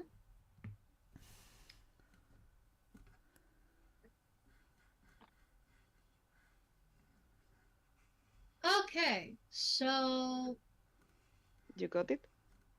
well, you didn't send anything to me yet. Ugh, internet, I swear to. Also, I love Bobbin's reaction to DMs of just Velvet when it's not her family. It's my purse, I don't know you! The kicking I don't you. know you. You're not my dad. I don't know you. But yes, by the way, for those paying attention, yeah, I'm glad people are catching up. Okay, so that's a -2. Thank you that you can find the stat block. I fucking couldn't for some reason. So, Yeah. we'll say, yeah, roll intimidation -2. So, Everybody, I need your. I energy? need your powers.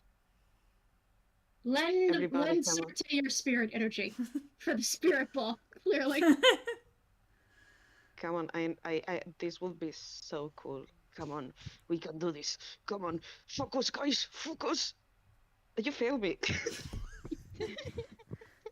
I mean, it's a 10. It could be. To be fair, you are not the local legendary dog.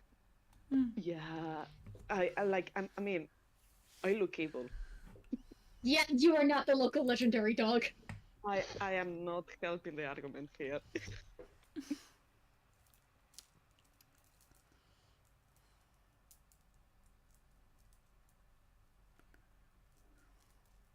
Okay.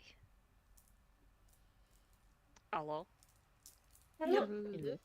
So, you fail to intimidate the others unless you would like to post your roll. What was your intimidation? What was your intimidation? They already did. It's a 10. Ah. Well, I can roll wisdom saves if that's funny. So, let me just do 6d20 plus 2.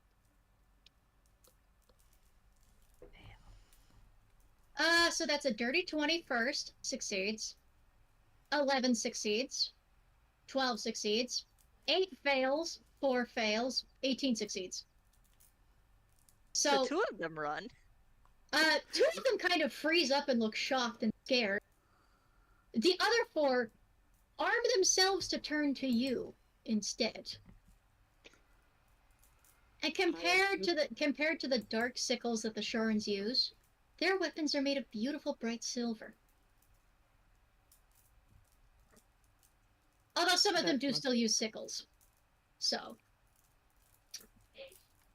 I am here as a meat shield with no meat, basically.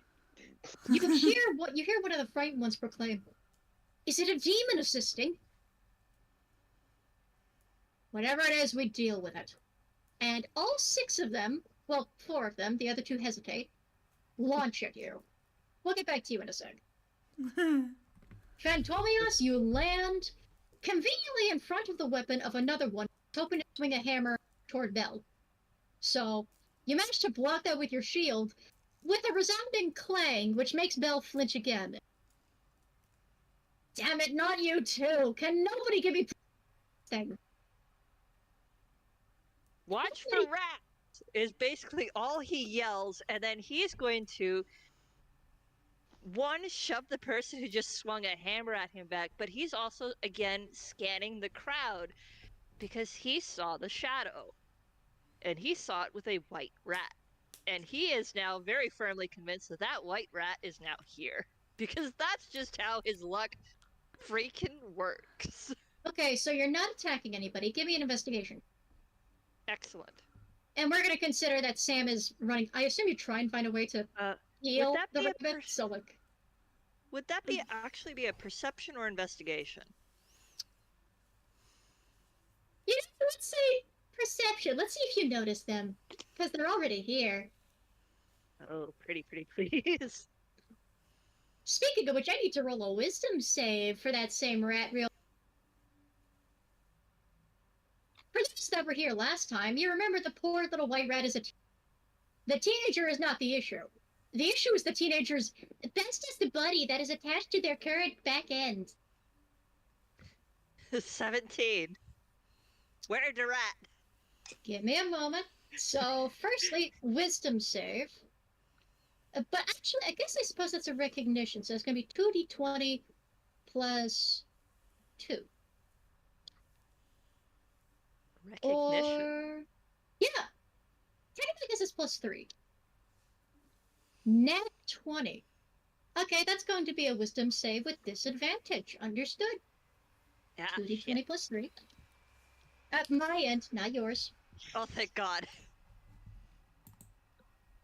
You had me concerned for a minute there.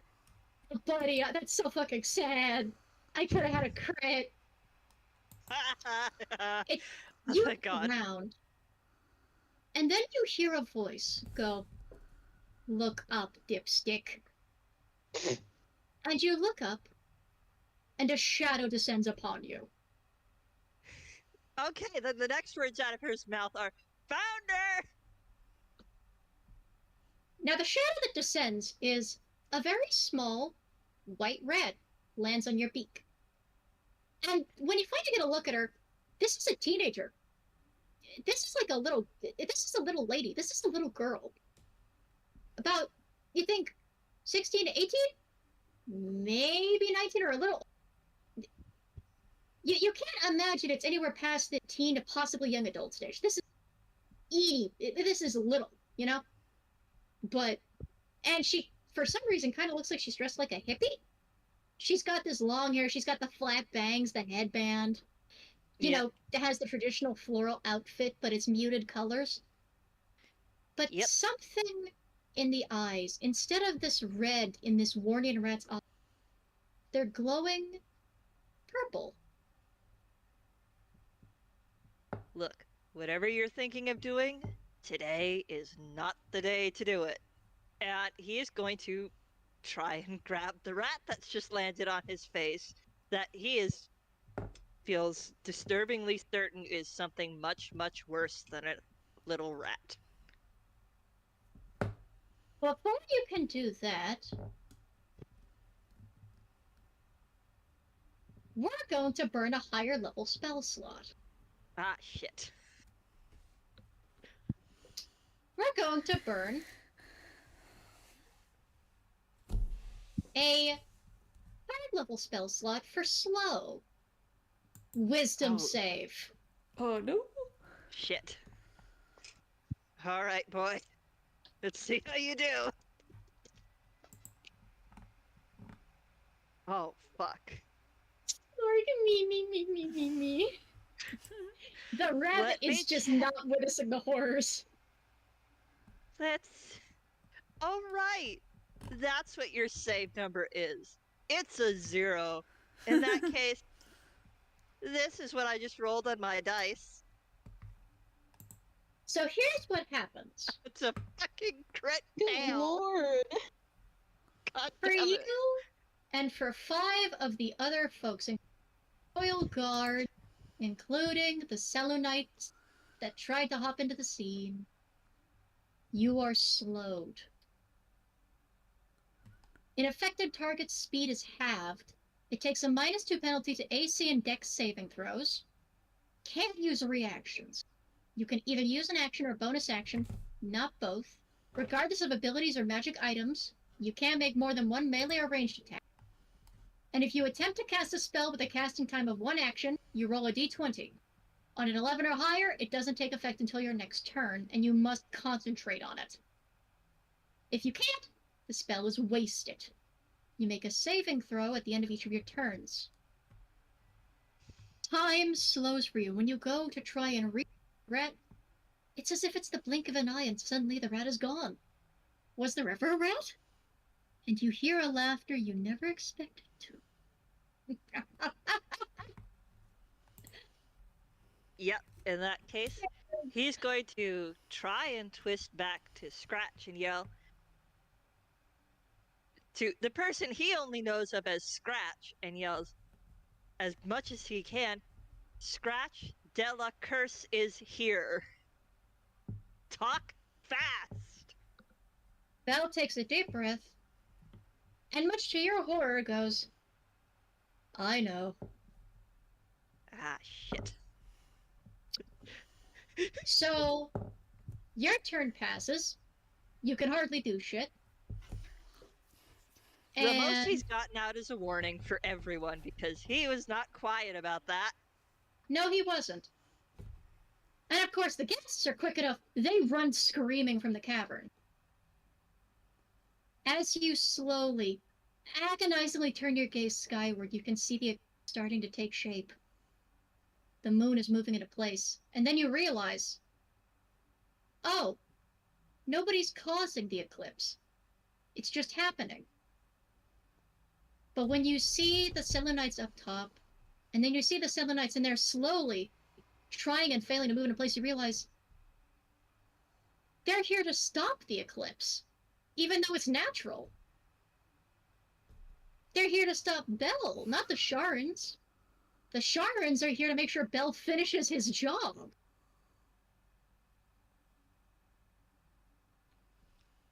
And in the slowness of your reaction and seeing the others, you see Sterling, Belle's older brother. Wait, what? Didn't catch the last part? Oh yeah, the eclipse is natural. The Selenites are trying to stop the eclipse this time. The Sharans want to stop them, so that way Belle can actually, say his thing. Because the truth is, Belle wants this guy to get out. He just doesn't want him to get out with any casualty. You know? Ah. So you can hear Belle continue speaking. As the rat, with the shadow of a great, towering swan, moves through the scene.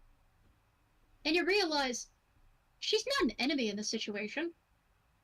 She's an ally to him. Okay. Well, it's a good thing he didn't actually hit anyone yet. Belle continues speaking. I understand the circumstances we last left off on were sour. I understand the circumstances you were left with EGAD were sour.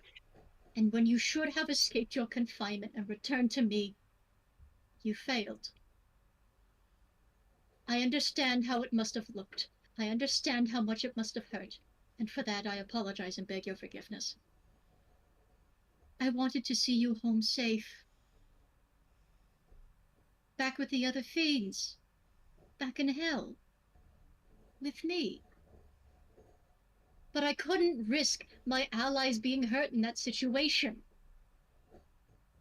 I have to repay them for what they've done for me. I can't see anything happen to them just yet. It would be uncivilized. It wouldn't be fair. Not after all they've done for me. That's why I stopped Sterling before.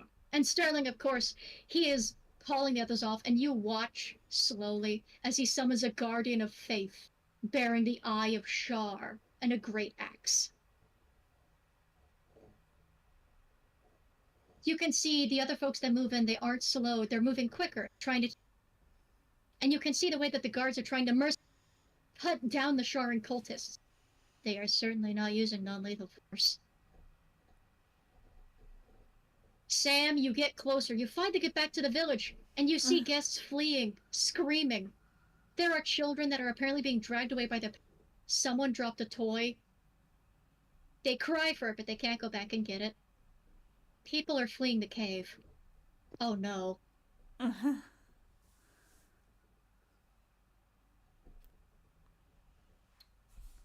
So, Sam, you still have an unconscious rabbit with you. What do you do?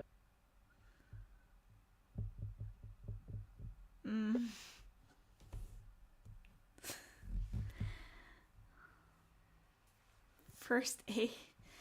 That's a good suggestion, but he's not that good at it. You can do a medicine check. Yeah. If you do a medicine check, I can allow you to actually wake them up. Okay. They'll have 1 hit point, mind you, but, she'll be awake. Roll a medicine check, see if you can maybe just feed her some dango. Yeah.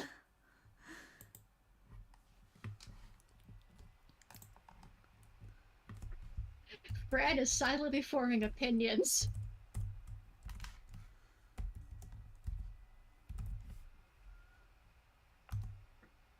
Seven. He doesn't... Well, yeah. you try and shove in a dango, but you can't get it right because you can't get Velvet's mouth open. Cartoon logic is not permitting it. Yeah. It's like smooshing into her fur. He feels so bad. He's like kind of just like down on his knees, not knowing what to do.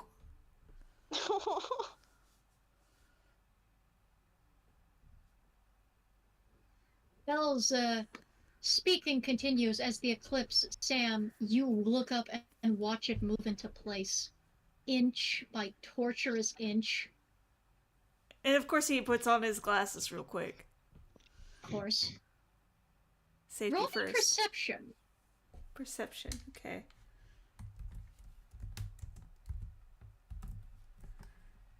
Let's see.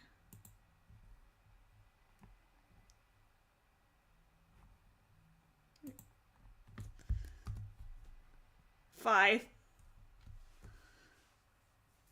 That's 5.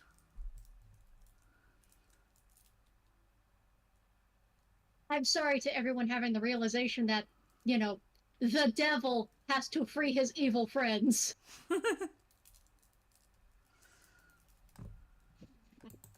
Terribly sorry I have to remind everyone he's the devil, and that he has other things to do. Very sorry. That is, that is such an unfortunate roll. Yeah.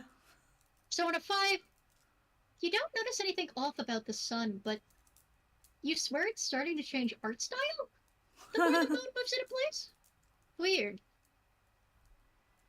Yeah, I admit, Phantomius was thinking of a different scenario. He thought this was like a grief, solemn moment conversation thing, not Well, with the risk of something else happening, and it's not the anticipated outcome, and now he's not sure what the hell he's doing here. well, I mean, it is a grief moment, but not in the way you think. I'll give you the information you would have gotten if you succeeded the religion roll. His son, used to be one of those in charge of Toon Hell, or Einquell Hell, as it is formally called. He was responsible for punishing those of the wrathful nature, warmongers, murderers, genocidal maniacs, violent folks, hateful folks. He was also, of course, responsible for tempting others to indulge in those so that he could punish them, or indulge others to fight back against it. Just as much a breaker of chains as he was a maker, compared to Belle, who broke chains purely and never made them. He's also based on someone specific, who you'll see in a minute. Oh no, he wasn't a capitalist, Sorte. Heaven forbid, he's not that bad. That's just how the war machine works. However, the thing is, he's not actually a general, because Hell does not actually have an army. Again, Belle was very anti-war. It was just a title given to it, like, oh, it's the armies of darkness! Run!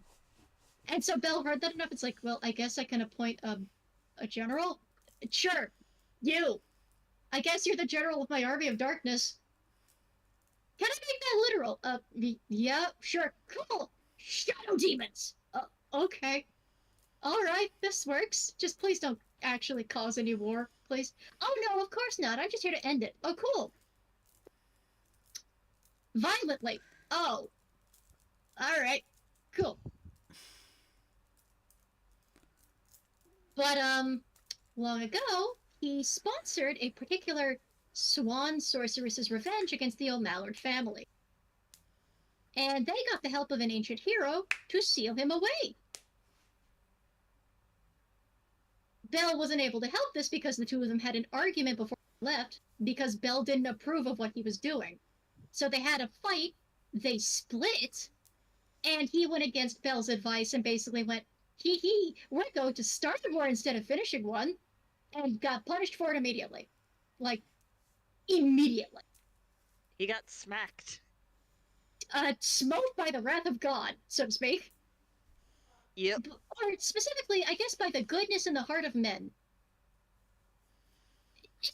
It'll make sense once you actually hear him. But, basically, as Belle continues, you see,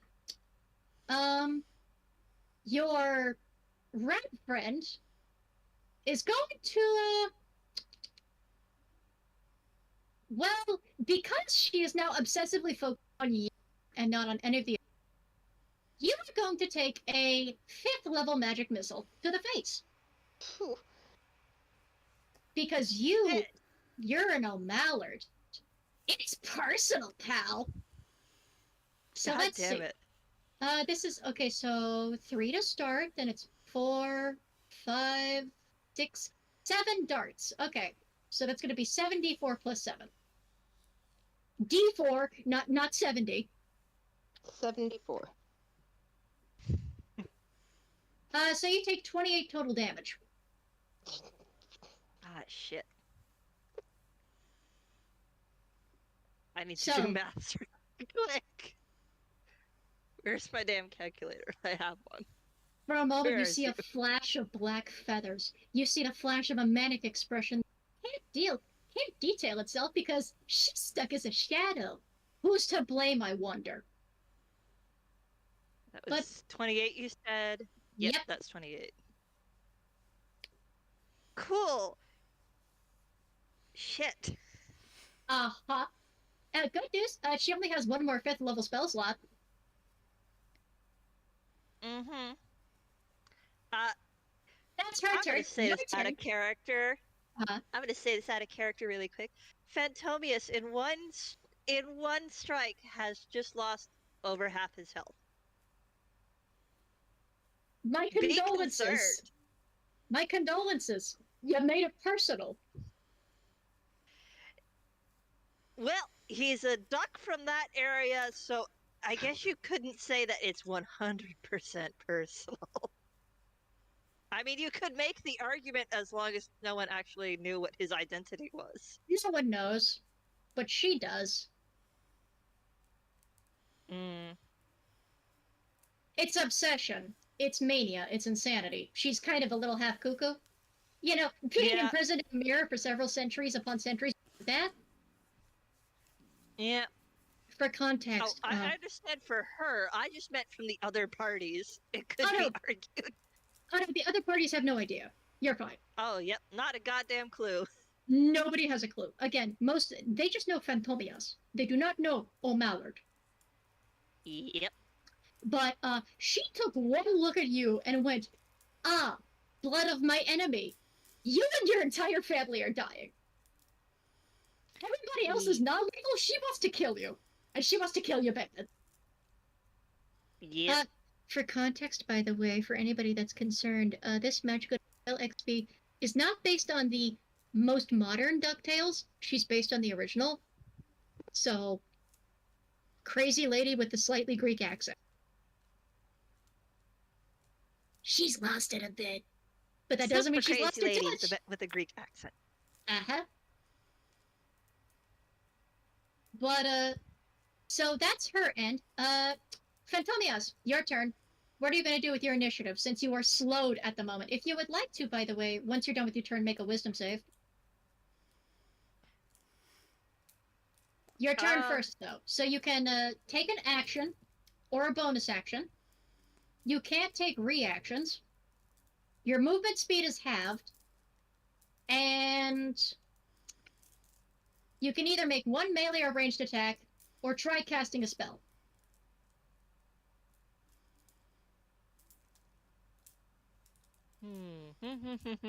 What do I do? The rat is keeping her distance, by the way. She is not staying anywhere near you.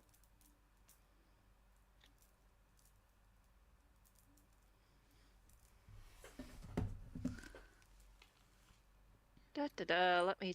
I'm trying to check through my options and figure out what the hell I'm gonna do. Well... He's having a really confusing day. He doesn't know what the hell is going on. He thought he knew. Only it seems he's being proven wrong.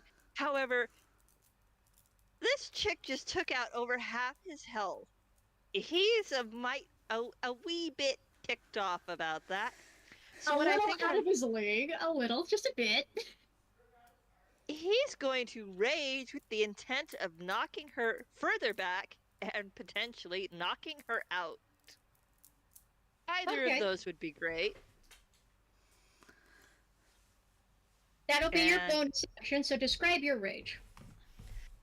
Well, he is a ancestral barbarian, which means that when he goes into a rage, spectral warriors appear, and they come very firmly from the Mallard side of his family. His father's family, and not his mother's. So there is suddenly a whole bunch of ghosts that show up out of nowhere that are all armed to the teeth with nautical weaponry. Cool. And they, like him, look fucking pissed. Sorte sweating in the comments. I'm so sorry, buddy. And let's see. Okay, now shush. Shush. It's armed to the pecs, not the tits. Let's see. Anyway, you could only do your bonus action, by the way, to be clear. Only the bonus action? Yeah, you had to pick a bonus action or main action. You can't do both. Okay. So, you've raged. Now, does anything activate upon you raging? Let me check. Let's see, until the start of your next turn, the target has disadvantage on any attack roll that isn't against you. Okay.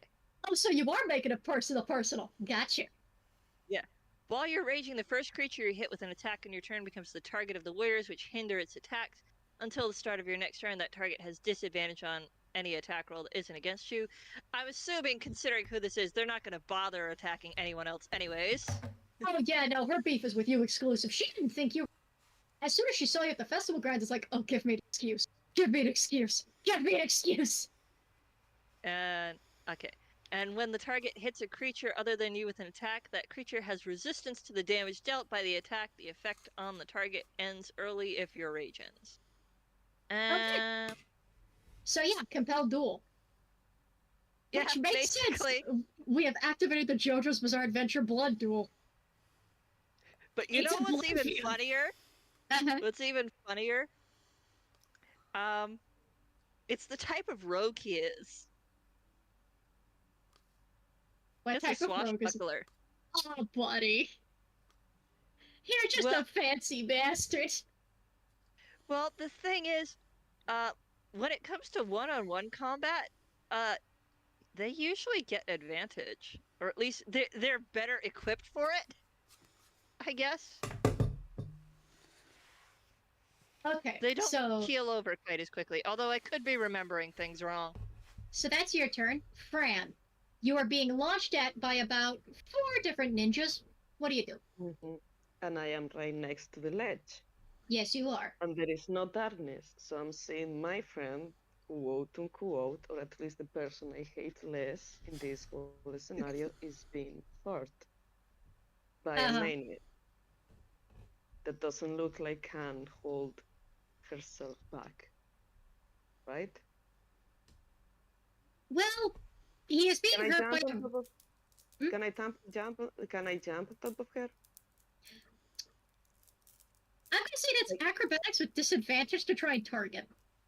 like Because I'm she's a just gonna. teeny tiny little rat. Yeah, I'm She's just. the same size as Velvet.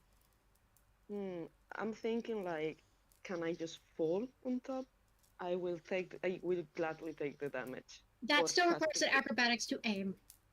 Alrighty, let me see. Remember, disadvantage. You are aiming for a very tiny, very white target.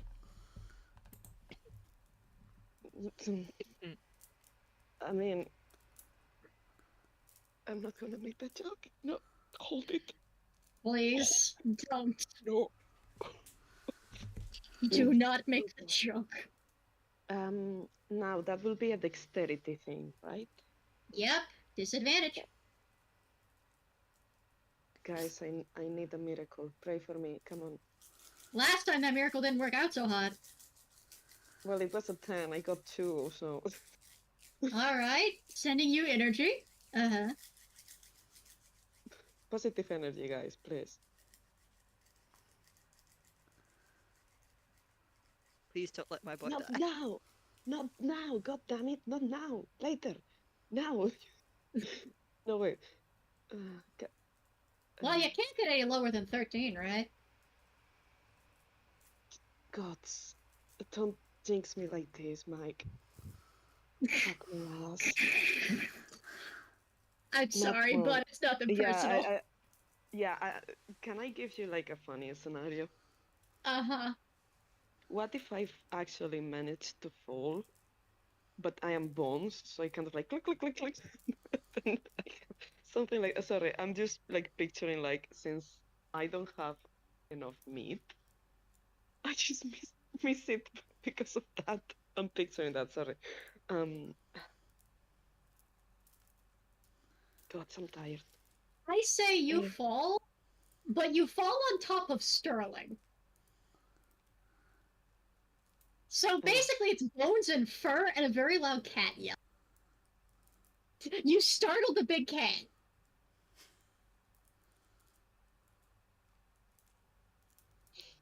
Sorry, buddy.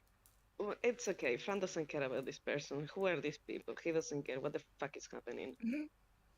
So, you've landed.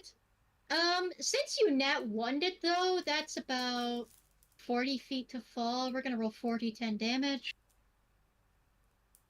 No, it's 46, that's right. 46 damage? No, a d6. Dice. 11 bludgeoning damage. That's fine. But you're down there. You kind of, that used your movement, so you can't move anywhere, and now you're prone. So, Starling is fluffed up to hell. Starling is going to take one look at you and go, "Are you out of your mind? Are you a friend or not?" You just get the disinterested as fuck. He's gonna drown. Alright, I can assume you're not a friend. That's fine. That's okay. And he's going to turn, and he starts to ask Belle, Belle, do I knock this one out, or... And just as he turns, he sees that one of the others is going to swing at Belle again. I'm going to roll a 1d20.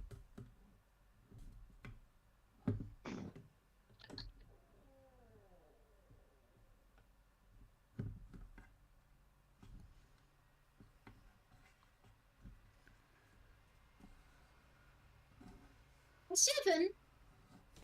He thankfully misses, but that's because the rat very conveniently gets in the...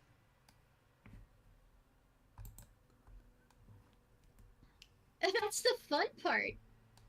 You kind of don't.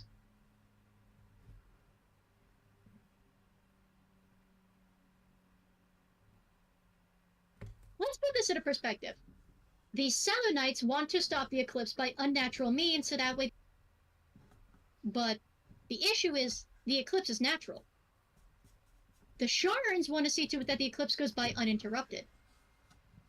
Belle is trying to see to it that this return is made without any bloodshed, and he is about to get shanked for that. So either you assist the Selenites in stopping Belle and the others and letting them get off their ritual, or you protect Belle from the Selenites until the eclipse takes full position, which should take another turn or two. There is, however, a third option, which is you try and attack the rat so that she does not murk my duck. That too. That is the third option in that situation. Yeah, the duck is also a threat of actually being killed. The third option, survive. No, jokes aside, I think, like, the kind of character Fran is, like, he doesn't care about these people. But he was with this guy. He just helped him not die. So I think, like, that's his type of morals, you know, like, closer to me. And right now, yeah. And that now. So we'll say in your next turn, you can help him in defending him. Gotcha. I just realized I forgot to roll the wisdom to see if he gets out of the slow. Yeah, roll that. Wisdom save. Cool.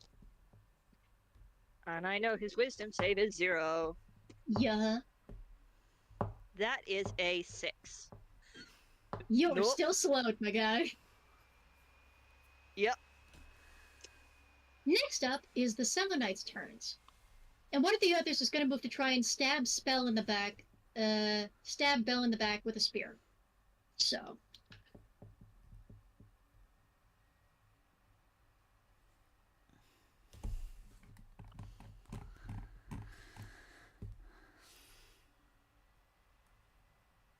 That is unfortunately a nat 20.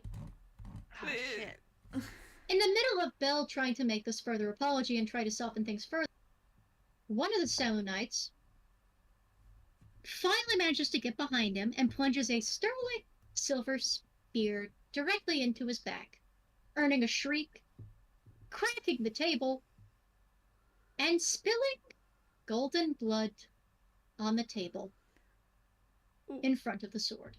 Oh. Oh, god damn it. Oh. Look what you've done! Look what you fools have done! You've spilled blood in the shrine!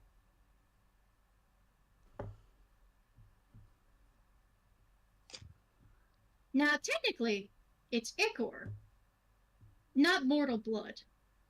The problem, however, Belle says something infernal. Does anyone understand infernal here? No. At least I don't think I do. I should check that. I think because of the nature of Fran, he does. Yeah, where are your languages? You Okay. hear... All right. You hear Comet and Belle's... Grolix and Thieves Can't. Okay. So, we'll say Fran. You hear Belle snarl out a swear, and in pain say, I'm trying to minimize casualties. You're aiming at the one. But of course, he's the devil. he is the ultimate evil in the room, and they're not going to listen to him, even if they can't understand it. So Belle is going to take a deep breath.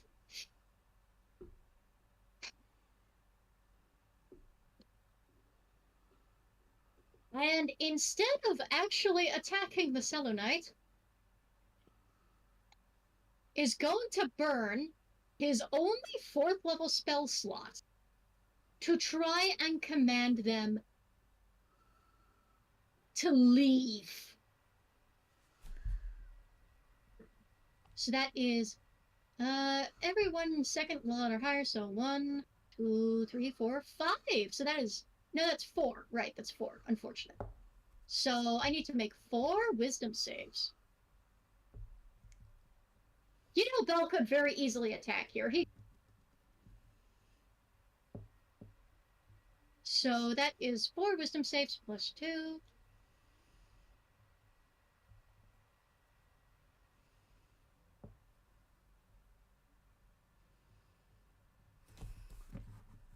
First one is nat 20. So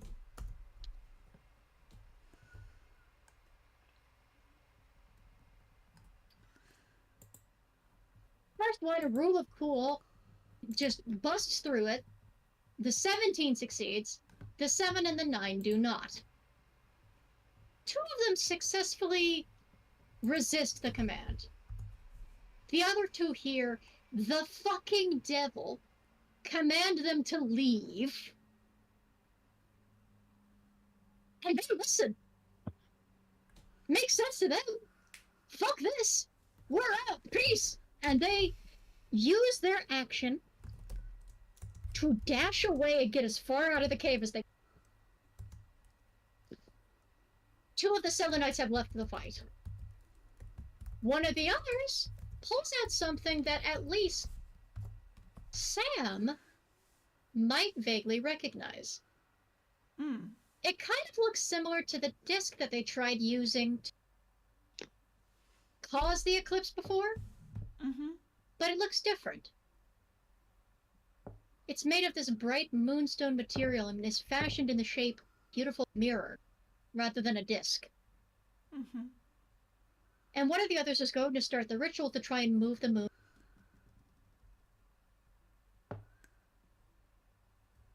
So then there are other ones that are at the top, and they're going to jump down and join the fray, surrounding Fran. The other 2 at the top look at each other, then hesitate, and also jump down around Fran and Sterling.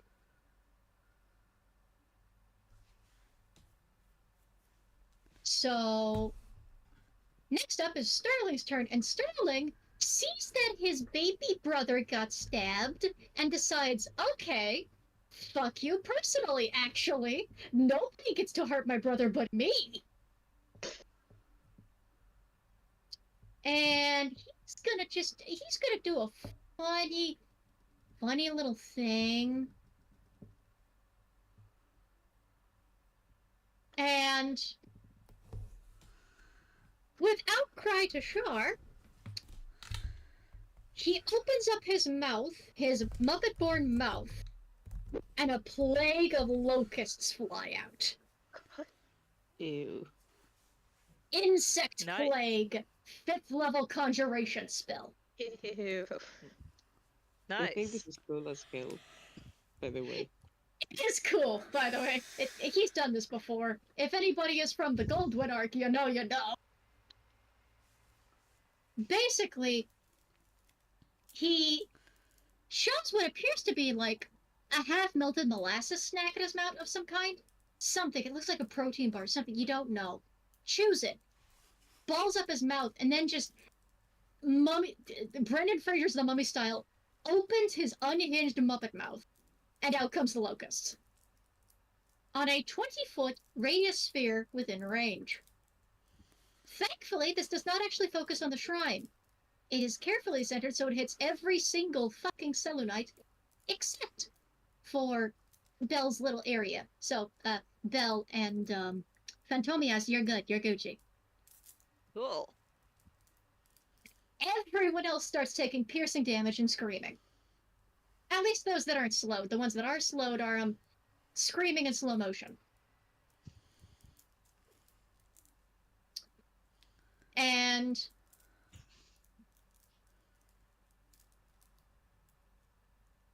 I want Fran to make note, by the way, that Sterling could have done this to you, but he chose to save his brother instead. That plague could have been used on you, to be clear. Oh no, he's so scared. Actually, that would have fucking hurt. So yeah, he's kind of like. He's just like, I'm glad that's not me. I'm glad that ain't me. Back to Sam and our unconscious little rabbit for a minute. Sam, would you like to try and wake up the rabbit again?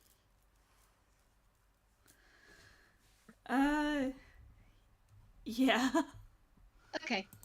I will say this time you might have slightly better luck because you notice a familiar, big bird moving around who's trying to keep his own kids safe and is also trying to kind of shepherd guests that are scared. Yeah. And then he sees you and hurries over. Can Hey, what happened? What's going on? my friend's passed out. Can you help Oh. my friend? Oh, buddy. Do you have Oh, a... no, hang on. I have something, I think. And he kind of reaches in. Papa! Soup! Oh, that should work. Yeah, right, of course. soup? Thanks, Ducky. And he hurries over to one of the nearby stalls and gets a fresh little spoonful of hot soup, and is gonna bring it over. And he's going to carefully open up Velvet's little mouth and spoon in some wonton soup. Mm-hmm. Of course. Medicine check with advantage. Okay. If this succeeds, Velvet, you will be up with half hit points, Okay. which is different from just up with one. You're getting the healing power of soup. Wonton soup. That's the first one. Keep in mind, it just has to beat a 10, so it succeeds either way. Cool.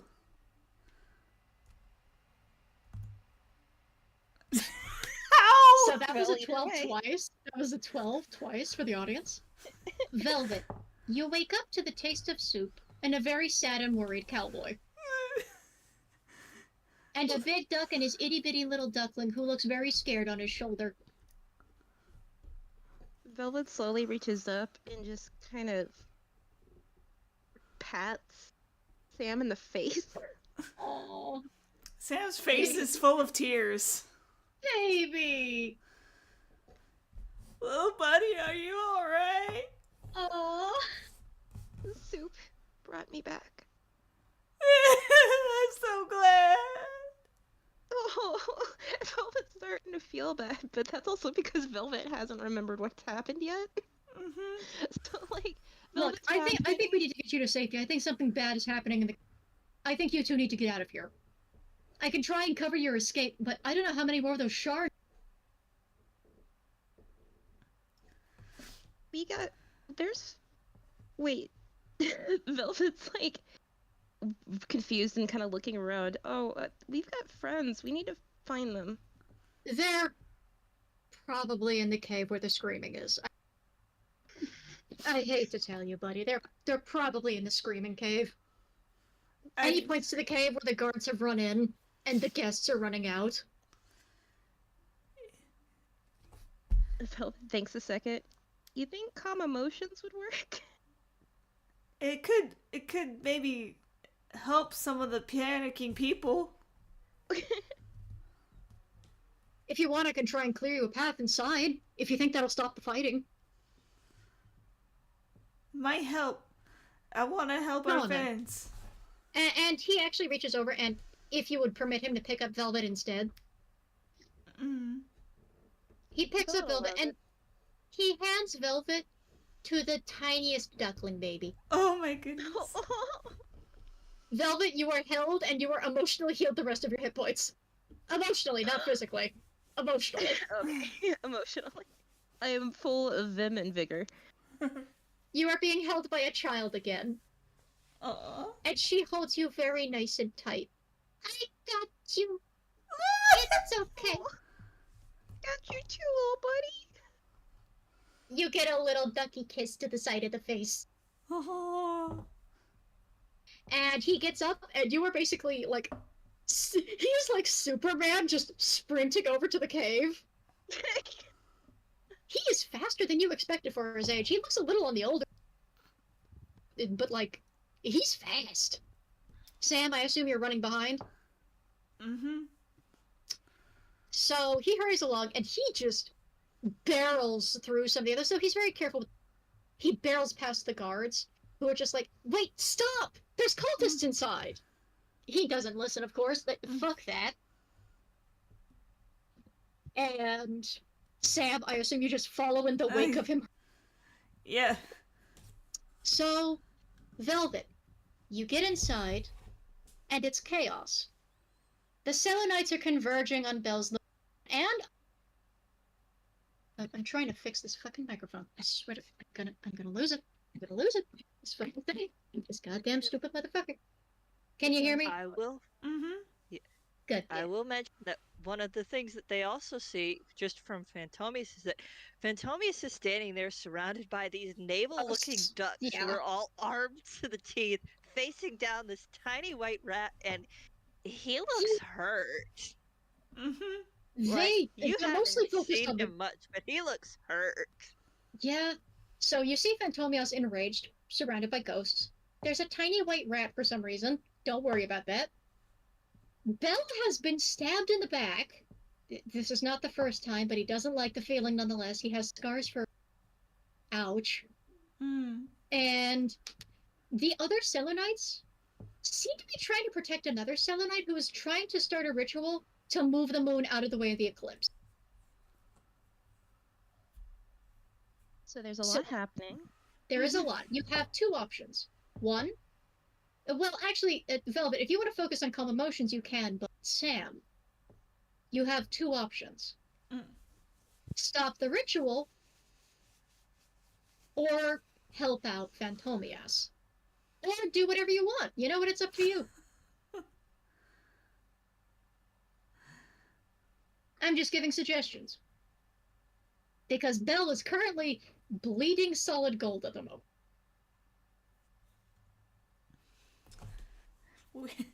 Okay, so his idea is he needs to help get his friends out of there.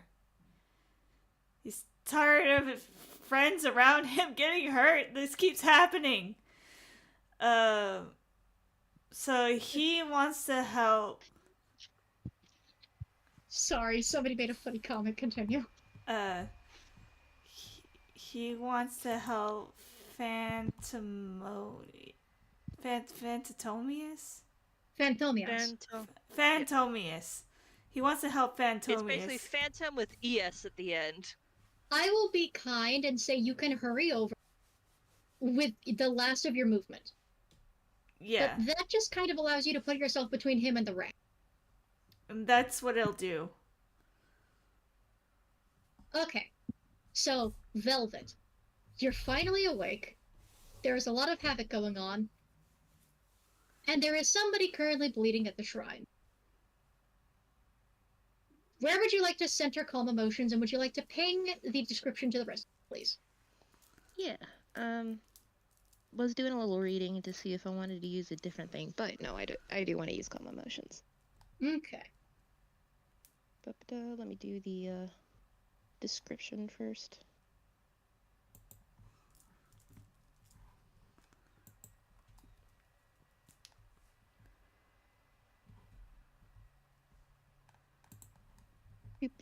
By the way, I will mention, people were talking about the forced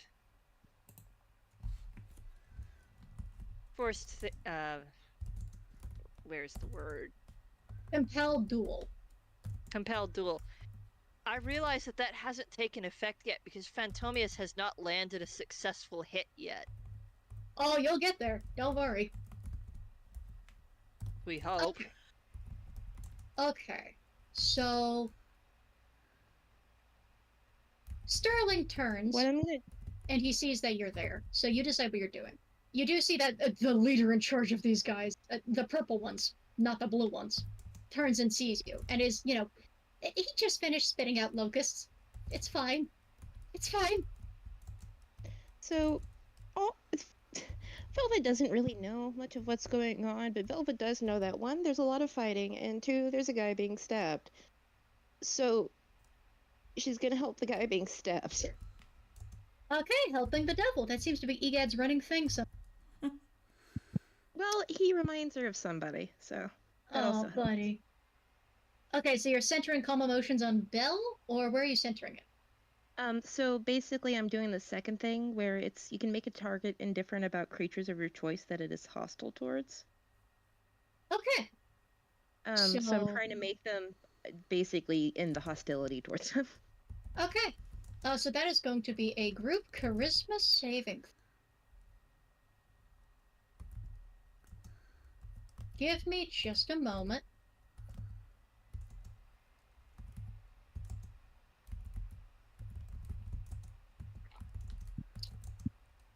So, we're just gonna do... There's a lot of 7 knights here, so... We're just going to roll a 1d20 for how many saves I have to... 10. Okay, so that's gonna be 10 charisma saves. They have no charisma, so that should be fine. Cool.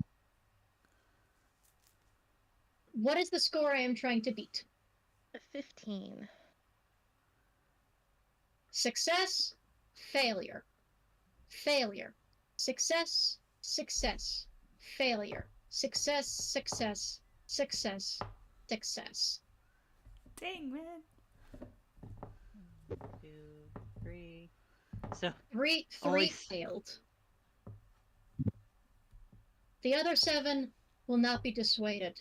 They know what they were taught. Magic will not persuade them otherwise.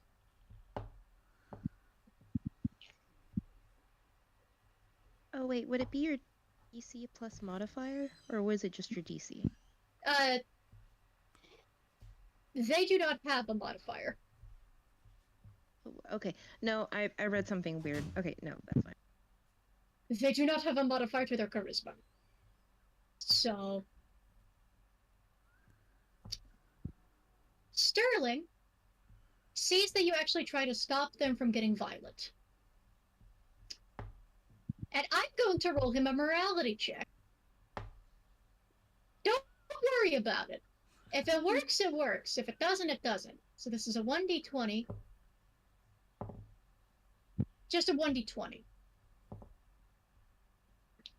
If it's a high roll, he'll try to assist in calming them down instead of staying violent. If it's a low roll, he doesn't care who gets hurt. He looks at the fact you try to do that. He sees that some of the others actually stop, but the others are gearing up to try and take down Belle. He's outnumbered. He's still trying to finish whatever he's saying, but he can't hear what he's saying, and Sterling takes a look at that. He looks up at the eclipse. He's wearing viewing glasses, by the way, in place of his normal sunglasses. And Velvet, you don't need a perception check to read his lips as going, "Shar, forgive me for showing tenderness again." And he's going to try and invoke divine intervention.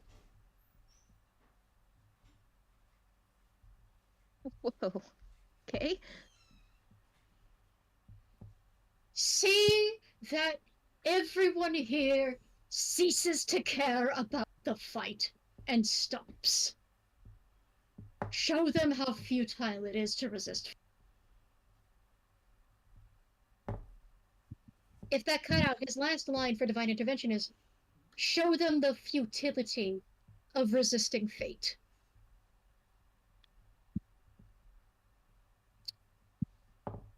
Beginning at 10th level, you can call on your deity to intervene on your behalf.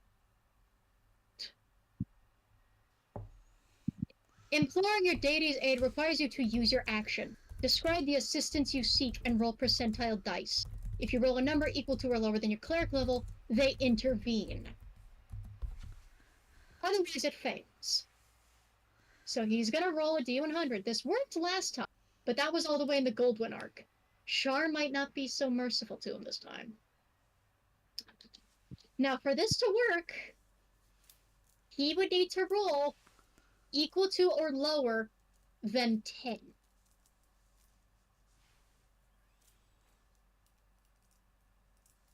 Divine intervention fails. Ah, shit.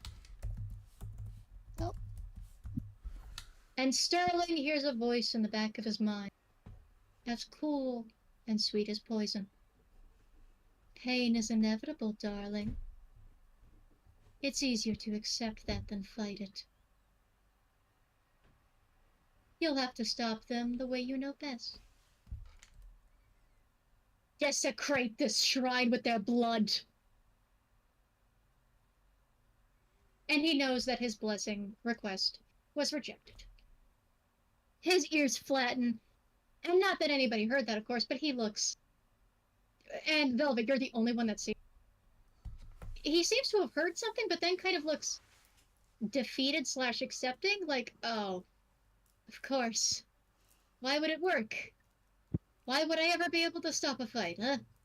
It always ends this way. As you wish, milady. Now that used his main action.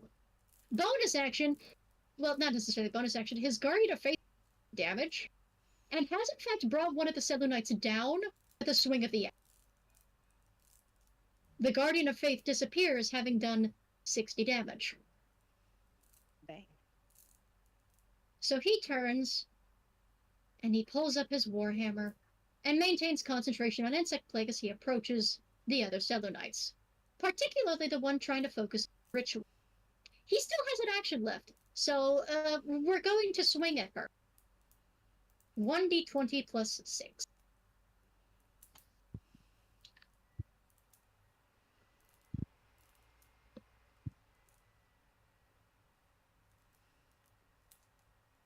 That is a 14. Unfortunately, he misses. The Selûnite continues the ritual. As time goes on, the moon starts to move out of the way. The eclipse, which should be naturally happening, is starting to be disrupted. The sky feels unusual. Its colors strange and desaturated. Something in the air feels wrong, but you can't place it. Something in the veil feels thin and velvet. This feels familiar to you. The barrier is thin. You've felt this before. Like But it's not perked up. getting any thinner. It keeps getting thicker again. Phantomios, it's your turn before we get back to Velvet. You are currently raging and you're still under the effect of slow. However, Sam is in front of you now. What do you do?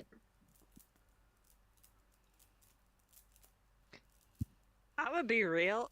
He's probably going to try to move around Sam in order to use one of his weapons to swing at that rat. Okay. I'm trying to figure out which one, though. You have half of your movement speed, so you Oh, right. start approaching the rat. Which means he can only cover 15 feet. Not close enough. Uh, duh, duh, duh, duh, duh. Wisdom save. Yeah, it's not close enough for any of his weapons. Sam, you do notice, by the way, your buddy is under the effect of the... He is, moving slow as molasses. Ooh.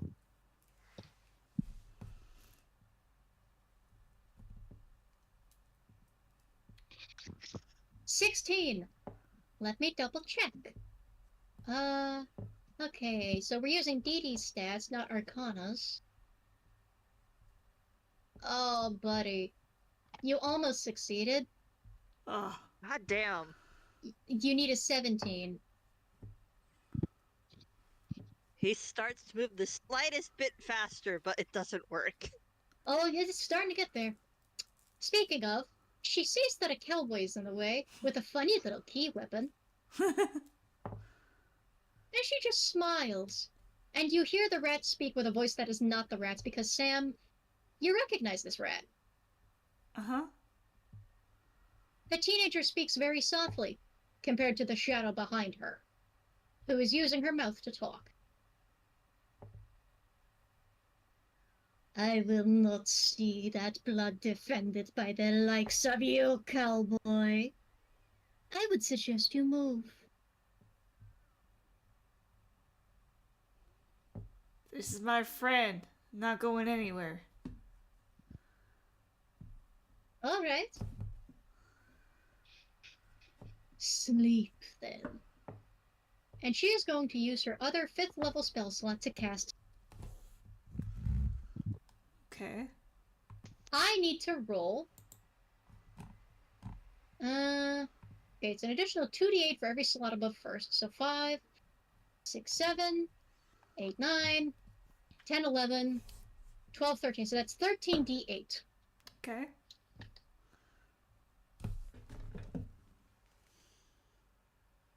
How many hit points do you have? 47. You are asleep. Think of it like Maleficent's sleep spell. A sort of glitter just falls over you. It doesn't look UPA-ian or Warnian or anything. It looks like a very old Disney special effect. But you just feel so tired.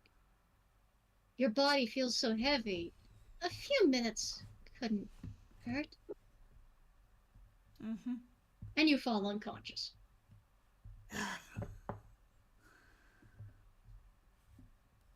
Well, Next one. Since you had, how many hit points? 40, you said? I said 47. How many hit points does Phantomius have left? 19. You are also asleep. Oh, good. Oh, goddamn. The spirits turn to you, and the last thing you see is one of the feminine ghosts reach out to you and go, "No, wait!" But Rage needs to rest, doesn't it? It should. It does. Though perhaps you should double check if Rage allows you to stay awake. Shall you double check your Rage? Yes, I think I will. Let's see. It does not. It's advantage on strength checks and saves, melee damage bonus +2, resistance to bludgeoning, piercing, and slashing. It ends early if you're knocked unconscious or if your turn ends and you haven't attacked a last turn. So your rage would have ended Yeah. anyway. But Yep. the last thing is just... You just see one of them reaching out to you. It looks like your grandmother, actually. And then just like that, your grandmother's gone. And you also fall asleep, peacefully snoring. Phew. You know, just Donald Duck snoring. You know how it is. I think just because he was dropping out of combat, he doesn't do the cute snore this time around. He just drops. He's now an unconscious lump on the floor. And she smiles and slowly starts to approach Phantomias' sleeping form. Belle, however, is the one to speak up. Don't. That is blood of my enemy. I will see it spilled. I Not a big fan of that, Velvet says in the background. will not. That is a co-worker, and you will do nothing of the sort while we are here. Do you understand? I understand that you are failing to see the gravity of the situation. Do you understand? And Belle is going to roll intimidation. So let's get his physical dice. He hasn't made a roll in a minute. Can Belle scare the ancient into obedience? Let's see.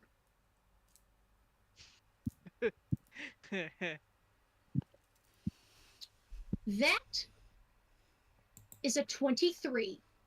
Good God. Hell yeah! She needs to wisdom Phantomius- save. Oh. Please don't let him die yet. 1d20 I've got plus 3. story for him.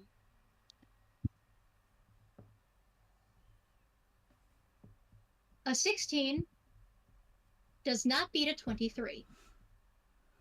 She freezes in place, and the purple glow in the rat's eyes fades. Instead, it enters her shadow, which takes on a very familiar ducky shape, if only phantom. Well, familiar swan shape, but you get the point. Yes. My blood does not count for desecrating this place. It is infernal.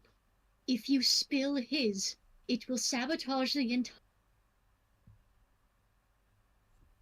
You will not spill my coworker's blood. Understood? Understood, sir. The rat tucks her ears back, but she bows politely. She, after all, didn't want to kill anybody, so she just... You will see to it that that selenite stops. Understood? I'll do my best. No promises. And she's going to focus on the selenite instead, so that's her turn. So, Sam, you and your buddy are asleep. Mm-hmm. Belle used Intimidate, but, well, you know damn well he could probably reach over and wake you guys up. He chooses not to, because that'll just make this easier. Mm-hmm. He doesn't look like he feels good about it, for the record. I want that to be clear if Velvet does an insight check, if you would like to. Yeah, Velvet's like, yeah.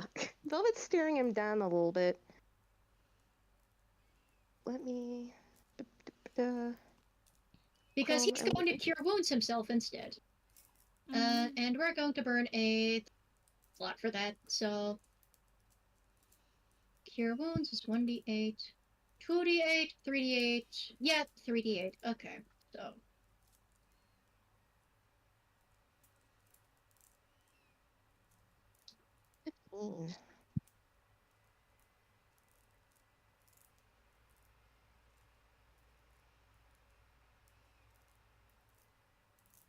He heals 11, which is not a whole lot considering how bad he got stabbed.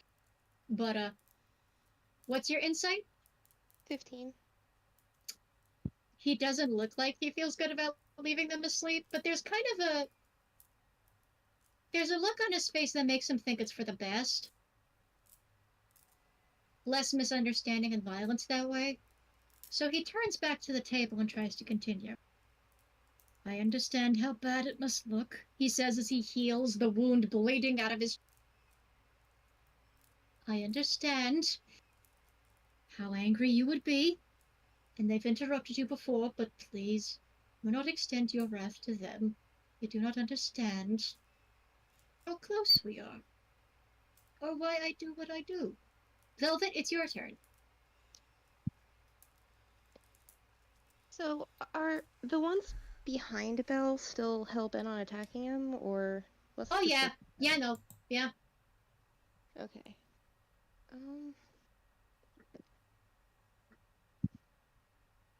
What's the size of the room they're in? Like, what's the size of the cave? About 40 feet by 40 feet. Fairly sizable. And also, Sorte, in all fairness, you had a very crazy day before. So like, I understand you starting to crash a bit, at least. It will not be much farther, honest.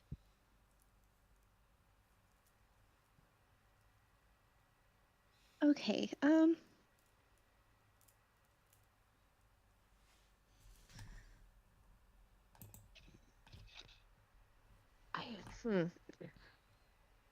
okay, I had an idea for a spell, but here's the thing, it would have also absolutely murked everybody else, so we're not gonna do that one.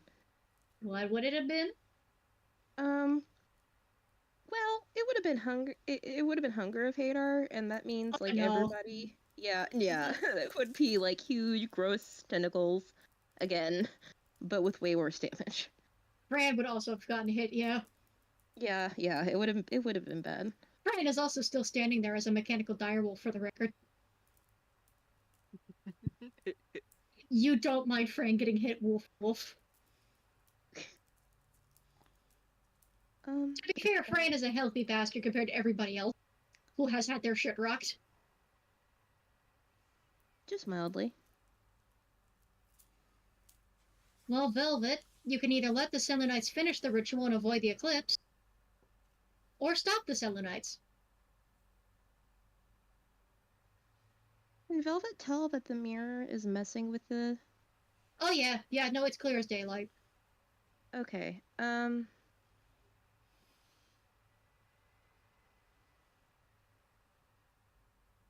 If you also understand Celestial, which I doubt, they appear to be saying a prayer to Saloon, to move the moon for just one day. I don't believe Velvet does know that. Uh-huh. At all. I thought that she knew Infernal, but no. Okay, so... She's... Considering Belle didn't just attack the shit out of her friend,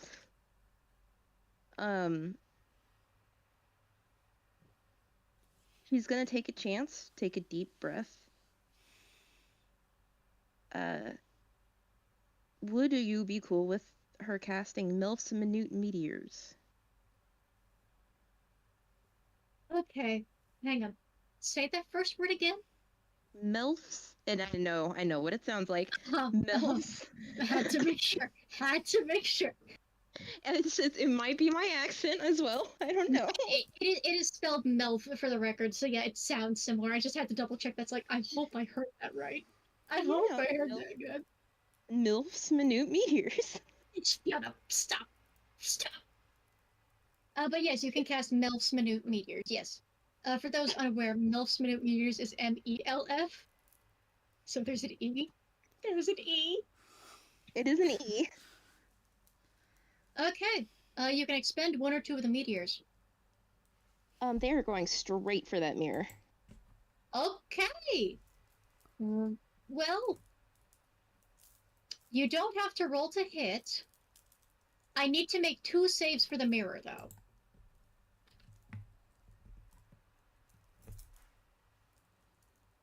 And they're like tiny little like balls of yarn. They look like whole balls of yarn, but they're itty bitty. Roll your Someone damage. Like someone made a ball of yarn out of sewing thread. Yeah. Yeah. So roll your damage, and then I'll roll the save after. Okay? Doop-doo. Because this also is going toward the lady holding the mirror, for the record. I'll be real, Velvet wouldn't care. Oh, well, yeah, of course. That also helps interrupt it, because it's concentration.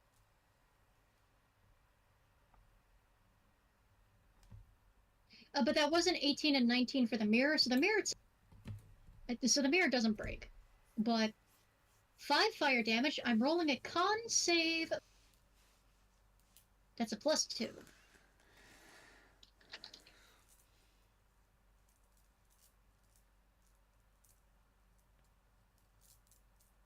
On a 15, she still manages to maintain concentration on... But that's just the first meteor. Now I roll for the second one.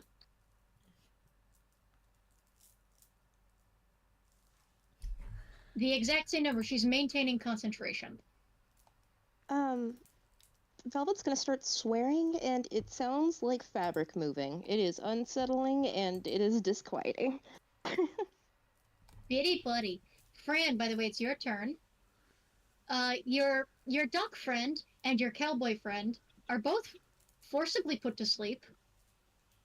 The others still appear to be converging on Belle's location to try and stab him to death. And a lady appears to be holding up a mirror to try and disrupt the... which appears to be working. Sterling also cast Insect Plague on the others, but not on you or your friends. And you did notice that your rabbit buddy, who is conscious and here now, by the way, also tried using meteors on the mirror lid. So it's up to you.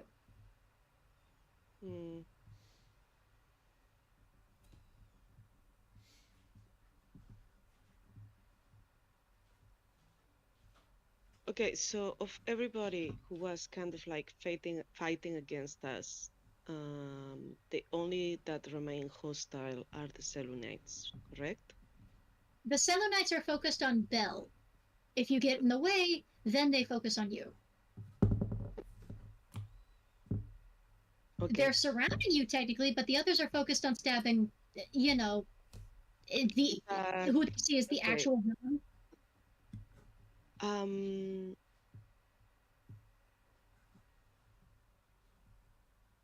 Sorry guys, I am really tired, so I would like to run this with the players. Mm. Should I go wake up Fanta and then Sam?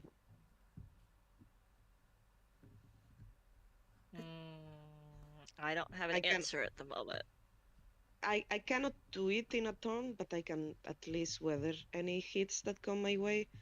Or I could just kind of like go smash that fucking mirror. I'd say smash the mirror. And Alright. I am gonna get one ticket straight to hell with this one. But at least I hope I am making friends on the way. So that's all we can hope for at this point. Okay, so you lunge past Sterling, I'm assuming. Mm-hmm. He doesn't stop you because he sees you're going away from Belle rather than toward him, and you're not attacking him. Mm-hmm. And also I am a cool skeleton wolf. I need to remind everybody that. Have I Of remind course. just in my turn that I'm a... Of course, you are a Every cool single mechanical skeleton wolf, of course. Thank you. Thank you. And as you are lunging toward the lady, you can see the way that she actually looks at you with a look of genuine fear. Good. And actually tries calling for help and mercy. Roll your attack. All right. I am by the way, is any of my allies nearby, like 5 feet nearby from me? Velvet is not close enough. Ah, god damn it. Okay. The others are right at the shrine, which is several feet away. That's enough, right? Okay. Just give me a second. I think it's a +5 to attack.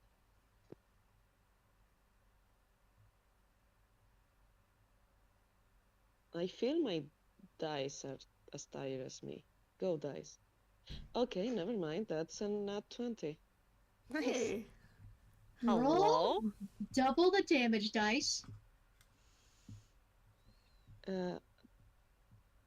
It's 2d6.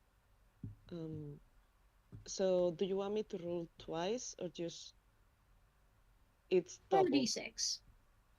Huh? 4d6 plus the normal damage modifier. It's just double the damage dice. So 4d6 then. Plus Yeah. 3. Yeah. 4d6 plus 3.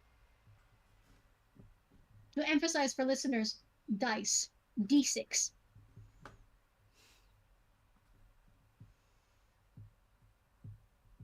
$18.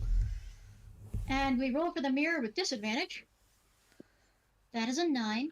And we roll 2d20 for the lady, which is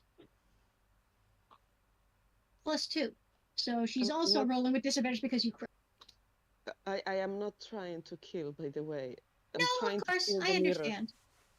You bash your face into the mirror, and for a moment you are flashes in your mind. The first one is the dark serpent, the presence you stared down in the forest. The forest spirit is next. Then, a pair of beautifully gilded eyes with golden eyelashes and crisp blue irises with all the stars inside. Then a flash of darkness. Eyes such a dark purple, they look like the abyss. Half-lidded, pleased and satisfied. And for a split second, a pair of white and black eyes, wide with rage, fury, and shock. Set into a green and red face. The mirror shatters. Starlight falls from the mirror's glass, and the glass itself disintegrates as it lands on the floor. You blink up, and for a moment it seems like the sky almost glitches. The visual of the moon being pulled out of the way slowly drifts back into place. And while it certainly isn't a perfect ring of fire, it still is an eclipse. And Belle doesn't realize that you've completed this. As he's still speaking, suddenly, you see a great light fall from the sun and strike the sword.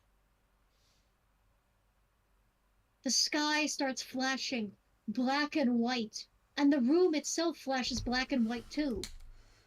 Very quickly, and with a very loud and upsetting sound. Everyone shields their eyes. You can see flashes of horror and shock. But in the Sharans, who were rather startled at the whole situation, they either look scared, surprised, or in Sterling's case, pleased as punch. And on the rat's little face, looking skyward, is an uncanny grin.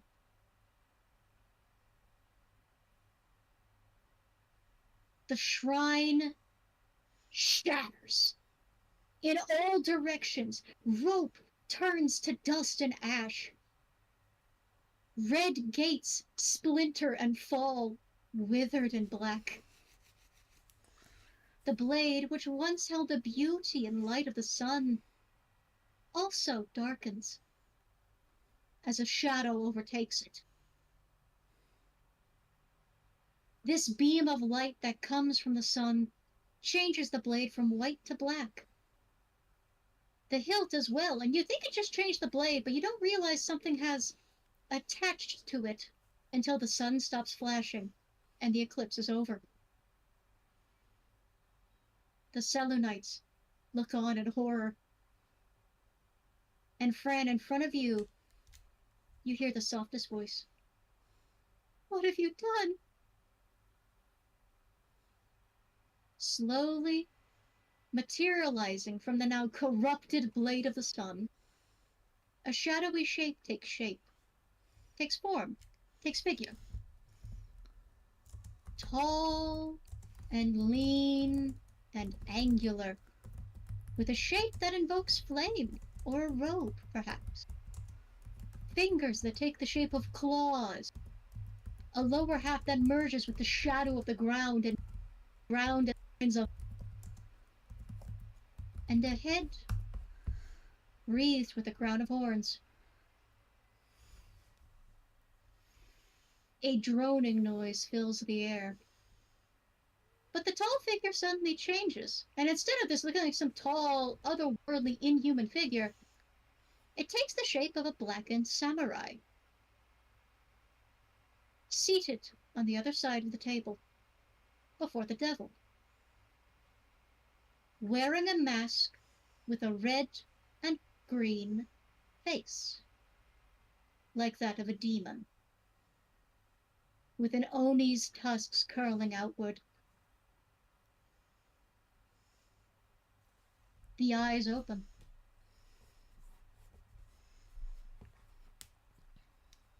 And Belle looks up. Hisanda.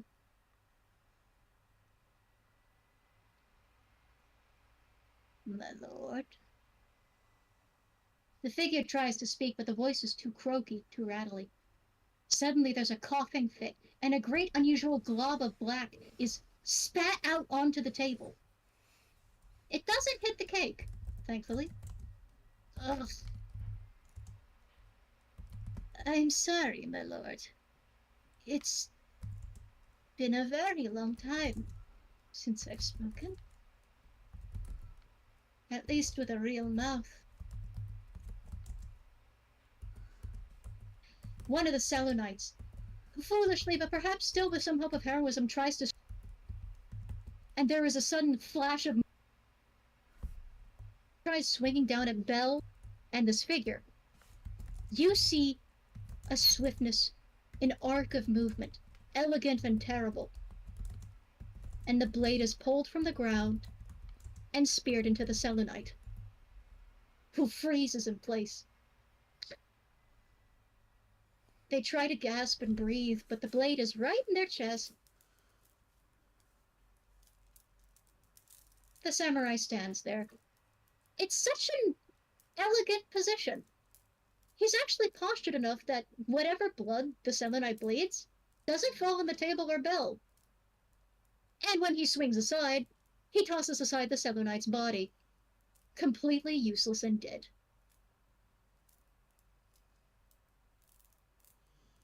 Any guests that are still in the cave look on in fear as the shape-shifting Master of Darkness returns.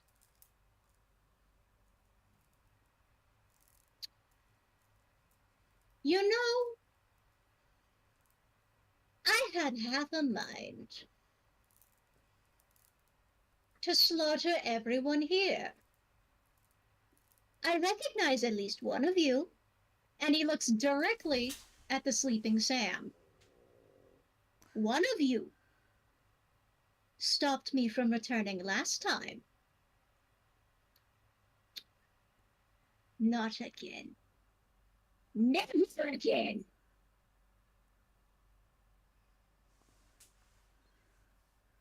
Now that I have returned, I will see to it that you all suffer for the crime. Gisanda, please. And Belle actually kind of reaches up and sets a hand on his armor, prompting him to stop. Please don't. It's enough that you came back. We don't need to spill any blood here. Please? But, my lord, I know. Now is not the time. But you saw last time, I know. Is it not enough that I just wanted you to come home? Do you need to fight anymore? The samurai looks between him, the devil telling him he doesn't need to fight, and the scene in front of him.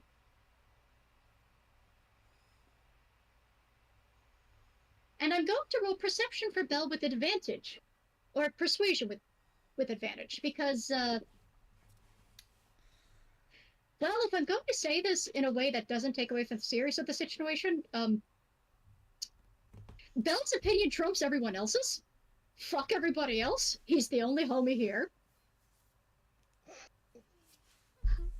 And there's a reason that he cares about Belle more than anything else. Also, it's not obvious. This was not the return of Della Curse. This is an Aku XP. Congrats. Yep. Mm-hmm.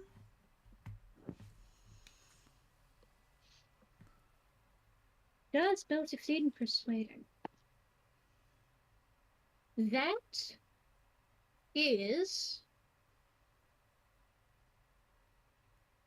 21. The figure stands there for a moment. Then looks at the body that just tried to stab the both of them.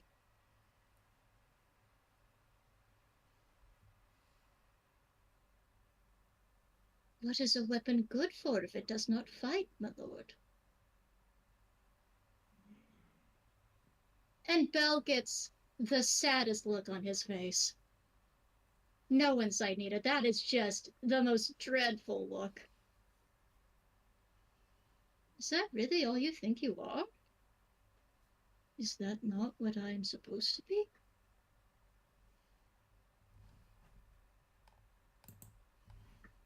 No? And Belle, in a moment that is, most people would think uncharacteristic, but in this moment, those of you that did know him would kind of see as a little surprising, but in character, takes his hand. Are you not my friend?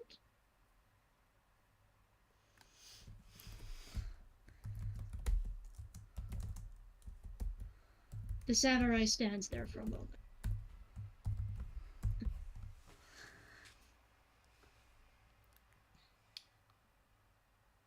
But they were going to... Well, they're not going to. And they can't anyway. There's a little thing of that. I can explain it later. Just... Could you... let me... But... How am I to announce our grand return if I don't... I think this is grand enough. I believe I saw several hundred people fleeing and... I believe that's enough. But... The groves aren't burning. The city's not in flames. No one else is dead, and no one else has to. You can't really spread word of someone returning if they're dead, right?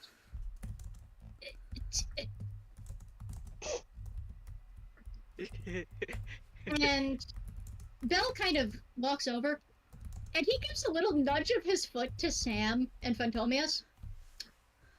You two, up and at 'em. You're leaving. Come on. Huh? Up. Come on. What just Nudge, happened? nudge. Yeah. I bet she knows just a kick of the hoof. Yeah, he'll look it up. He'll look it up. Now hold it! And you hear a shout as one of the Satellites still holds their weapon up, and Belle, freezes. We're not letting either of you leave. You're going to raise the countryside. You think we've fallen for this before? Well, it's not like you people were helpful in the first place, considering you went straight for the arms. And yes, he's still a wee bit pissed that no one actually, stopped to look at things. He thought that Magica was coming. He thought that Della Curse was the one who was being revived, and that was why he was focusing on that. He hasn't fully registered anything else. He's just coming back to God. Oh yeah, Phantomius, this is a gargantuan black samurai, by the way. He rolls over, he squints for a minute, tries to do a check, and he's at 19. He's supposed to be at 47. He does not have the brain power to afford to figuring shit out. He's like, ow, I hurt. I hurt, but this person I know is telling me to get my ass up, so I guess I better get my ass up. But as it's for definitely Fran, the pain stagger of I'm in pain and I'm not paying a whole lot of attention right now. As for Fran, you're still standing there with the frame of this... You have the mirror still standing there. It's still broken. How's Fran reacting? Before we continue. Do you want to know the inner psychology or not? Because right now, he is forced. So, in any case, if any solo knights try to stop them, he's gonna park. Listen, we have gone this far. He's gonna try to keep everybody listen, just get this shit finished, get these people out. We will figure it from here. But at least if they are out, okay, yeah, they might raise the world in the other side, but at least these Selenites won't die. And as you say that, you watch as Belle walks over. Sorry, he's not saying this. He's still in animal form. As you're thinking this, Belle walks over, is going to pull out a diamond,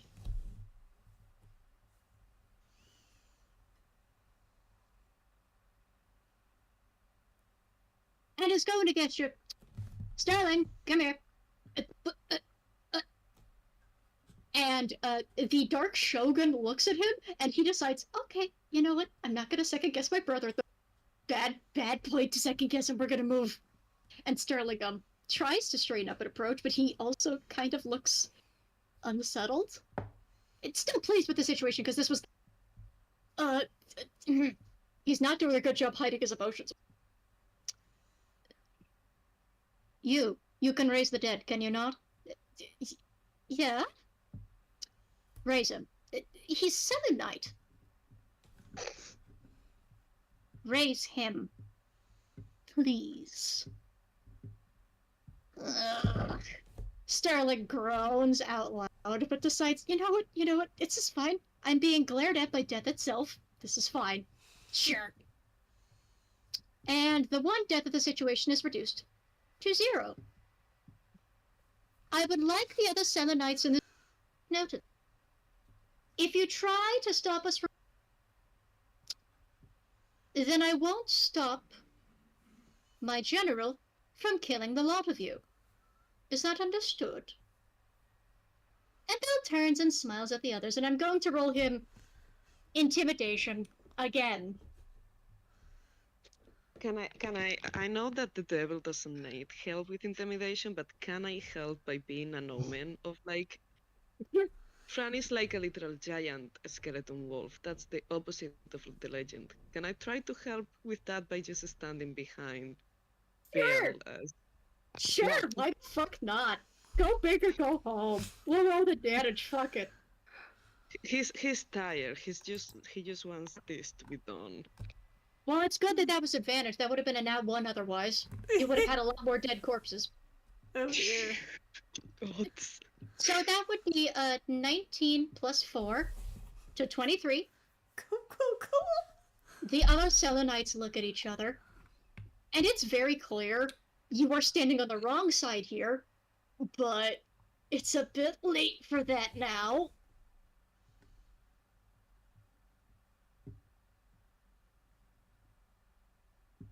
And the one duck on the scene, who, mind you, has been trying to protect his kids in this situation, Uh-huh. goes, "If we let you go, will you spare our city?" And the Shogun doesn't answer. He turns toward Belle. "What do you think, my lord?" "Oh, it's a rather nice place. They came to watch you return, after all. And they have such pretty trees. It'd be a shame to see it all burn to the ground. "I don't recall us observing pretty trees, my lord." Yeah, Belle good gives, Belle gives him a look, and he just kind of... "I will not burn down your pathetic village, or your sacred grove, or the altar to that wretched canine god. And I will leave with my lord and master." And he about says something else, and then pauses and goes, "Lucifer's the dead name, right?" "Yes, that's the dead name. Don't use that one." "What's the other one?" "Belial. You can also just call me the devil." "Belial, master of darkness and all evil, lord of all that is wicked in the..." No, titles.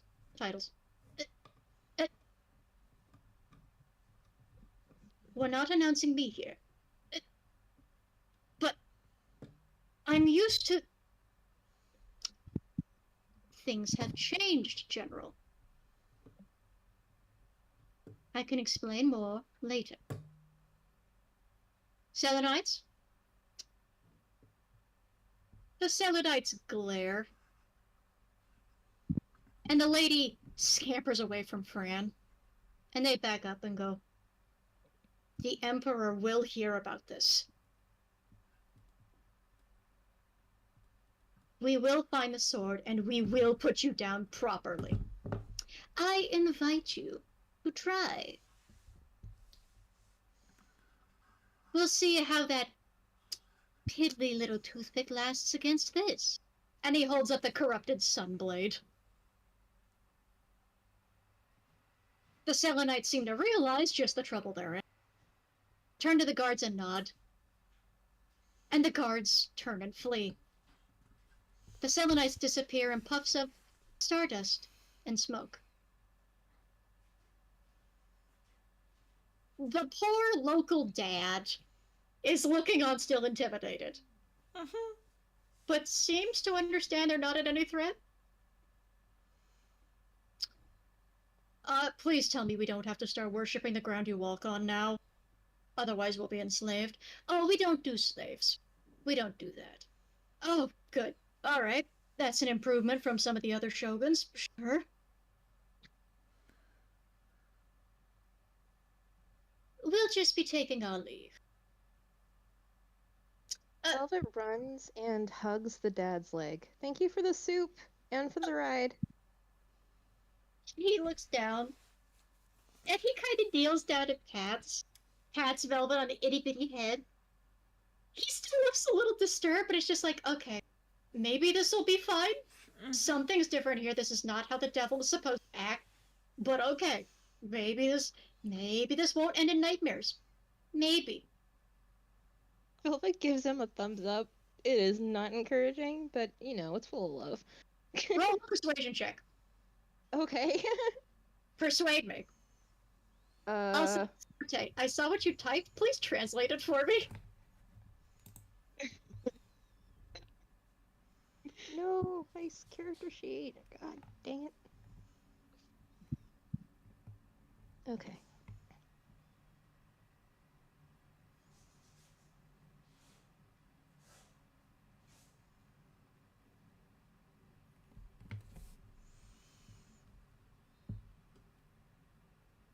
Poor Phantomios. Poor buddy. 21. 21. This actually looks reassuring, and the itty-bitty little duckling, who has no idea of the darkness this is, gives you a thumbs up back. And he just looks up, and he just takes the kids, and he's just gonna leave. He's gonna book it. He's sure you guys have this handled. He's just gonna go count the folks and keep them calm, you know? Also help them deal with the authorities of the other Sharns that got knocked. You know, just deal with the mess. Oh, sorry. Go ahead. And as for the others, he turns towards Sterling and the other straight up a bit. Yes, my lord? You did try to assist in freeing me last time. And you did try and see to it that I would have followed your as you were agreed upon by your mistress of the night. Sure. Oh, yes, we did do that. Sterling kind of perks up a little. And I did promise her a reward for her followers, for those that assisted in my escape. Oh, wonderful! What is it, my lord? And he reaches a hand out, and several rays of darkness leave it, and strike Sterling and the others, causing them to scream. Belle straightens up in shock at that because that is his third being hit, mind you. That is his older sibling. And for a moment, there's the black and white flashing again. It pauses. And for just a split second, they all look like blackened silhouettes of themselves with just the clear white eyes, but then this fades away so they look normal again. As if they just recalled their shadows back to them. Ugh. What was that? A blessing. You may now perfectly conceal yourselves. Of course, with the caveat that you can never betray her. But I did promise a blessing, and there is no removing it, so I do hope you enjoy the nightlife. That's going to be your best place to hide. Oh. Well, thank you, my lord. Sterling bows his head. And then the little white rat walks up, and Phantomios, you were kind of reminded of uh-oh.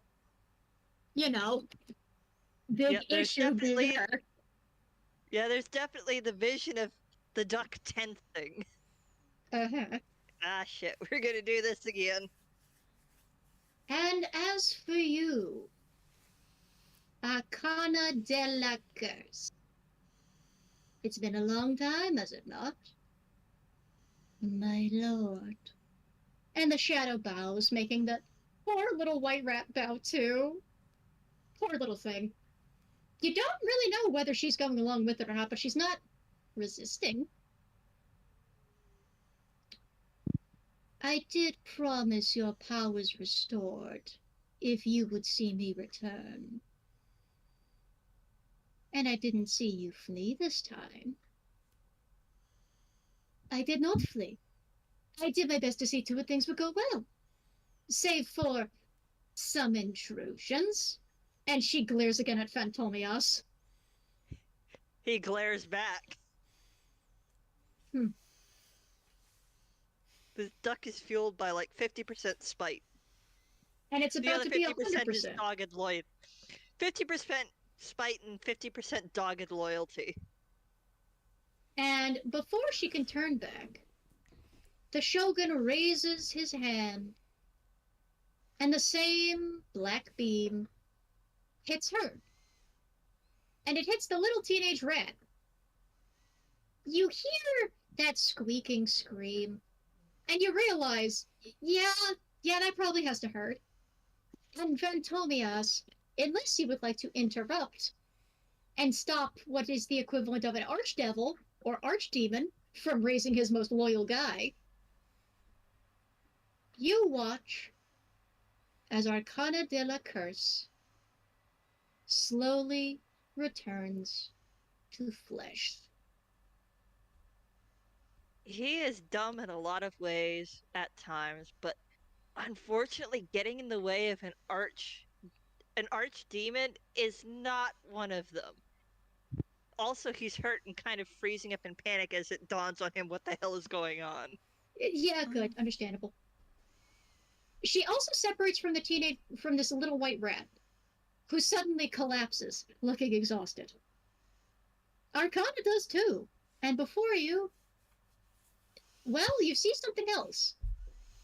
In the story, she was depicted as this green, sickly-looking swan with long black feathers and hair, a long dark robe, a very maleficent look. But she's all black.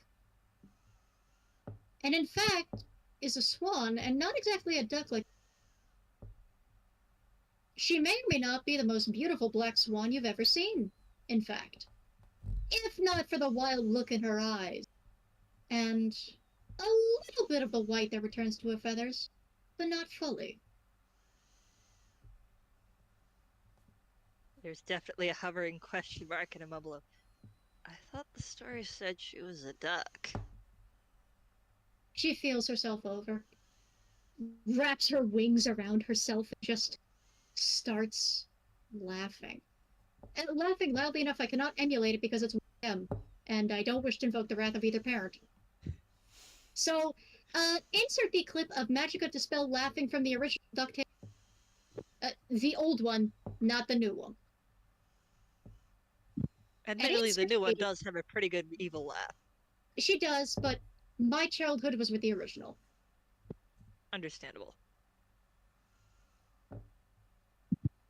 And of course, she turns, but Belle clears his throat, and she flinches, and before she can turn to you with the idea of, revenge would be very sweet, she gets a begrudging look and instead bows very deeply to Belle and to Hisanda, the general. Thank you, my lords. I am forever in your debt. As expected, Arcana. Now get out of my sight. And Arcana turns to the rat, who looks up to her, nods, and then the both of them disappear. She basically envelops her like a shroud, and a great black shape flies out of the cave and out of sight. The last thing you hear, Phantomias, is, I'll be seeing you later. Ah, shit, I have to actually write my uncle now. God damn it. I was doing so well avoiding him. And all she does as she flies away is laugh. Although, could you roll me a perception check? Sure. Oh, mean to me. Let's see, what was your perception modifier again? I've suddenly forgotten why you do that. Ah, right.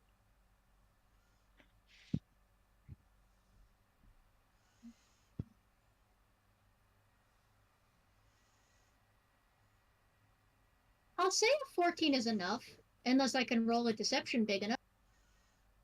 This is the last time I'm using Dee Dee's stats for her and not her own. I get to make her stat block now. Yippee! We. And that's going to be deception, so that's... Oh, she gets a +9. Welcome back, Hoosh. You came in just at the end. The Akul XP is free. So is Arcana de la Curse, the magic of Dispel. However, Phantomius is not dead by her hand. So we can count at least one half win. Oh yeah, he's not getting that. No, but you can roll an insight. If you're rolling that 20, I'll let you have it. Cool. Nope, that's an 11. I mean, if it's something you want me to tell... No, you can tell me off script. We'll just have Phantomius not know it. When she leaves, she is both laughing and crying. Almost hysterically. Tears are streaming down her face as she flies away with the little rat.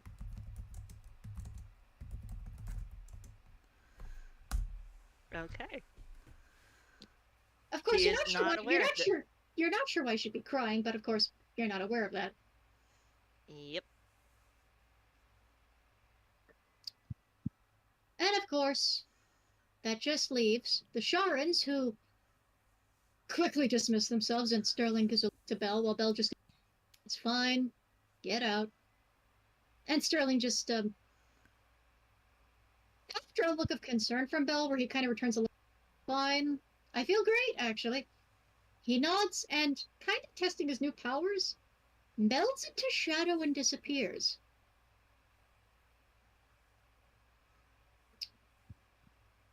And as for you, they're allies, remember? Yes, I'm aware of that, my lord. Am I not allowed to threaten and posture a little?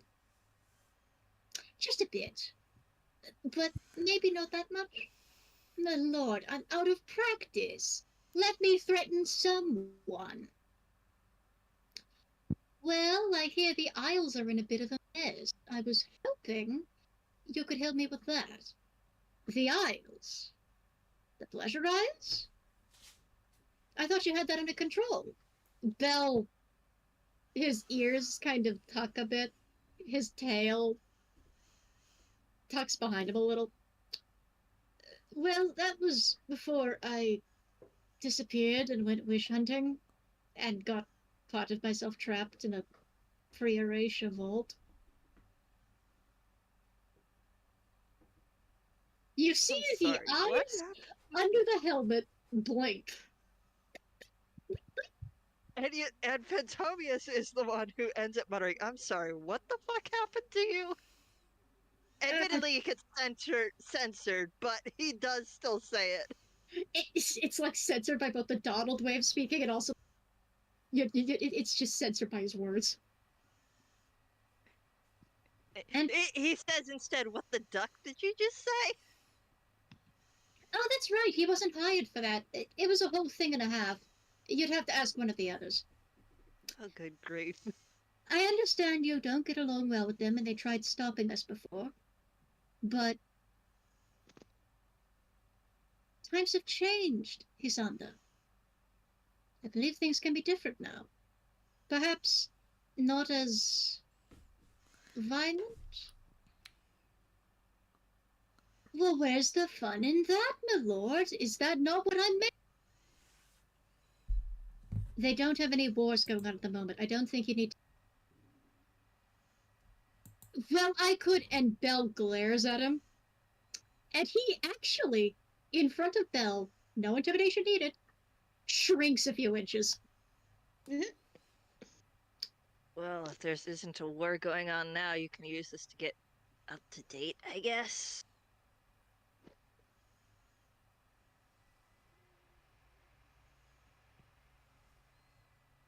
My lord, if I may permission to ask, could you dismiss the others? Oh, Well, I could. I don't know what you're going to tell the others at EGAD, though. And Belle actually does kind of. You do notice he does look guilty about the whole thing. He's not even hiding it, it's just a look of. Look, listen. Look, I know this looks bad. I know it looks terrible.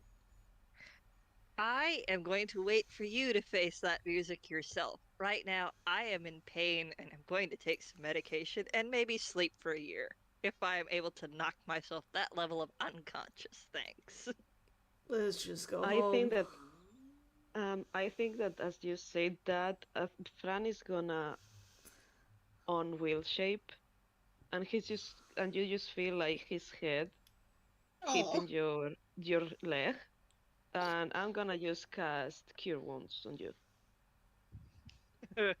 Aw, buddy. Pick me up. all right, you abandoned bucket.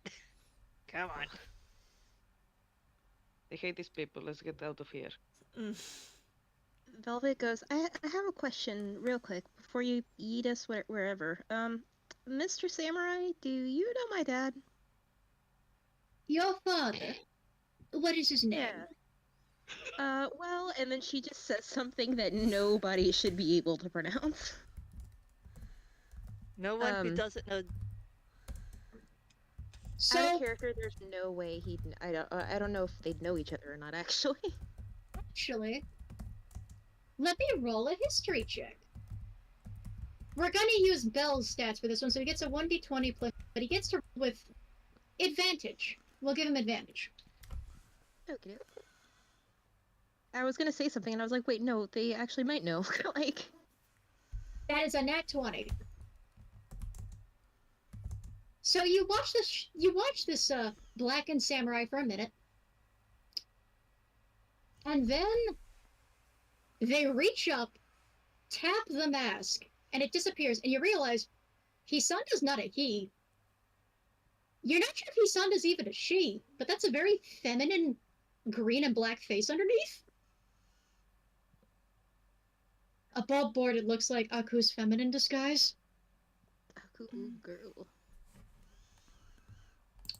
Actually, I do believe I know him. And he also speaks, it just says the deep speech right back. I feel like from the outsider's perspective, it's just like horrific gurning noises. He stops sounding organic and starts sounding like fabric for a minute. But let me change the microphone again. There we go. I believe he was on something called a pleasure cruise through the astral sea, last I checked. Oh, okay. That explains why I haven't gotten letters in a hot minute. I believe his vessel passed by my star, but they were unable to pick me up. We simply exchanged news. He sent me some souvenirs, and then he was on his way. It is the first time I managed to taste a alcoholic spirit in several thousand years. I'm happy y'all got to meet. He's so nice, isn't he? Oh, he's quite delightful, really. Perhaps a bit too nice, almost. But then again, I'm used to a different work environment. Belle elbows him, and he actually cringes. Ow! The Lord! Hush. It's a different year now, and it's a different season. It doesn't have to be like that again. But why not? That was fun. He glares. Right. Do you want me to send them home alone? No. I believe they can rest here and then walk. I unfortunately don't remember how to teleport them home yet. Look, I understand this looks bad. And he actually steps forward. But, and he kind of actually approaches Sam in particular, because he knows Sam is a goody-goody. Yeah. I know how bad it looks. But it's not going to wind up how you think. Alright? I just wanted to see my friend free because he's been gone for a long time. I'm not going to see him hurt anyone. Honest. At least, not like that.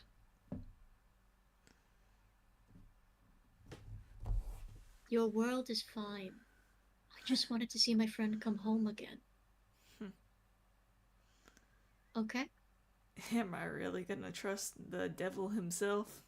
You can insight check him. Oh, goodness. What's funny is that he says he hears the devil say, I wanted my friend home again, and for some reason Phantomius handed me, yeah, that checks out.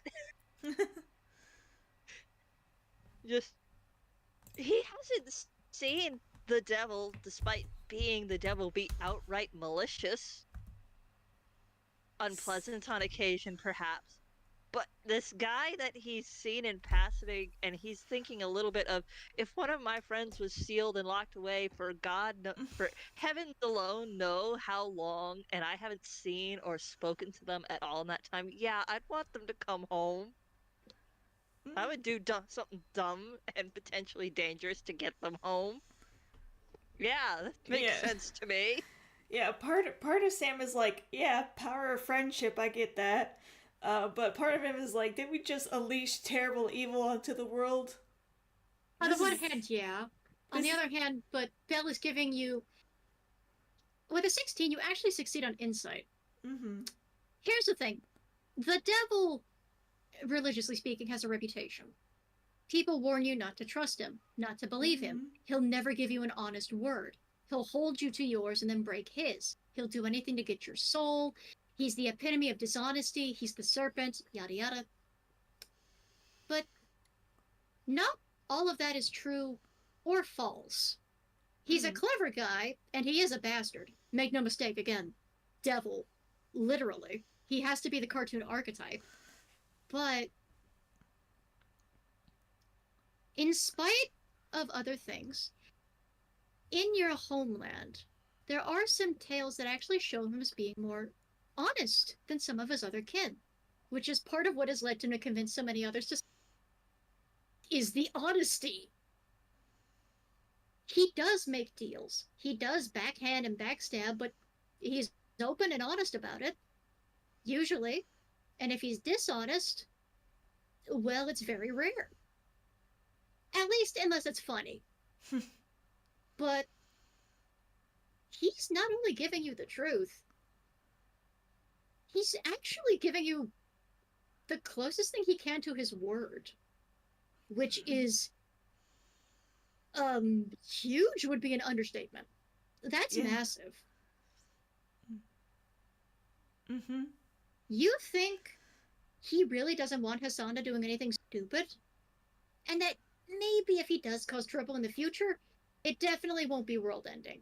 And that genuinely, when you look at him, this is a lonely motherfucker who wanted somebody that he barely remembers as a friend back. Mm-hmm. Well, I can keep him in line. Trust me. I know how that sounds. I know how hypocritical that sounds. Please?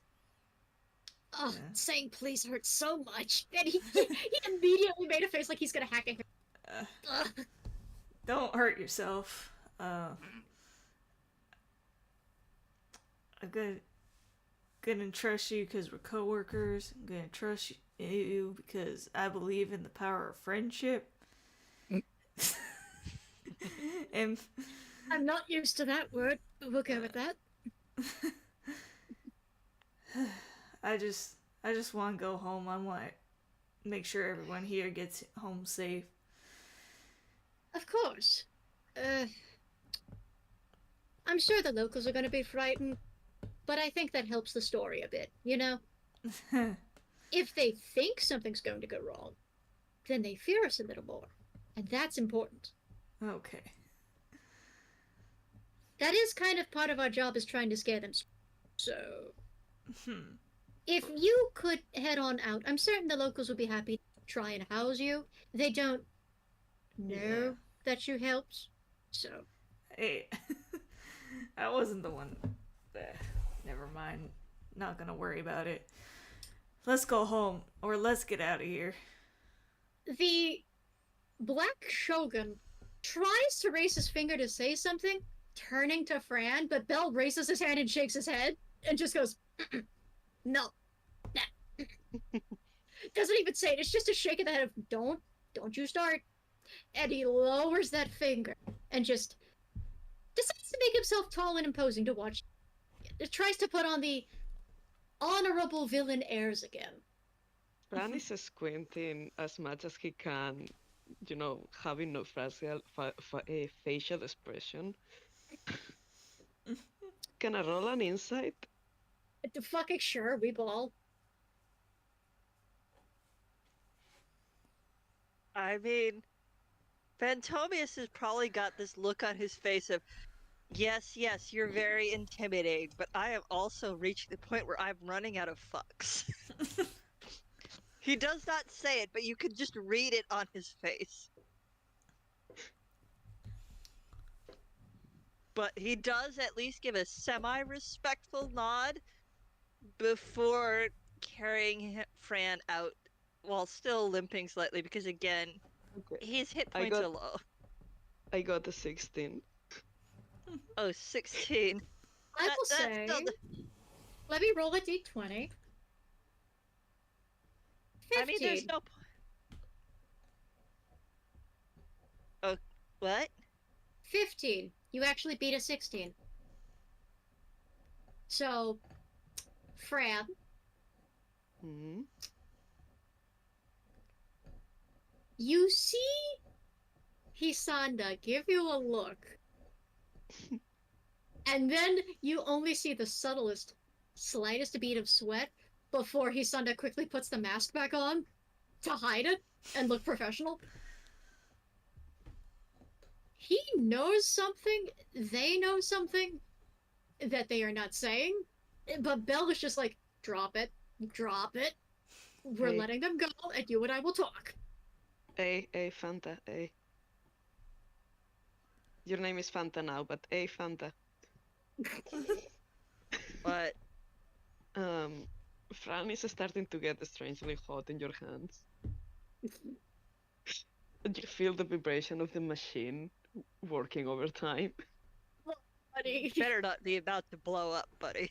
Otherwise, I Oh my can God. and will. Otherwise, I can and will punt you into that lake. Don't Oh my test God. me. You say blow out. Do you want to roll an insight? Because like Well, sure. that actually starts him enough that you kind of feel like the machinery that will connect his neck with the rest of his body. It actually like you feel kind of like a shake if he has tried to move something, a body that he doesn't have. Oh, buddy. Oh, pal. Oh, right. That's. He doesn't notice Yeah, no, because he got an 8. yeah, with an 8, you wouldn't really know what that will mean. Just that you have had a reaction on him, probably, but it could be anything.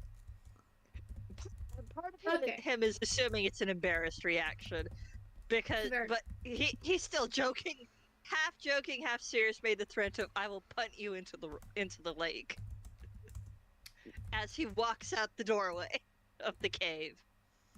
I will ask before you guys fully leave. Would anyone like to eavesdrop before they go? Or peer in on whatever Belle and the newly summoned Hisanda talk about before you go? Yeah, I think he'll do that. He will just step just far enough that it basically looks like he's out of range. And then I assume he he's just going to peeks an eye. Just like peeks an eye. He very carefully stands with his back to the doorway and just listens. Does anybody else choose to eavesdrop or peek? I mean, do I have an option? Do I have any other options? To be fair, it's not like Phantomias is holding you up to see, unless you decide to say, "Hey, let me see." I have excellent hearing. I think. Okay, Fran, perception check. Sam is just done with this whole thing. Yeah, Sam needs to sleep. Velvet got Velvet- what she wanted. 18. Okay. Velvet, do you want to stick around or do you want to follow Sam to go rest? Velvet's gonna follow Sam, but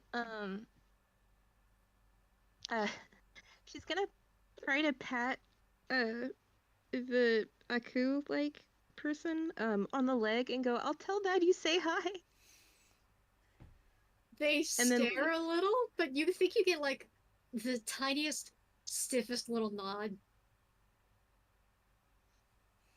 Everyone Cool. else leaves. And I'm just gonna roll perception real quick. That's only a +1. They're probably not gonna know. Unless you would like to roll stealth real quick. Who, me? Yes, you. You're the... Yes, you. You're the one holding Fran. Ooh.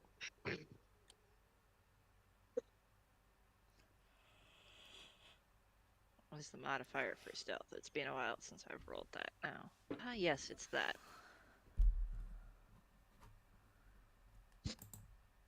So... The first thing you hear, as soon as everyone's just out of earshot, Belle kind of nearly peeks around to make sure, but you conveniently step out of sight. Steps back up to Hisanda and goes, "All right, you wanted privacy. Now, what did you want privacy for?" And you hear something heavy, like a sudden collision.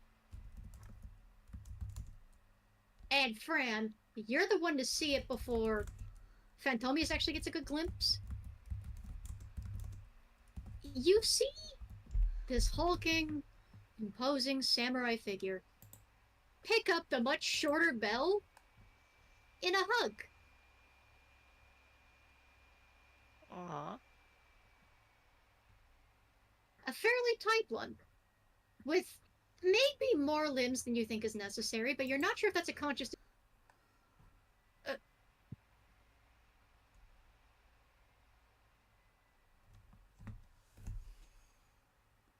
And then there's a moment. And for a moment, Hisanda actually kind of nearly drops him and then sets intent. I am so sorry. I have no idea what came up. It's just, it was horrible up there. I was all alone, hardly anybody came by, I never saw... Nothing came through, and Belle actually reaches up and hugs him around. And he just sort of stops. Because Belle's not used to being hugged either, so if the guy's gonna hug him, fuck it, sure. Nobody's looking, I say as two people watch. And And at least This one of them is very contact heavy, so he's not going to judge. the samurai hesitates a moment. Then hugs him back. And that kind of feels over the back, where you notice, conspicuously outside of the stab wound, there appears to be a, another scar that looks like he got stabbed directly in the spine by something with more than one point.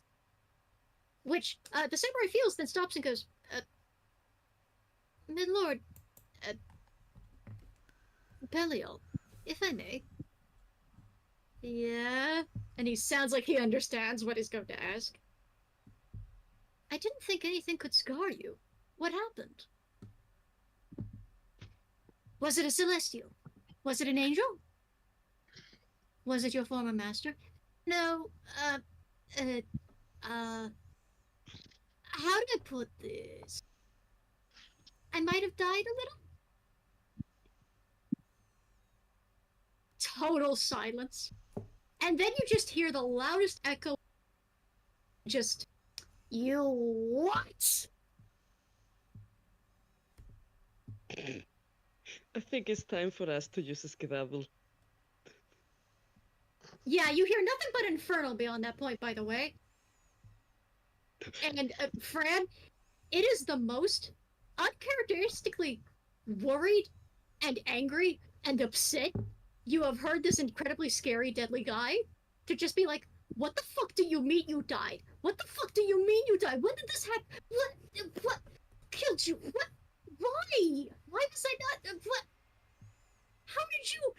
Belle just saying, I got better? Fran is kind of like, oh my god, they are stupid. So, Fran to Fanta.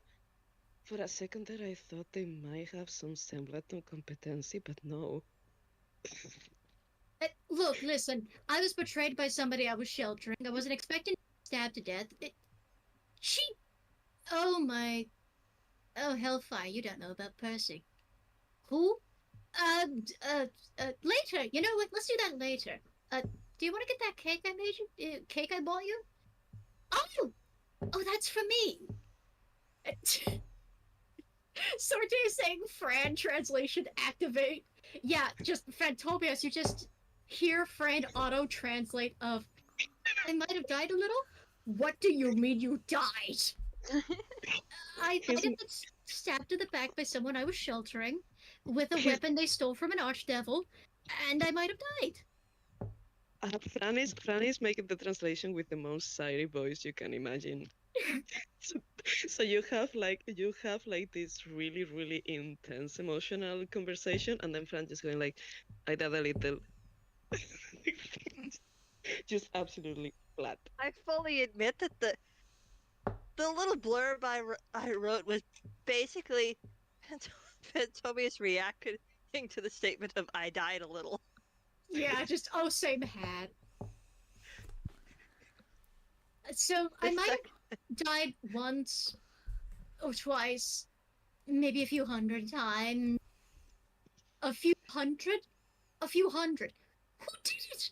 Who do I have to maim? Who do I have to kill? Who do I have to torture? Celestial selves will deafen. Well, funny you say that. And it's at this point they start walking toward the cave entrance. You see the fact that, Hisanda actually picks up the cake, takes it, and then picks up the tea table. The whole arrangement. Jesus Christ. And sprouts another pair of arms so he can have the tea and the cake as they walk. Because they're probably not going to be allowed to have this in the, sacred cave.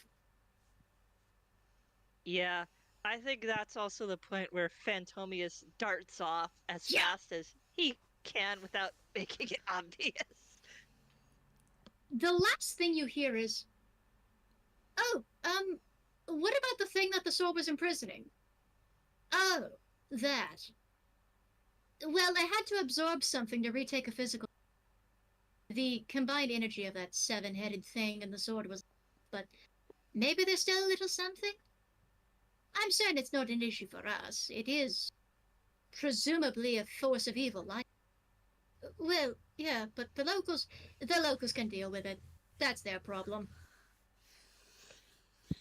And they disappear. As everyone else darts off... a note of that one. As everyone else darts off and heads back to EGAD, the ground starts to smoke a little. And 7 black tendrils begin to snake their way out of the ground.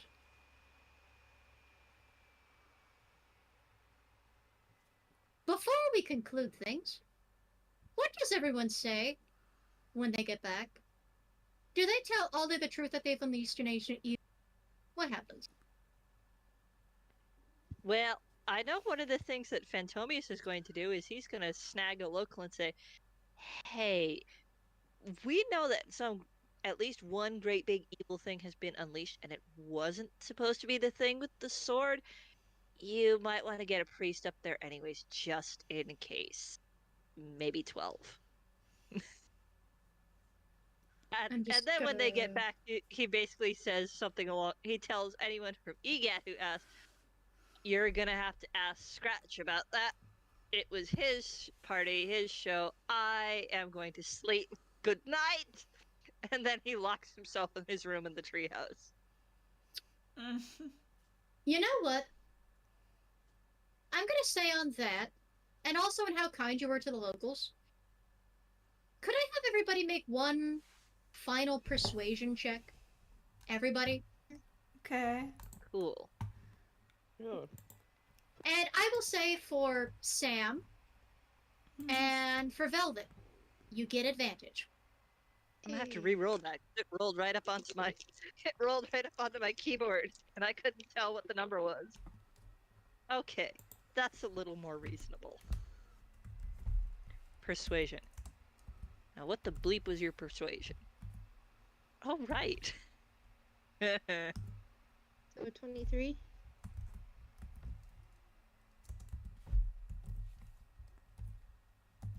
This duck is not very persuasive, Oh, good. Oh my but God. he's managed to get a 19, so. The advantage I get- helps so much. Yep. Okay, so Yeah. I'm gonna go down the board. Final scores. Sorte. Mm-hmm. Your persuasion? Not 20 minus 1, 19. And Sam. 23. Thank you, advantage. Velvet. 23 as well. And Phantomias. 19 minus 1 for 18. And I'm actually going to make a roll for Belle because he would actually try to spin it a bit better. So. Belle's persuasion to convince, or at least spread tales that the locals tried to help, but they were powerless to stop evil from rising. Which is technically the truth. Technically. That is a 17 plus. That's a 21. When word spreads from Mikami village, it spreads differently. Well, a little differently than you experienced it, but not very differently, because here's the thing. It's not like all of you were directly responsible for every horrible thing there. The cult of Shar was there. Literally the devil. And they do kind of take the spotlight away. When the locals here talk of you, they talk positively of you. And if anyone tried to say you had anything to do with breaking the mirror that was trying to disrupt the eclipse, they don't believe it. The Selenites try to say something, but the Selenites are also not a local cult to that region. So folks just kind of chalk it up to foreigners and just disregard it. So a few things have happened with this. First off, your specific characters of Fran, Velvet, Sam, and Phantomias have been marked as allies of the devil by the Cult of Saloon. So a good few portion of good aligned cults are going to be looking very skeptically at you and may not believe you immediately. However, that is the Cult of Saloon specifically. And while they do have some good intentions, sometimes they can be a bit hoity-toity in D&D, as folks have seen in the past. To be fair, they were kind of justified this time because you lead to an ancient evil general being released. Oh, Although Fran, admittedly- buddy. Fran, I'm so fucking sorry, pal. I mean, admittedly, at least for Phantomius, that wasn't what he realized would happen. To be fair, the Selenites are the only ones that marked you as enemies. Even the Emperor's guards that had come along to try and see, well, mostly blamed the devil. In fact, that's where all the blame goes. The devil and the strange black swan and the cult of Shar that showed up on the scene. It seems Arcana also did some work spreading a little word herself to give herself a bit of attention, make herself feel better. You have no idea where Arcana de la Curse of White Rat, but you can only imagine it's trouble. The Cult of Shar, once again, is wanted, but they're known criminals anyway, so like, old news, same hat. Same thing happened last time. They're not well liked anyway, they're not trying to be. They genuinely are kind of a cult of bad guys. And the devil is back to business as usual, honestly. He's finally back to being hated by and feared. So you know what? That's kind of normal? Weirdly normal. But, admittedly, Fran may have to make an apology to...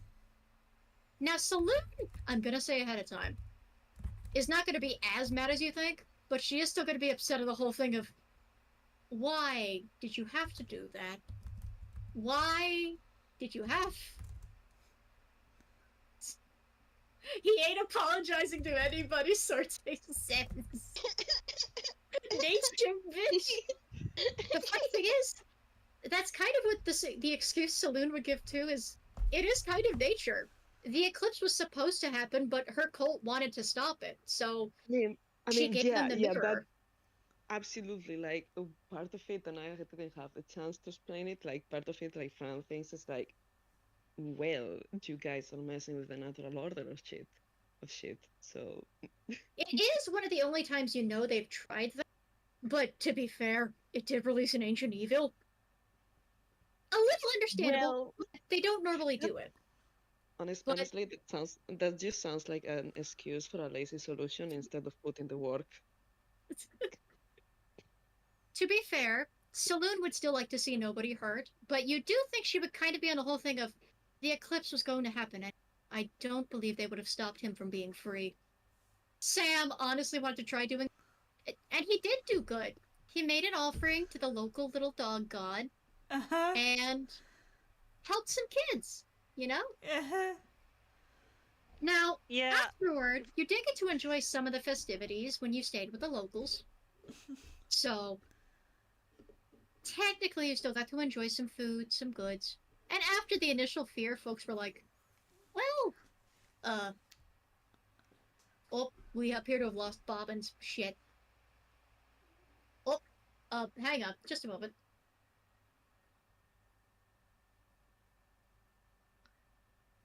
yeah. For the moon thing, I'm just gonna state this for the record. They were praying for her to hold it off for a day. I think Bobbins hit a button on accident. Bobbins sent me a call in DMs and then hung up as soon as I joined. Oops. I think it's technical issues, but continue. Yeah, I was gonna say, they were trying to stop the moon for a day, but the eclipse is gonna happen eventually. You can't Yeah. hold something like that off forever. So, That is the thing I was going to admit at the end is it was up to you whether you went through the unnatural option of trying to stop the eclipse or the natural option of letting it pass. But either way, the cults were going to clash. It wasn't meant to necessarily be a tragedy because Belle didn't want anybody to die. He just wanted to free his buddy as not angrily as possible, so he didn't kill anybody. Because he remembers last time when EGAD stopped him from coming back, and he knows he'd be very, very, very, very, very pissed, and would just be like, on the one hand, I normally get it. On the other hand, they kind of literally saved me, so I can't have you kill these guys. I'm real sorry, I know you're pissed, but I don't want to admit they might be my friends, but they might be my friends. I'm sorry. Fran is putting like an official request to the heads of the EGAD to have permission to kick Scratch ass.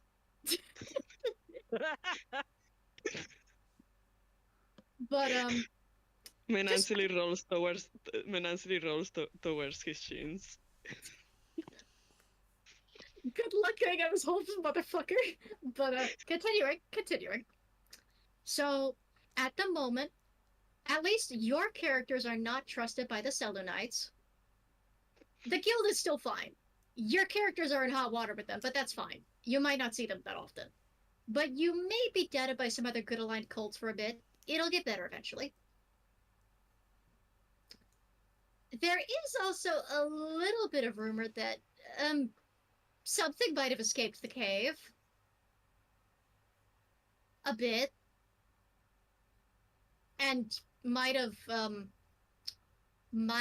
put Mikami Village under some shadows. Perhaps. I mean, at least Phantomia is trying to give a warning. Mm-hmm. So, Mikami Village is now going through the introduction to the Okami game. Wee. That's nobody's problem. That's just the whole thing of, okay, well, they know how to deal with that. It's fine. And, Sam, Yeah. when you go to sleep, Mm-hmm. you wake up and you find your reputation with the cults actually blew over. Cool. You also, for some inexplicable reason, find, a piece of newspaper on your bed. Mm-hmm. Like, a pet or something brought you the newspaper. Oh, cool. So he'll read the newspaper. You don't have to read it. It just mentions some of the others, but it mentions local news, nothing involving you. But you get the feeling your reputation cleared up. You think maybe making a very sweet, dopey little offering to the dog god of the moon might have blown things over a bit. That's nice.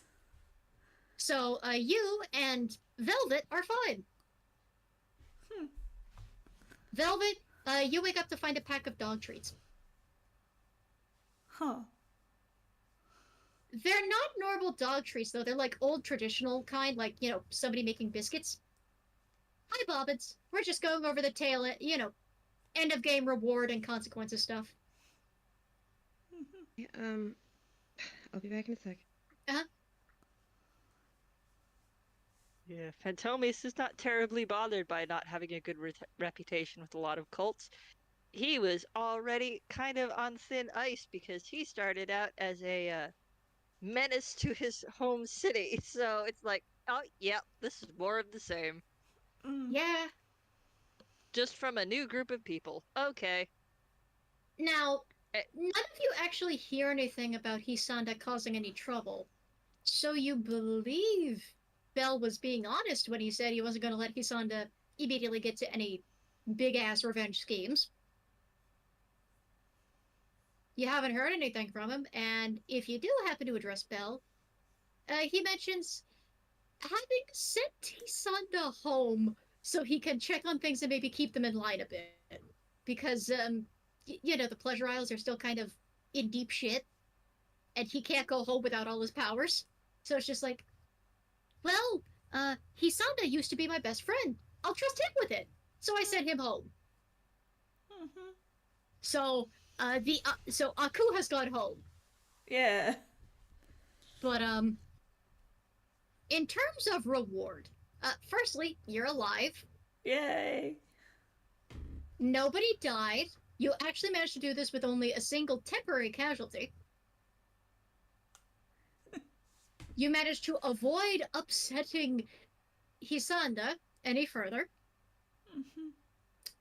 Arcana de la Curse got out, but that was kind of inevitable anyway. She was gonna. There's several solar eclipses a year. He was gonna get out eventually. It's just a matter of, like, time. Welcome back, Bobbins. Oop. Okay, we're gonna try that again. But, in terms of rewards, firstly, you have the stuff that you bought from the stalls. So you have the food, you have the paper, you have the origami. Uh-huh. You also still have some of the Phantomius local currency. never got anything from the festival. Phantomius, would you like a last-minute purchase? I think he's just gonna have a couple treats, but chances are he'll eat them before they get home. Mm-hmm. You could get some dango. Dango's good. Yeah, he will spend some gold to get dango. Maybe get a sun cake for your uncle for that letter you write about Arcana. Yeah! Oh man, he's gonna have such a hard time figuring out how to word that letter that doesn't reveal that he was the one who is actually there. So, the last few things are, technically, you uncovered one of Scratch's allies. And rather than let him stay banished, you let him go free. So you got some approval with the devil. It's up to you whether this is a good thing or not, but EGAD has apparently decided Belle is their best friend, so you know. Look, you guys keep on liking the guy. Your power of friendshiping the fucking devil. I don't know what to tell you. It's not gonna change the fact he's the devil, and he has evil shit to do, but like... He doesn't know why you're still being nice. You know who he is. Phantomius is, I mean, this is the nicest way, but Phantomius is kind of half convinced that somehow he's going to end up in hell. He doesn't know if he's going to die to get there or just be really, really unlucky. So having at least some bonus points to help get out or at least lessen things is kind of what he would aim for. Hurrying favors, Sorte says. I'm not gonna say nothing on that. But it sounds like Belle, rather than letting chaos reign and just, letting them cause all sorts of destruction and havoc, instead seems to have things under control. But first and foremost, each of you do wind up with 500 gold under your pillow. Ooh. With an oddly nicely drawn note that says, "From the Tooth Fairy," in Belle's handwriting. So each of you got 500 gold. I guess that's the benefits of doing that and selling out to the devil. You know how it is. Okay. Don't worry about it. So 500 gold. Some snacks, some dango, some origami pieces. Sam, you actually do get a letter from the guy. It takes a minute to recognize the name, but when he mentions your friend helping him with his food cart, you get a little familiar. And he mentions, okay, things aren't necessarily great here, but I was able to stay with a relative, so the kids are fine. We're waiting on the priests to handle it. There's a 7-headed dragon. Turns out it was real. Oops. But it's fine. It's fine. We have gotten away from the area and we're safe. That's what matters. And you actually are sent a recipe. 2 copies of it. One for you and one for Phantomius. For his version of mango mochi. Oh, cool. Which is made in the shape of little dogs. Aww. So, little round puppy dogs. Nice. So, that's your personal flavor reward. Fran has sent a note of forgiveness along with this because he was like, by the way, one of my neighbors wanted me to send a note to the robot in a bucket that says you are free to buy more origami in the future, but you will not copy my designs. You can learn by hand when you get hands.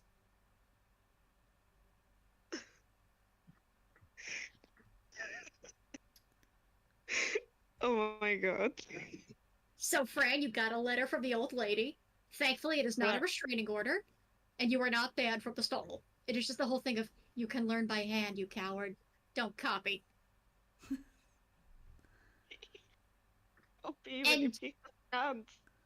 And you are, in fact, sent an origami horse. Oh, yeah. Oddly enough, it kind of looks like the Trojan horse, but that's unintentional. It's fine. I'm sure it's fine. Don't worry about it. Fran proceeds to be attacked by millions of tiny origami spiders that burst up his soul. It was a trick! She sent over tiny minions to attack you! No, it's not. But, it does technically actually come with a tiny origami soldier, so that is kind of funny. Oh. It's an itty-bitty guy. Just one little guy that is, like, tucked into the envelope so carefully. Just a little guy. He is, like, millimeters big. You don't know how she folded that tiny. That's incredible. Just a little guy. Now, you do notice Belle kind of stays busy, but you notice he's kind of putting up posters about hiring someone to deal with the circus that you heard about, the Cirque de l'Âme. And you, for some reason, notice him testing out disguises, appearances, animals, tunes, different styles, costumes. You're not sure. You think he's got his eyes set elsewhere. But the last thing we end up on is... Oh, you know what? I'll look at that once we conclude here. Phantomias. Yep. We technically flash away from you for a bit as you sit down, pull up that little wrapped up package with the sun cake, take a deep breath and sigh, and as you write, we instead fade over to a coastal town. A lovely place. Peaceful and rather contrite. Duxville, which is a pun on Ducksbill. It's not Duckburg, it's Duxville. Like the bill. Mm-hmm. And somewhere in a nice mansion, sitting atop, past a big letter M, an older mallard. And I say mallard as in the duck, not mallard as in, you know. He is an O-mallard. I'm just saying mallard as in duck. Kind of walks back from getting his mail, pats the local dog, who just kind of gives a big ol' boof. He's a bloodhound, he's a droopy looking thing. Follows him over. And as he reaches, he goes, Jensen! We got a letter from the boy! What? Sorry, sir? My boy sent a letter! He never does that! Oh, this can't be good. A letter and a package. And as he sits at a desk, forgive my butchering of his accent, by the way, this is absolutely meant to be Scrooge. No, you're fine with it. He unwraps the package and sees a mooncake and sun cake, and for a moment goes, oh. Takes a bite. In the package, Delicious. if I may cut in for just a moment, Of course. it's not just for him.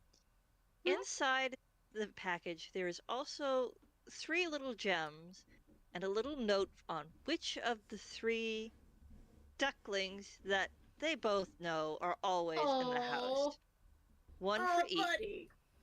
And it says rather neatly, give these to the boys. Please don't keep them. And He scoffs playfully, but he does set them aside based on letter, because he knows who they're for. And then in the letter it says something along the lines of, our ship stopped in port near a town that was having an eclipse celebration. I was nearby in a neighboring location when word got to us. Our captain packed us up quick when I spoke to him about it, but it seems that the eclipse released several things, one of which we know rather intimately. He And then squints. the next line, kind of underneath it, says, Delacurse lives again. Keep the house safe. His expression falls. Any joy, any relief from finally hearing from his boy again, for the first time in what must be ages, months, years? He's lost track, he's been worried sick. And it ends with the name of an old family legend. And he leans back in the chair, and Jensen, the butler he mentioned, who kind of trots up, this canine-looking fella, you know, from the old cartoon, goes, everything all right, sir? Did he get arrested? I wish he did. That might be a little easier to fix. What happened? Arcana came back.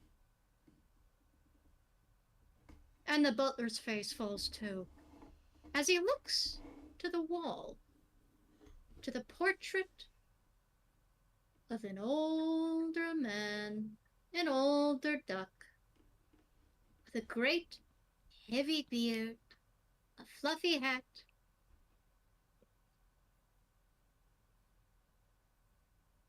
and a crow at his side, rather uncharacteristically, holding in his fingers a single pretty dime.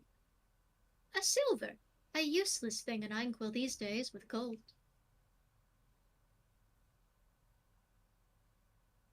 Oh dear.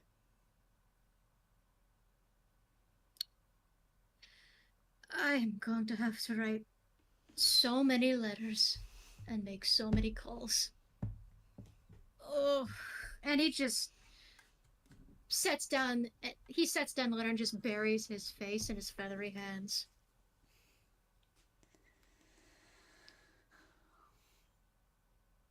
He doesn't even bother reading the other letter he got from Narcissa, because nothing's going to make it better. Not even hearing from her. And as we fade away from the mansion, and from the distant sounds of excited little duck feet flapping against the ground,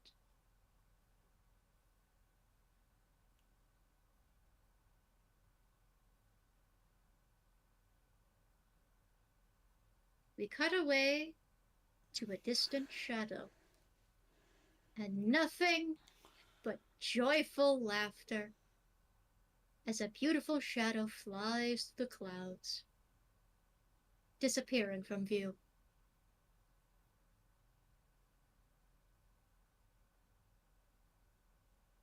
It looks like some people's personal quests may start soon, while others have concluded. But you've gotten your rewards and you've lived. This concludes the Ring of Fire. The news reports that the eclipse went off in most locations without a hitch, but that Mikami village is really the only one that seemed to encounter any trouble. They seem to just have the holy trifecta of things that were imprisoned by eclipses. It's rather unfortunate. You get that with tones. Honestly, compared to some of the other evil things they report, it's difficult to take it seriously, even though it's horrible to hear about. But the last thing that any of those televisions show is, like, anything the radio says is just, everything is fine for the most part. Mikami Village has apparently been cut off by a wall of shadow, but local heroes are on the case to try and dispel this. And nothing related to EGAD whatsoever is said on the radio.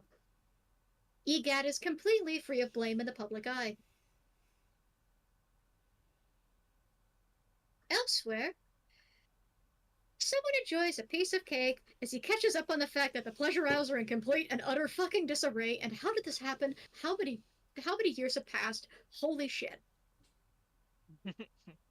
Hisanda has so much work cut out for him, it's insane. So concludes the Ring of Fire with just a glimpse of a book in a distant library. Everyone got 500 gold for their participation.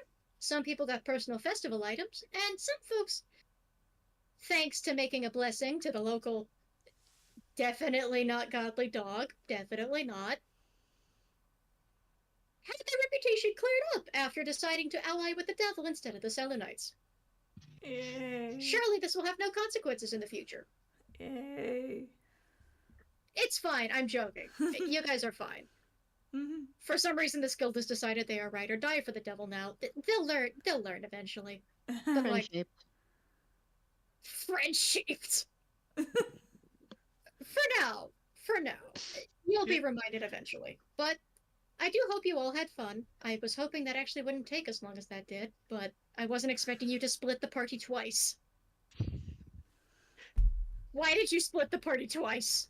Holy shit. Okay. I couldn't help it. I was playing the not quite solitary superhero character. Of course he's going to go off. The first time was fine.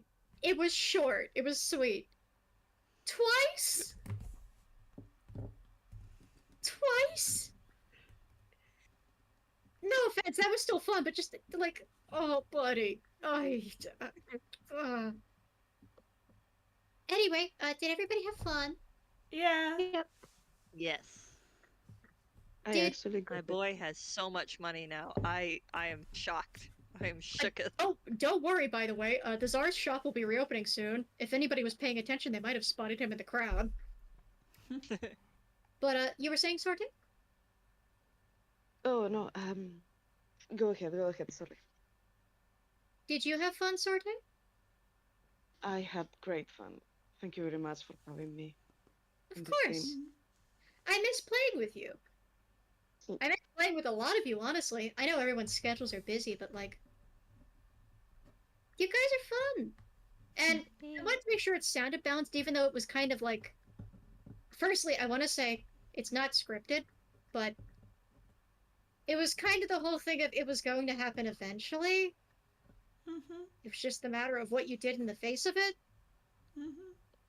You at least prevented it from being a worse tragedy, so you did get the good ending of it. Rather than, Uh-huh. samurai Yeah. anime cartoon intro. We win by doing nothing. I'm just being thoroughly confused. I'm joking. Come on. No, you're good. But I'm glad you all But you're had also fun. not wrong. You guys did something. If you hadn't gone over and tided things over like you did, there actually would have been a lot more casualties. Belle would have been ambushed, he would have been stabbed a bunch, and Hisanda would have been so upset, he just would have started slaughtering people. Mm. Remember how Aku came back at the start of Samurai Jack? And how quickly he took care of dozens of soldiers? Yeah. Uh-huh. Okay. You did in fact kind of tide things over by just... You actually did something just by being there and helping him out. Huh. Sure, he's still a little pissed, but it's also the whole thing of, it's nothing personal. You know what? It's not personal, it's fine. I don't have to be upset. I don't imagine squeezing you like a sponge. It's fine. You made sure my boss and bestie didn't get stabbed. It's fine. It's fine. It's fine. But I'm glad you all had fun, and I hope it didn't feel like... I hope it didn't feel rigged or anything. No, it was a lot of fun. Okay. We Did tried not. something a little different, but, as a heads up, by the way, there will be another game or two later this month. I just didn't want to announce them at the same time because I was afraid folks would want to join the other one more than this one, so... look forward to seeing Halloween Town around Halloween, though. But yeah, if you would like to, we could say goodbye to the audience on the count of 3, okay? Remember to stay safe, everyone. Stay 6 feet apart. The pandemic's not over yet. Treat yourselves with love, and your neighbors with love, and take care of yourselves. On the count of 3. 1, 2, 3. Good night. Bye. Bye-bye. Good morning. I am gonna go to bed. I'm gonna do the same.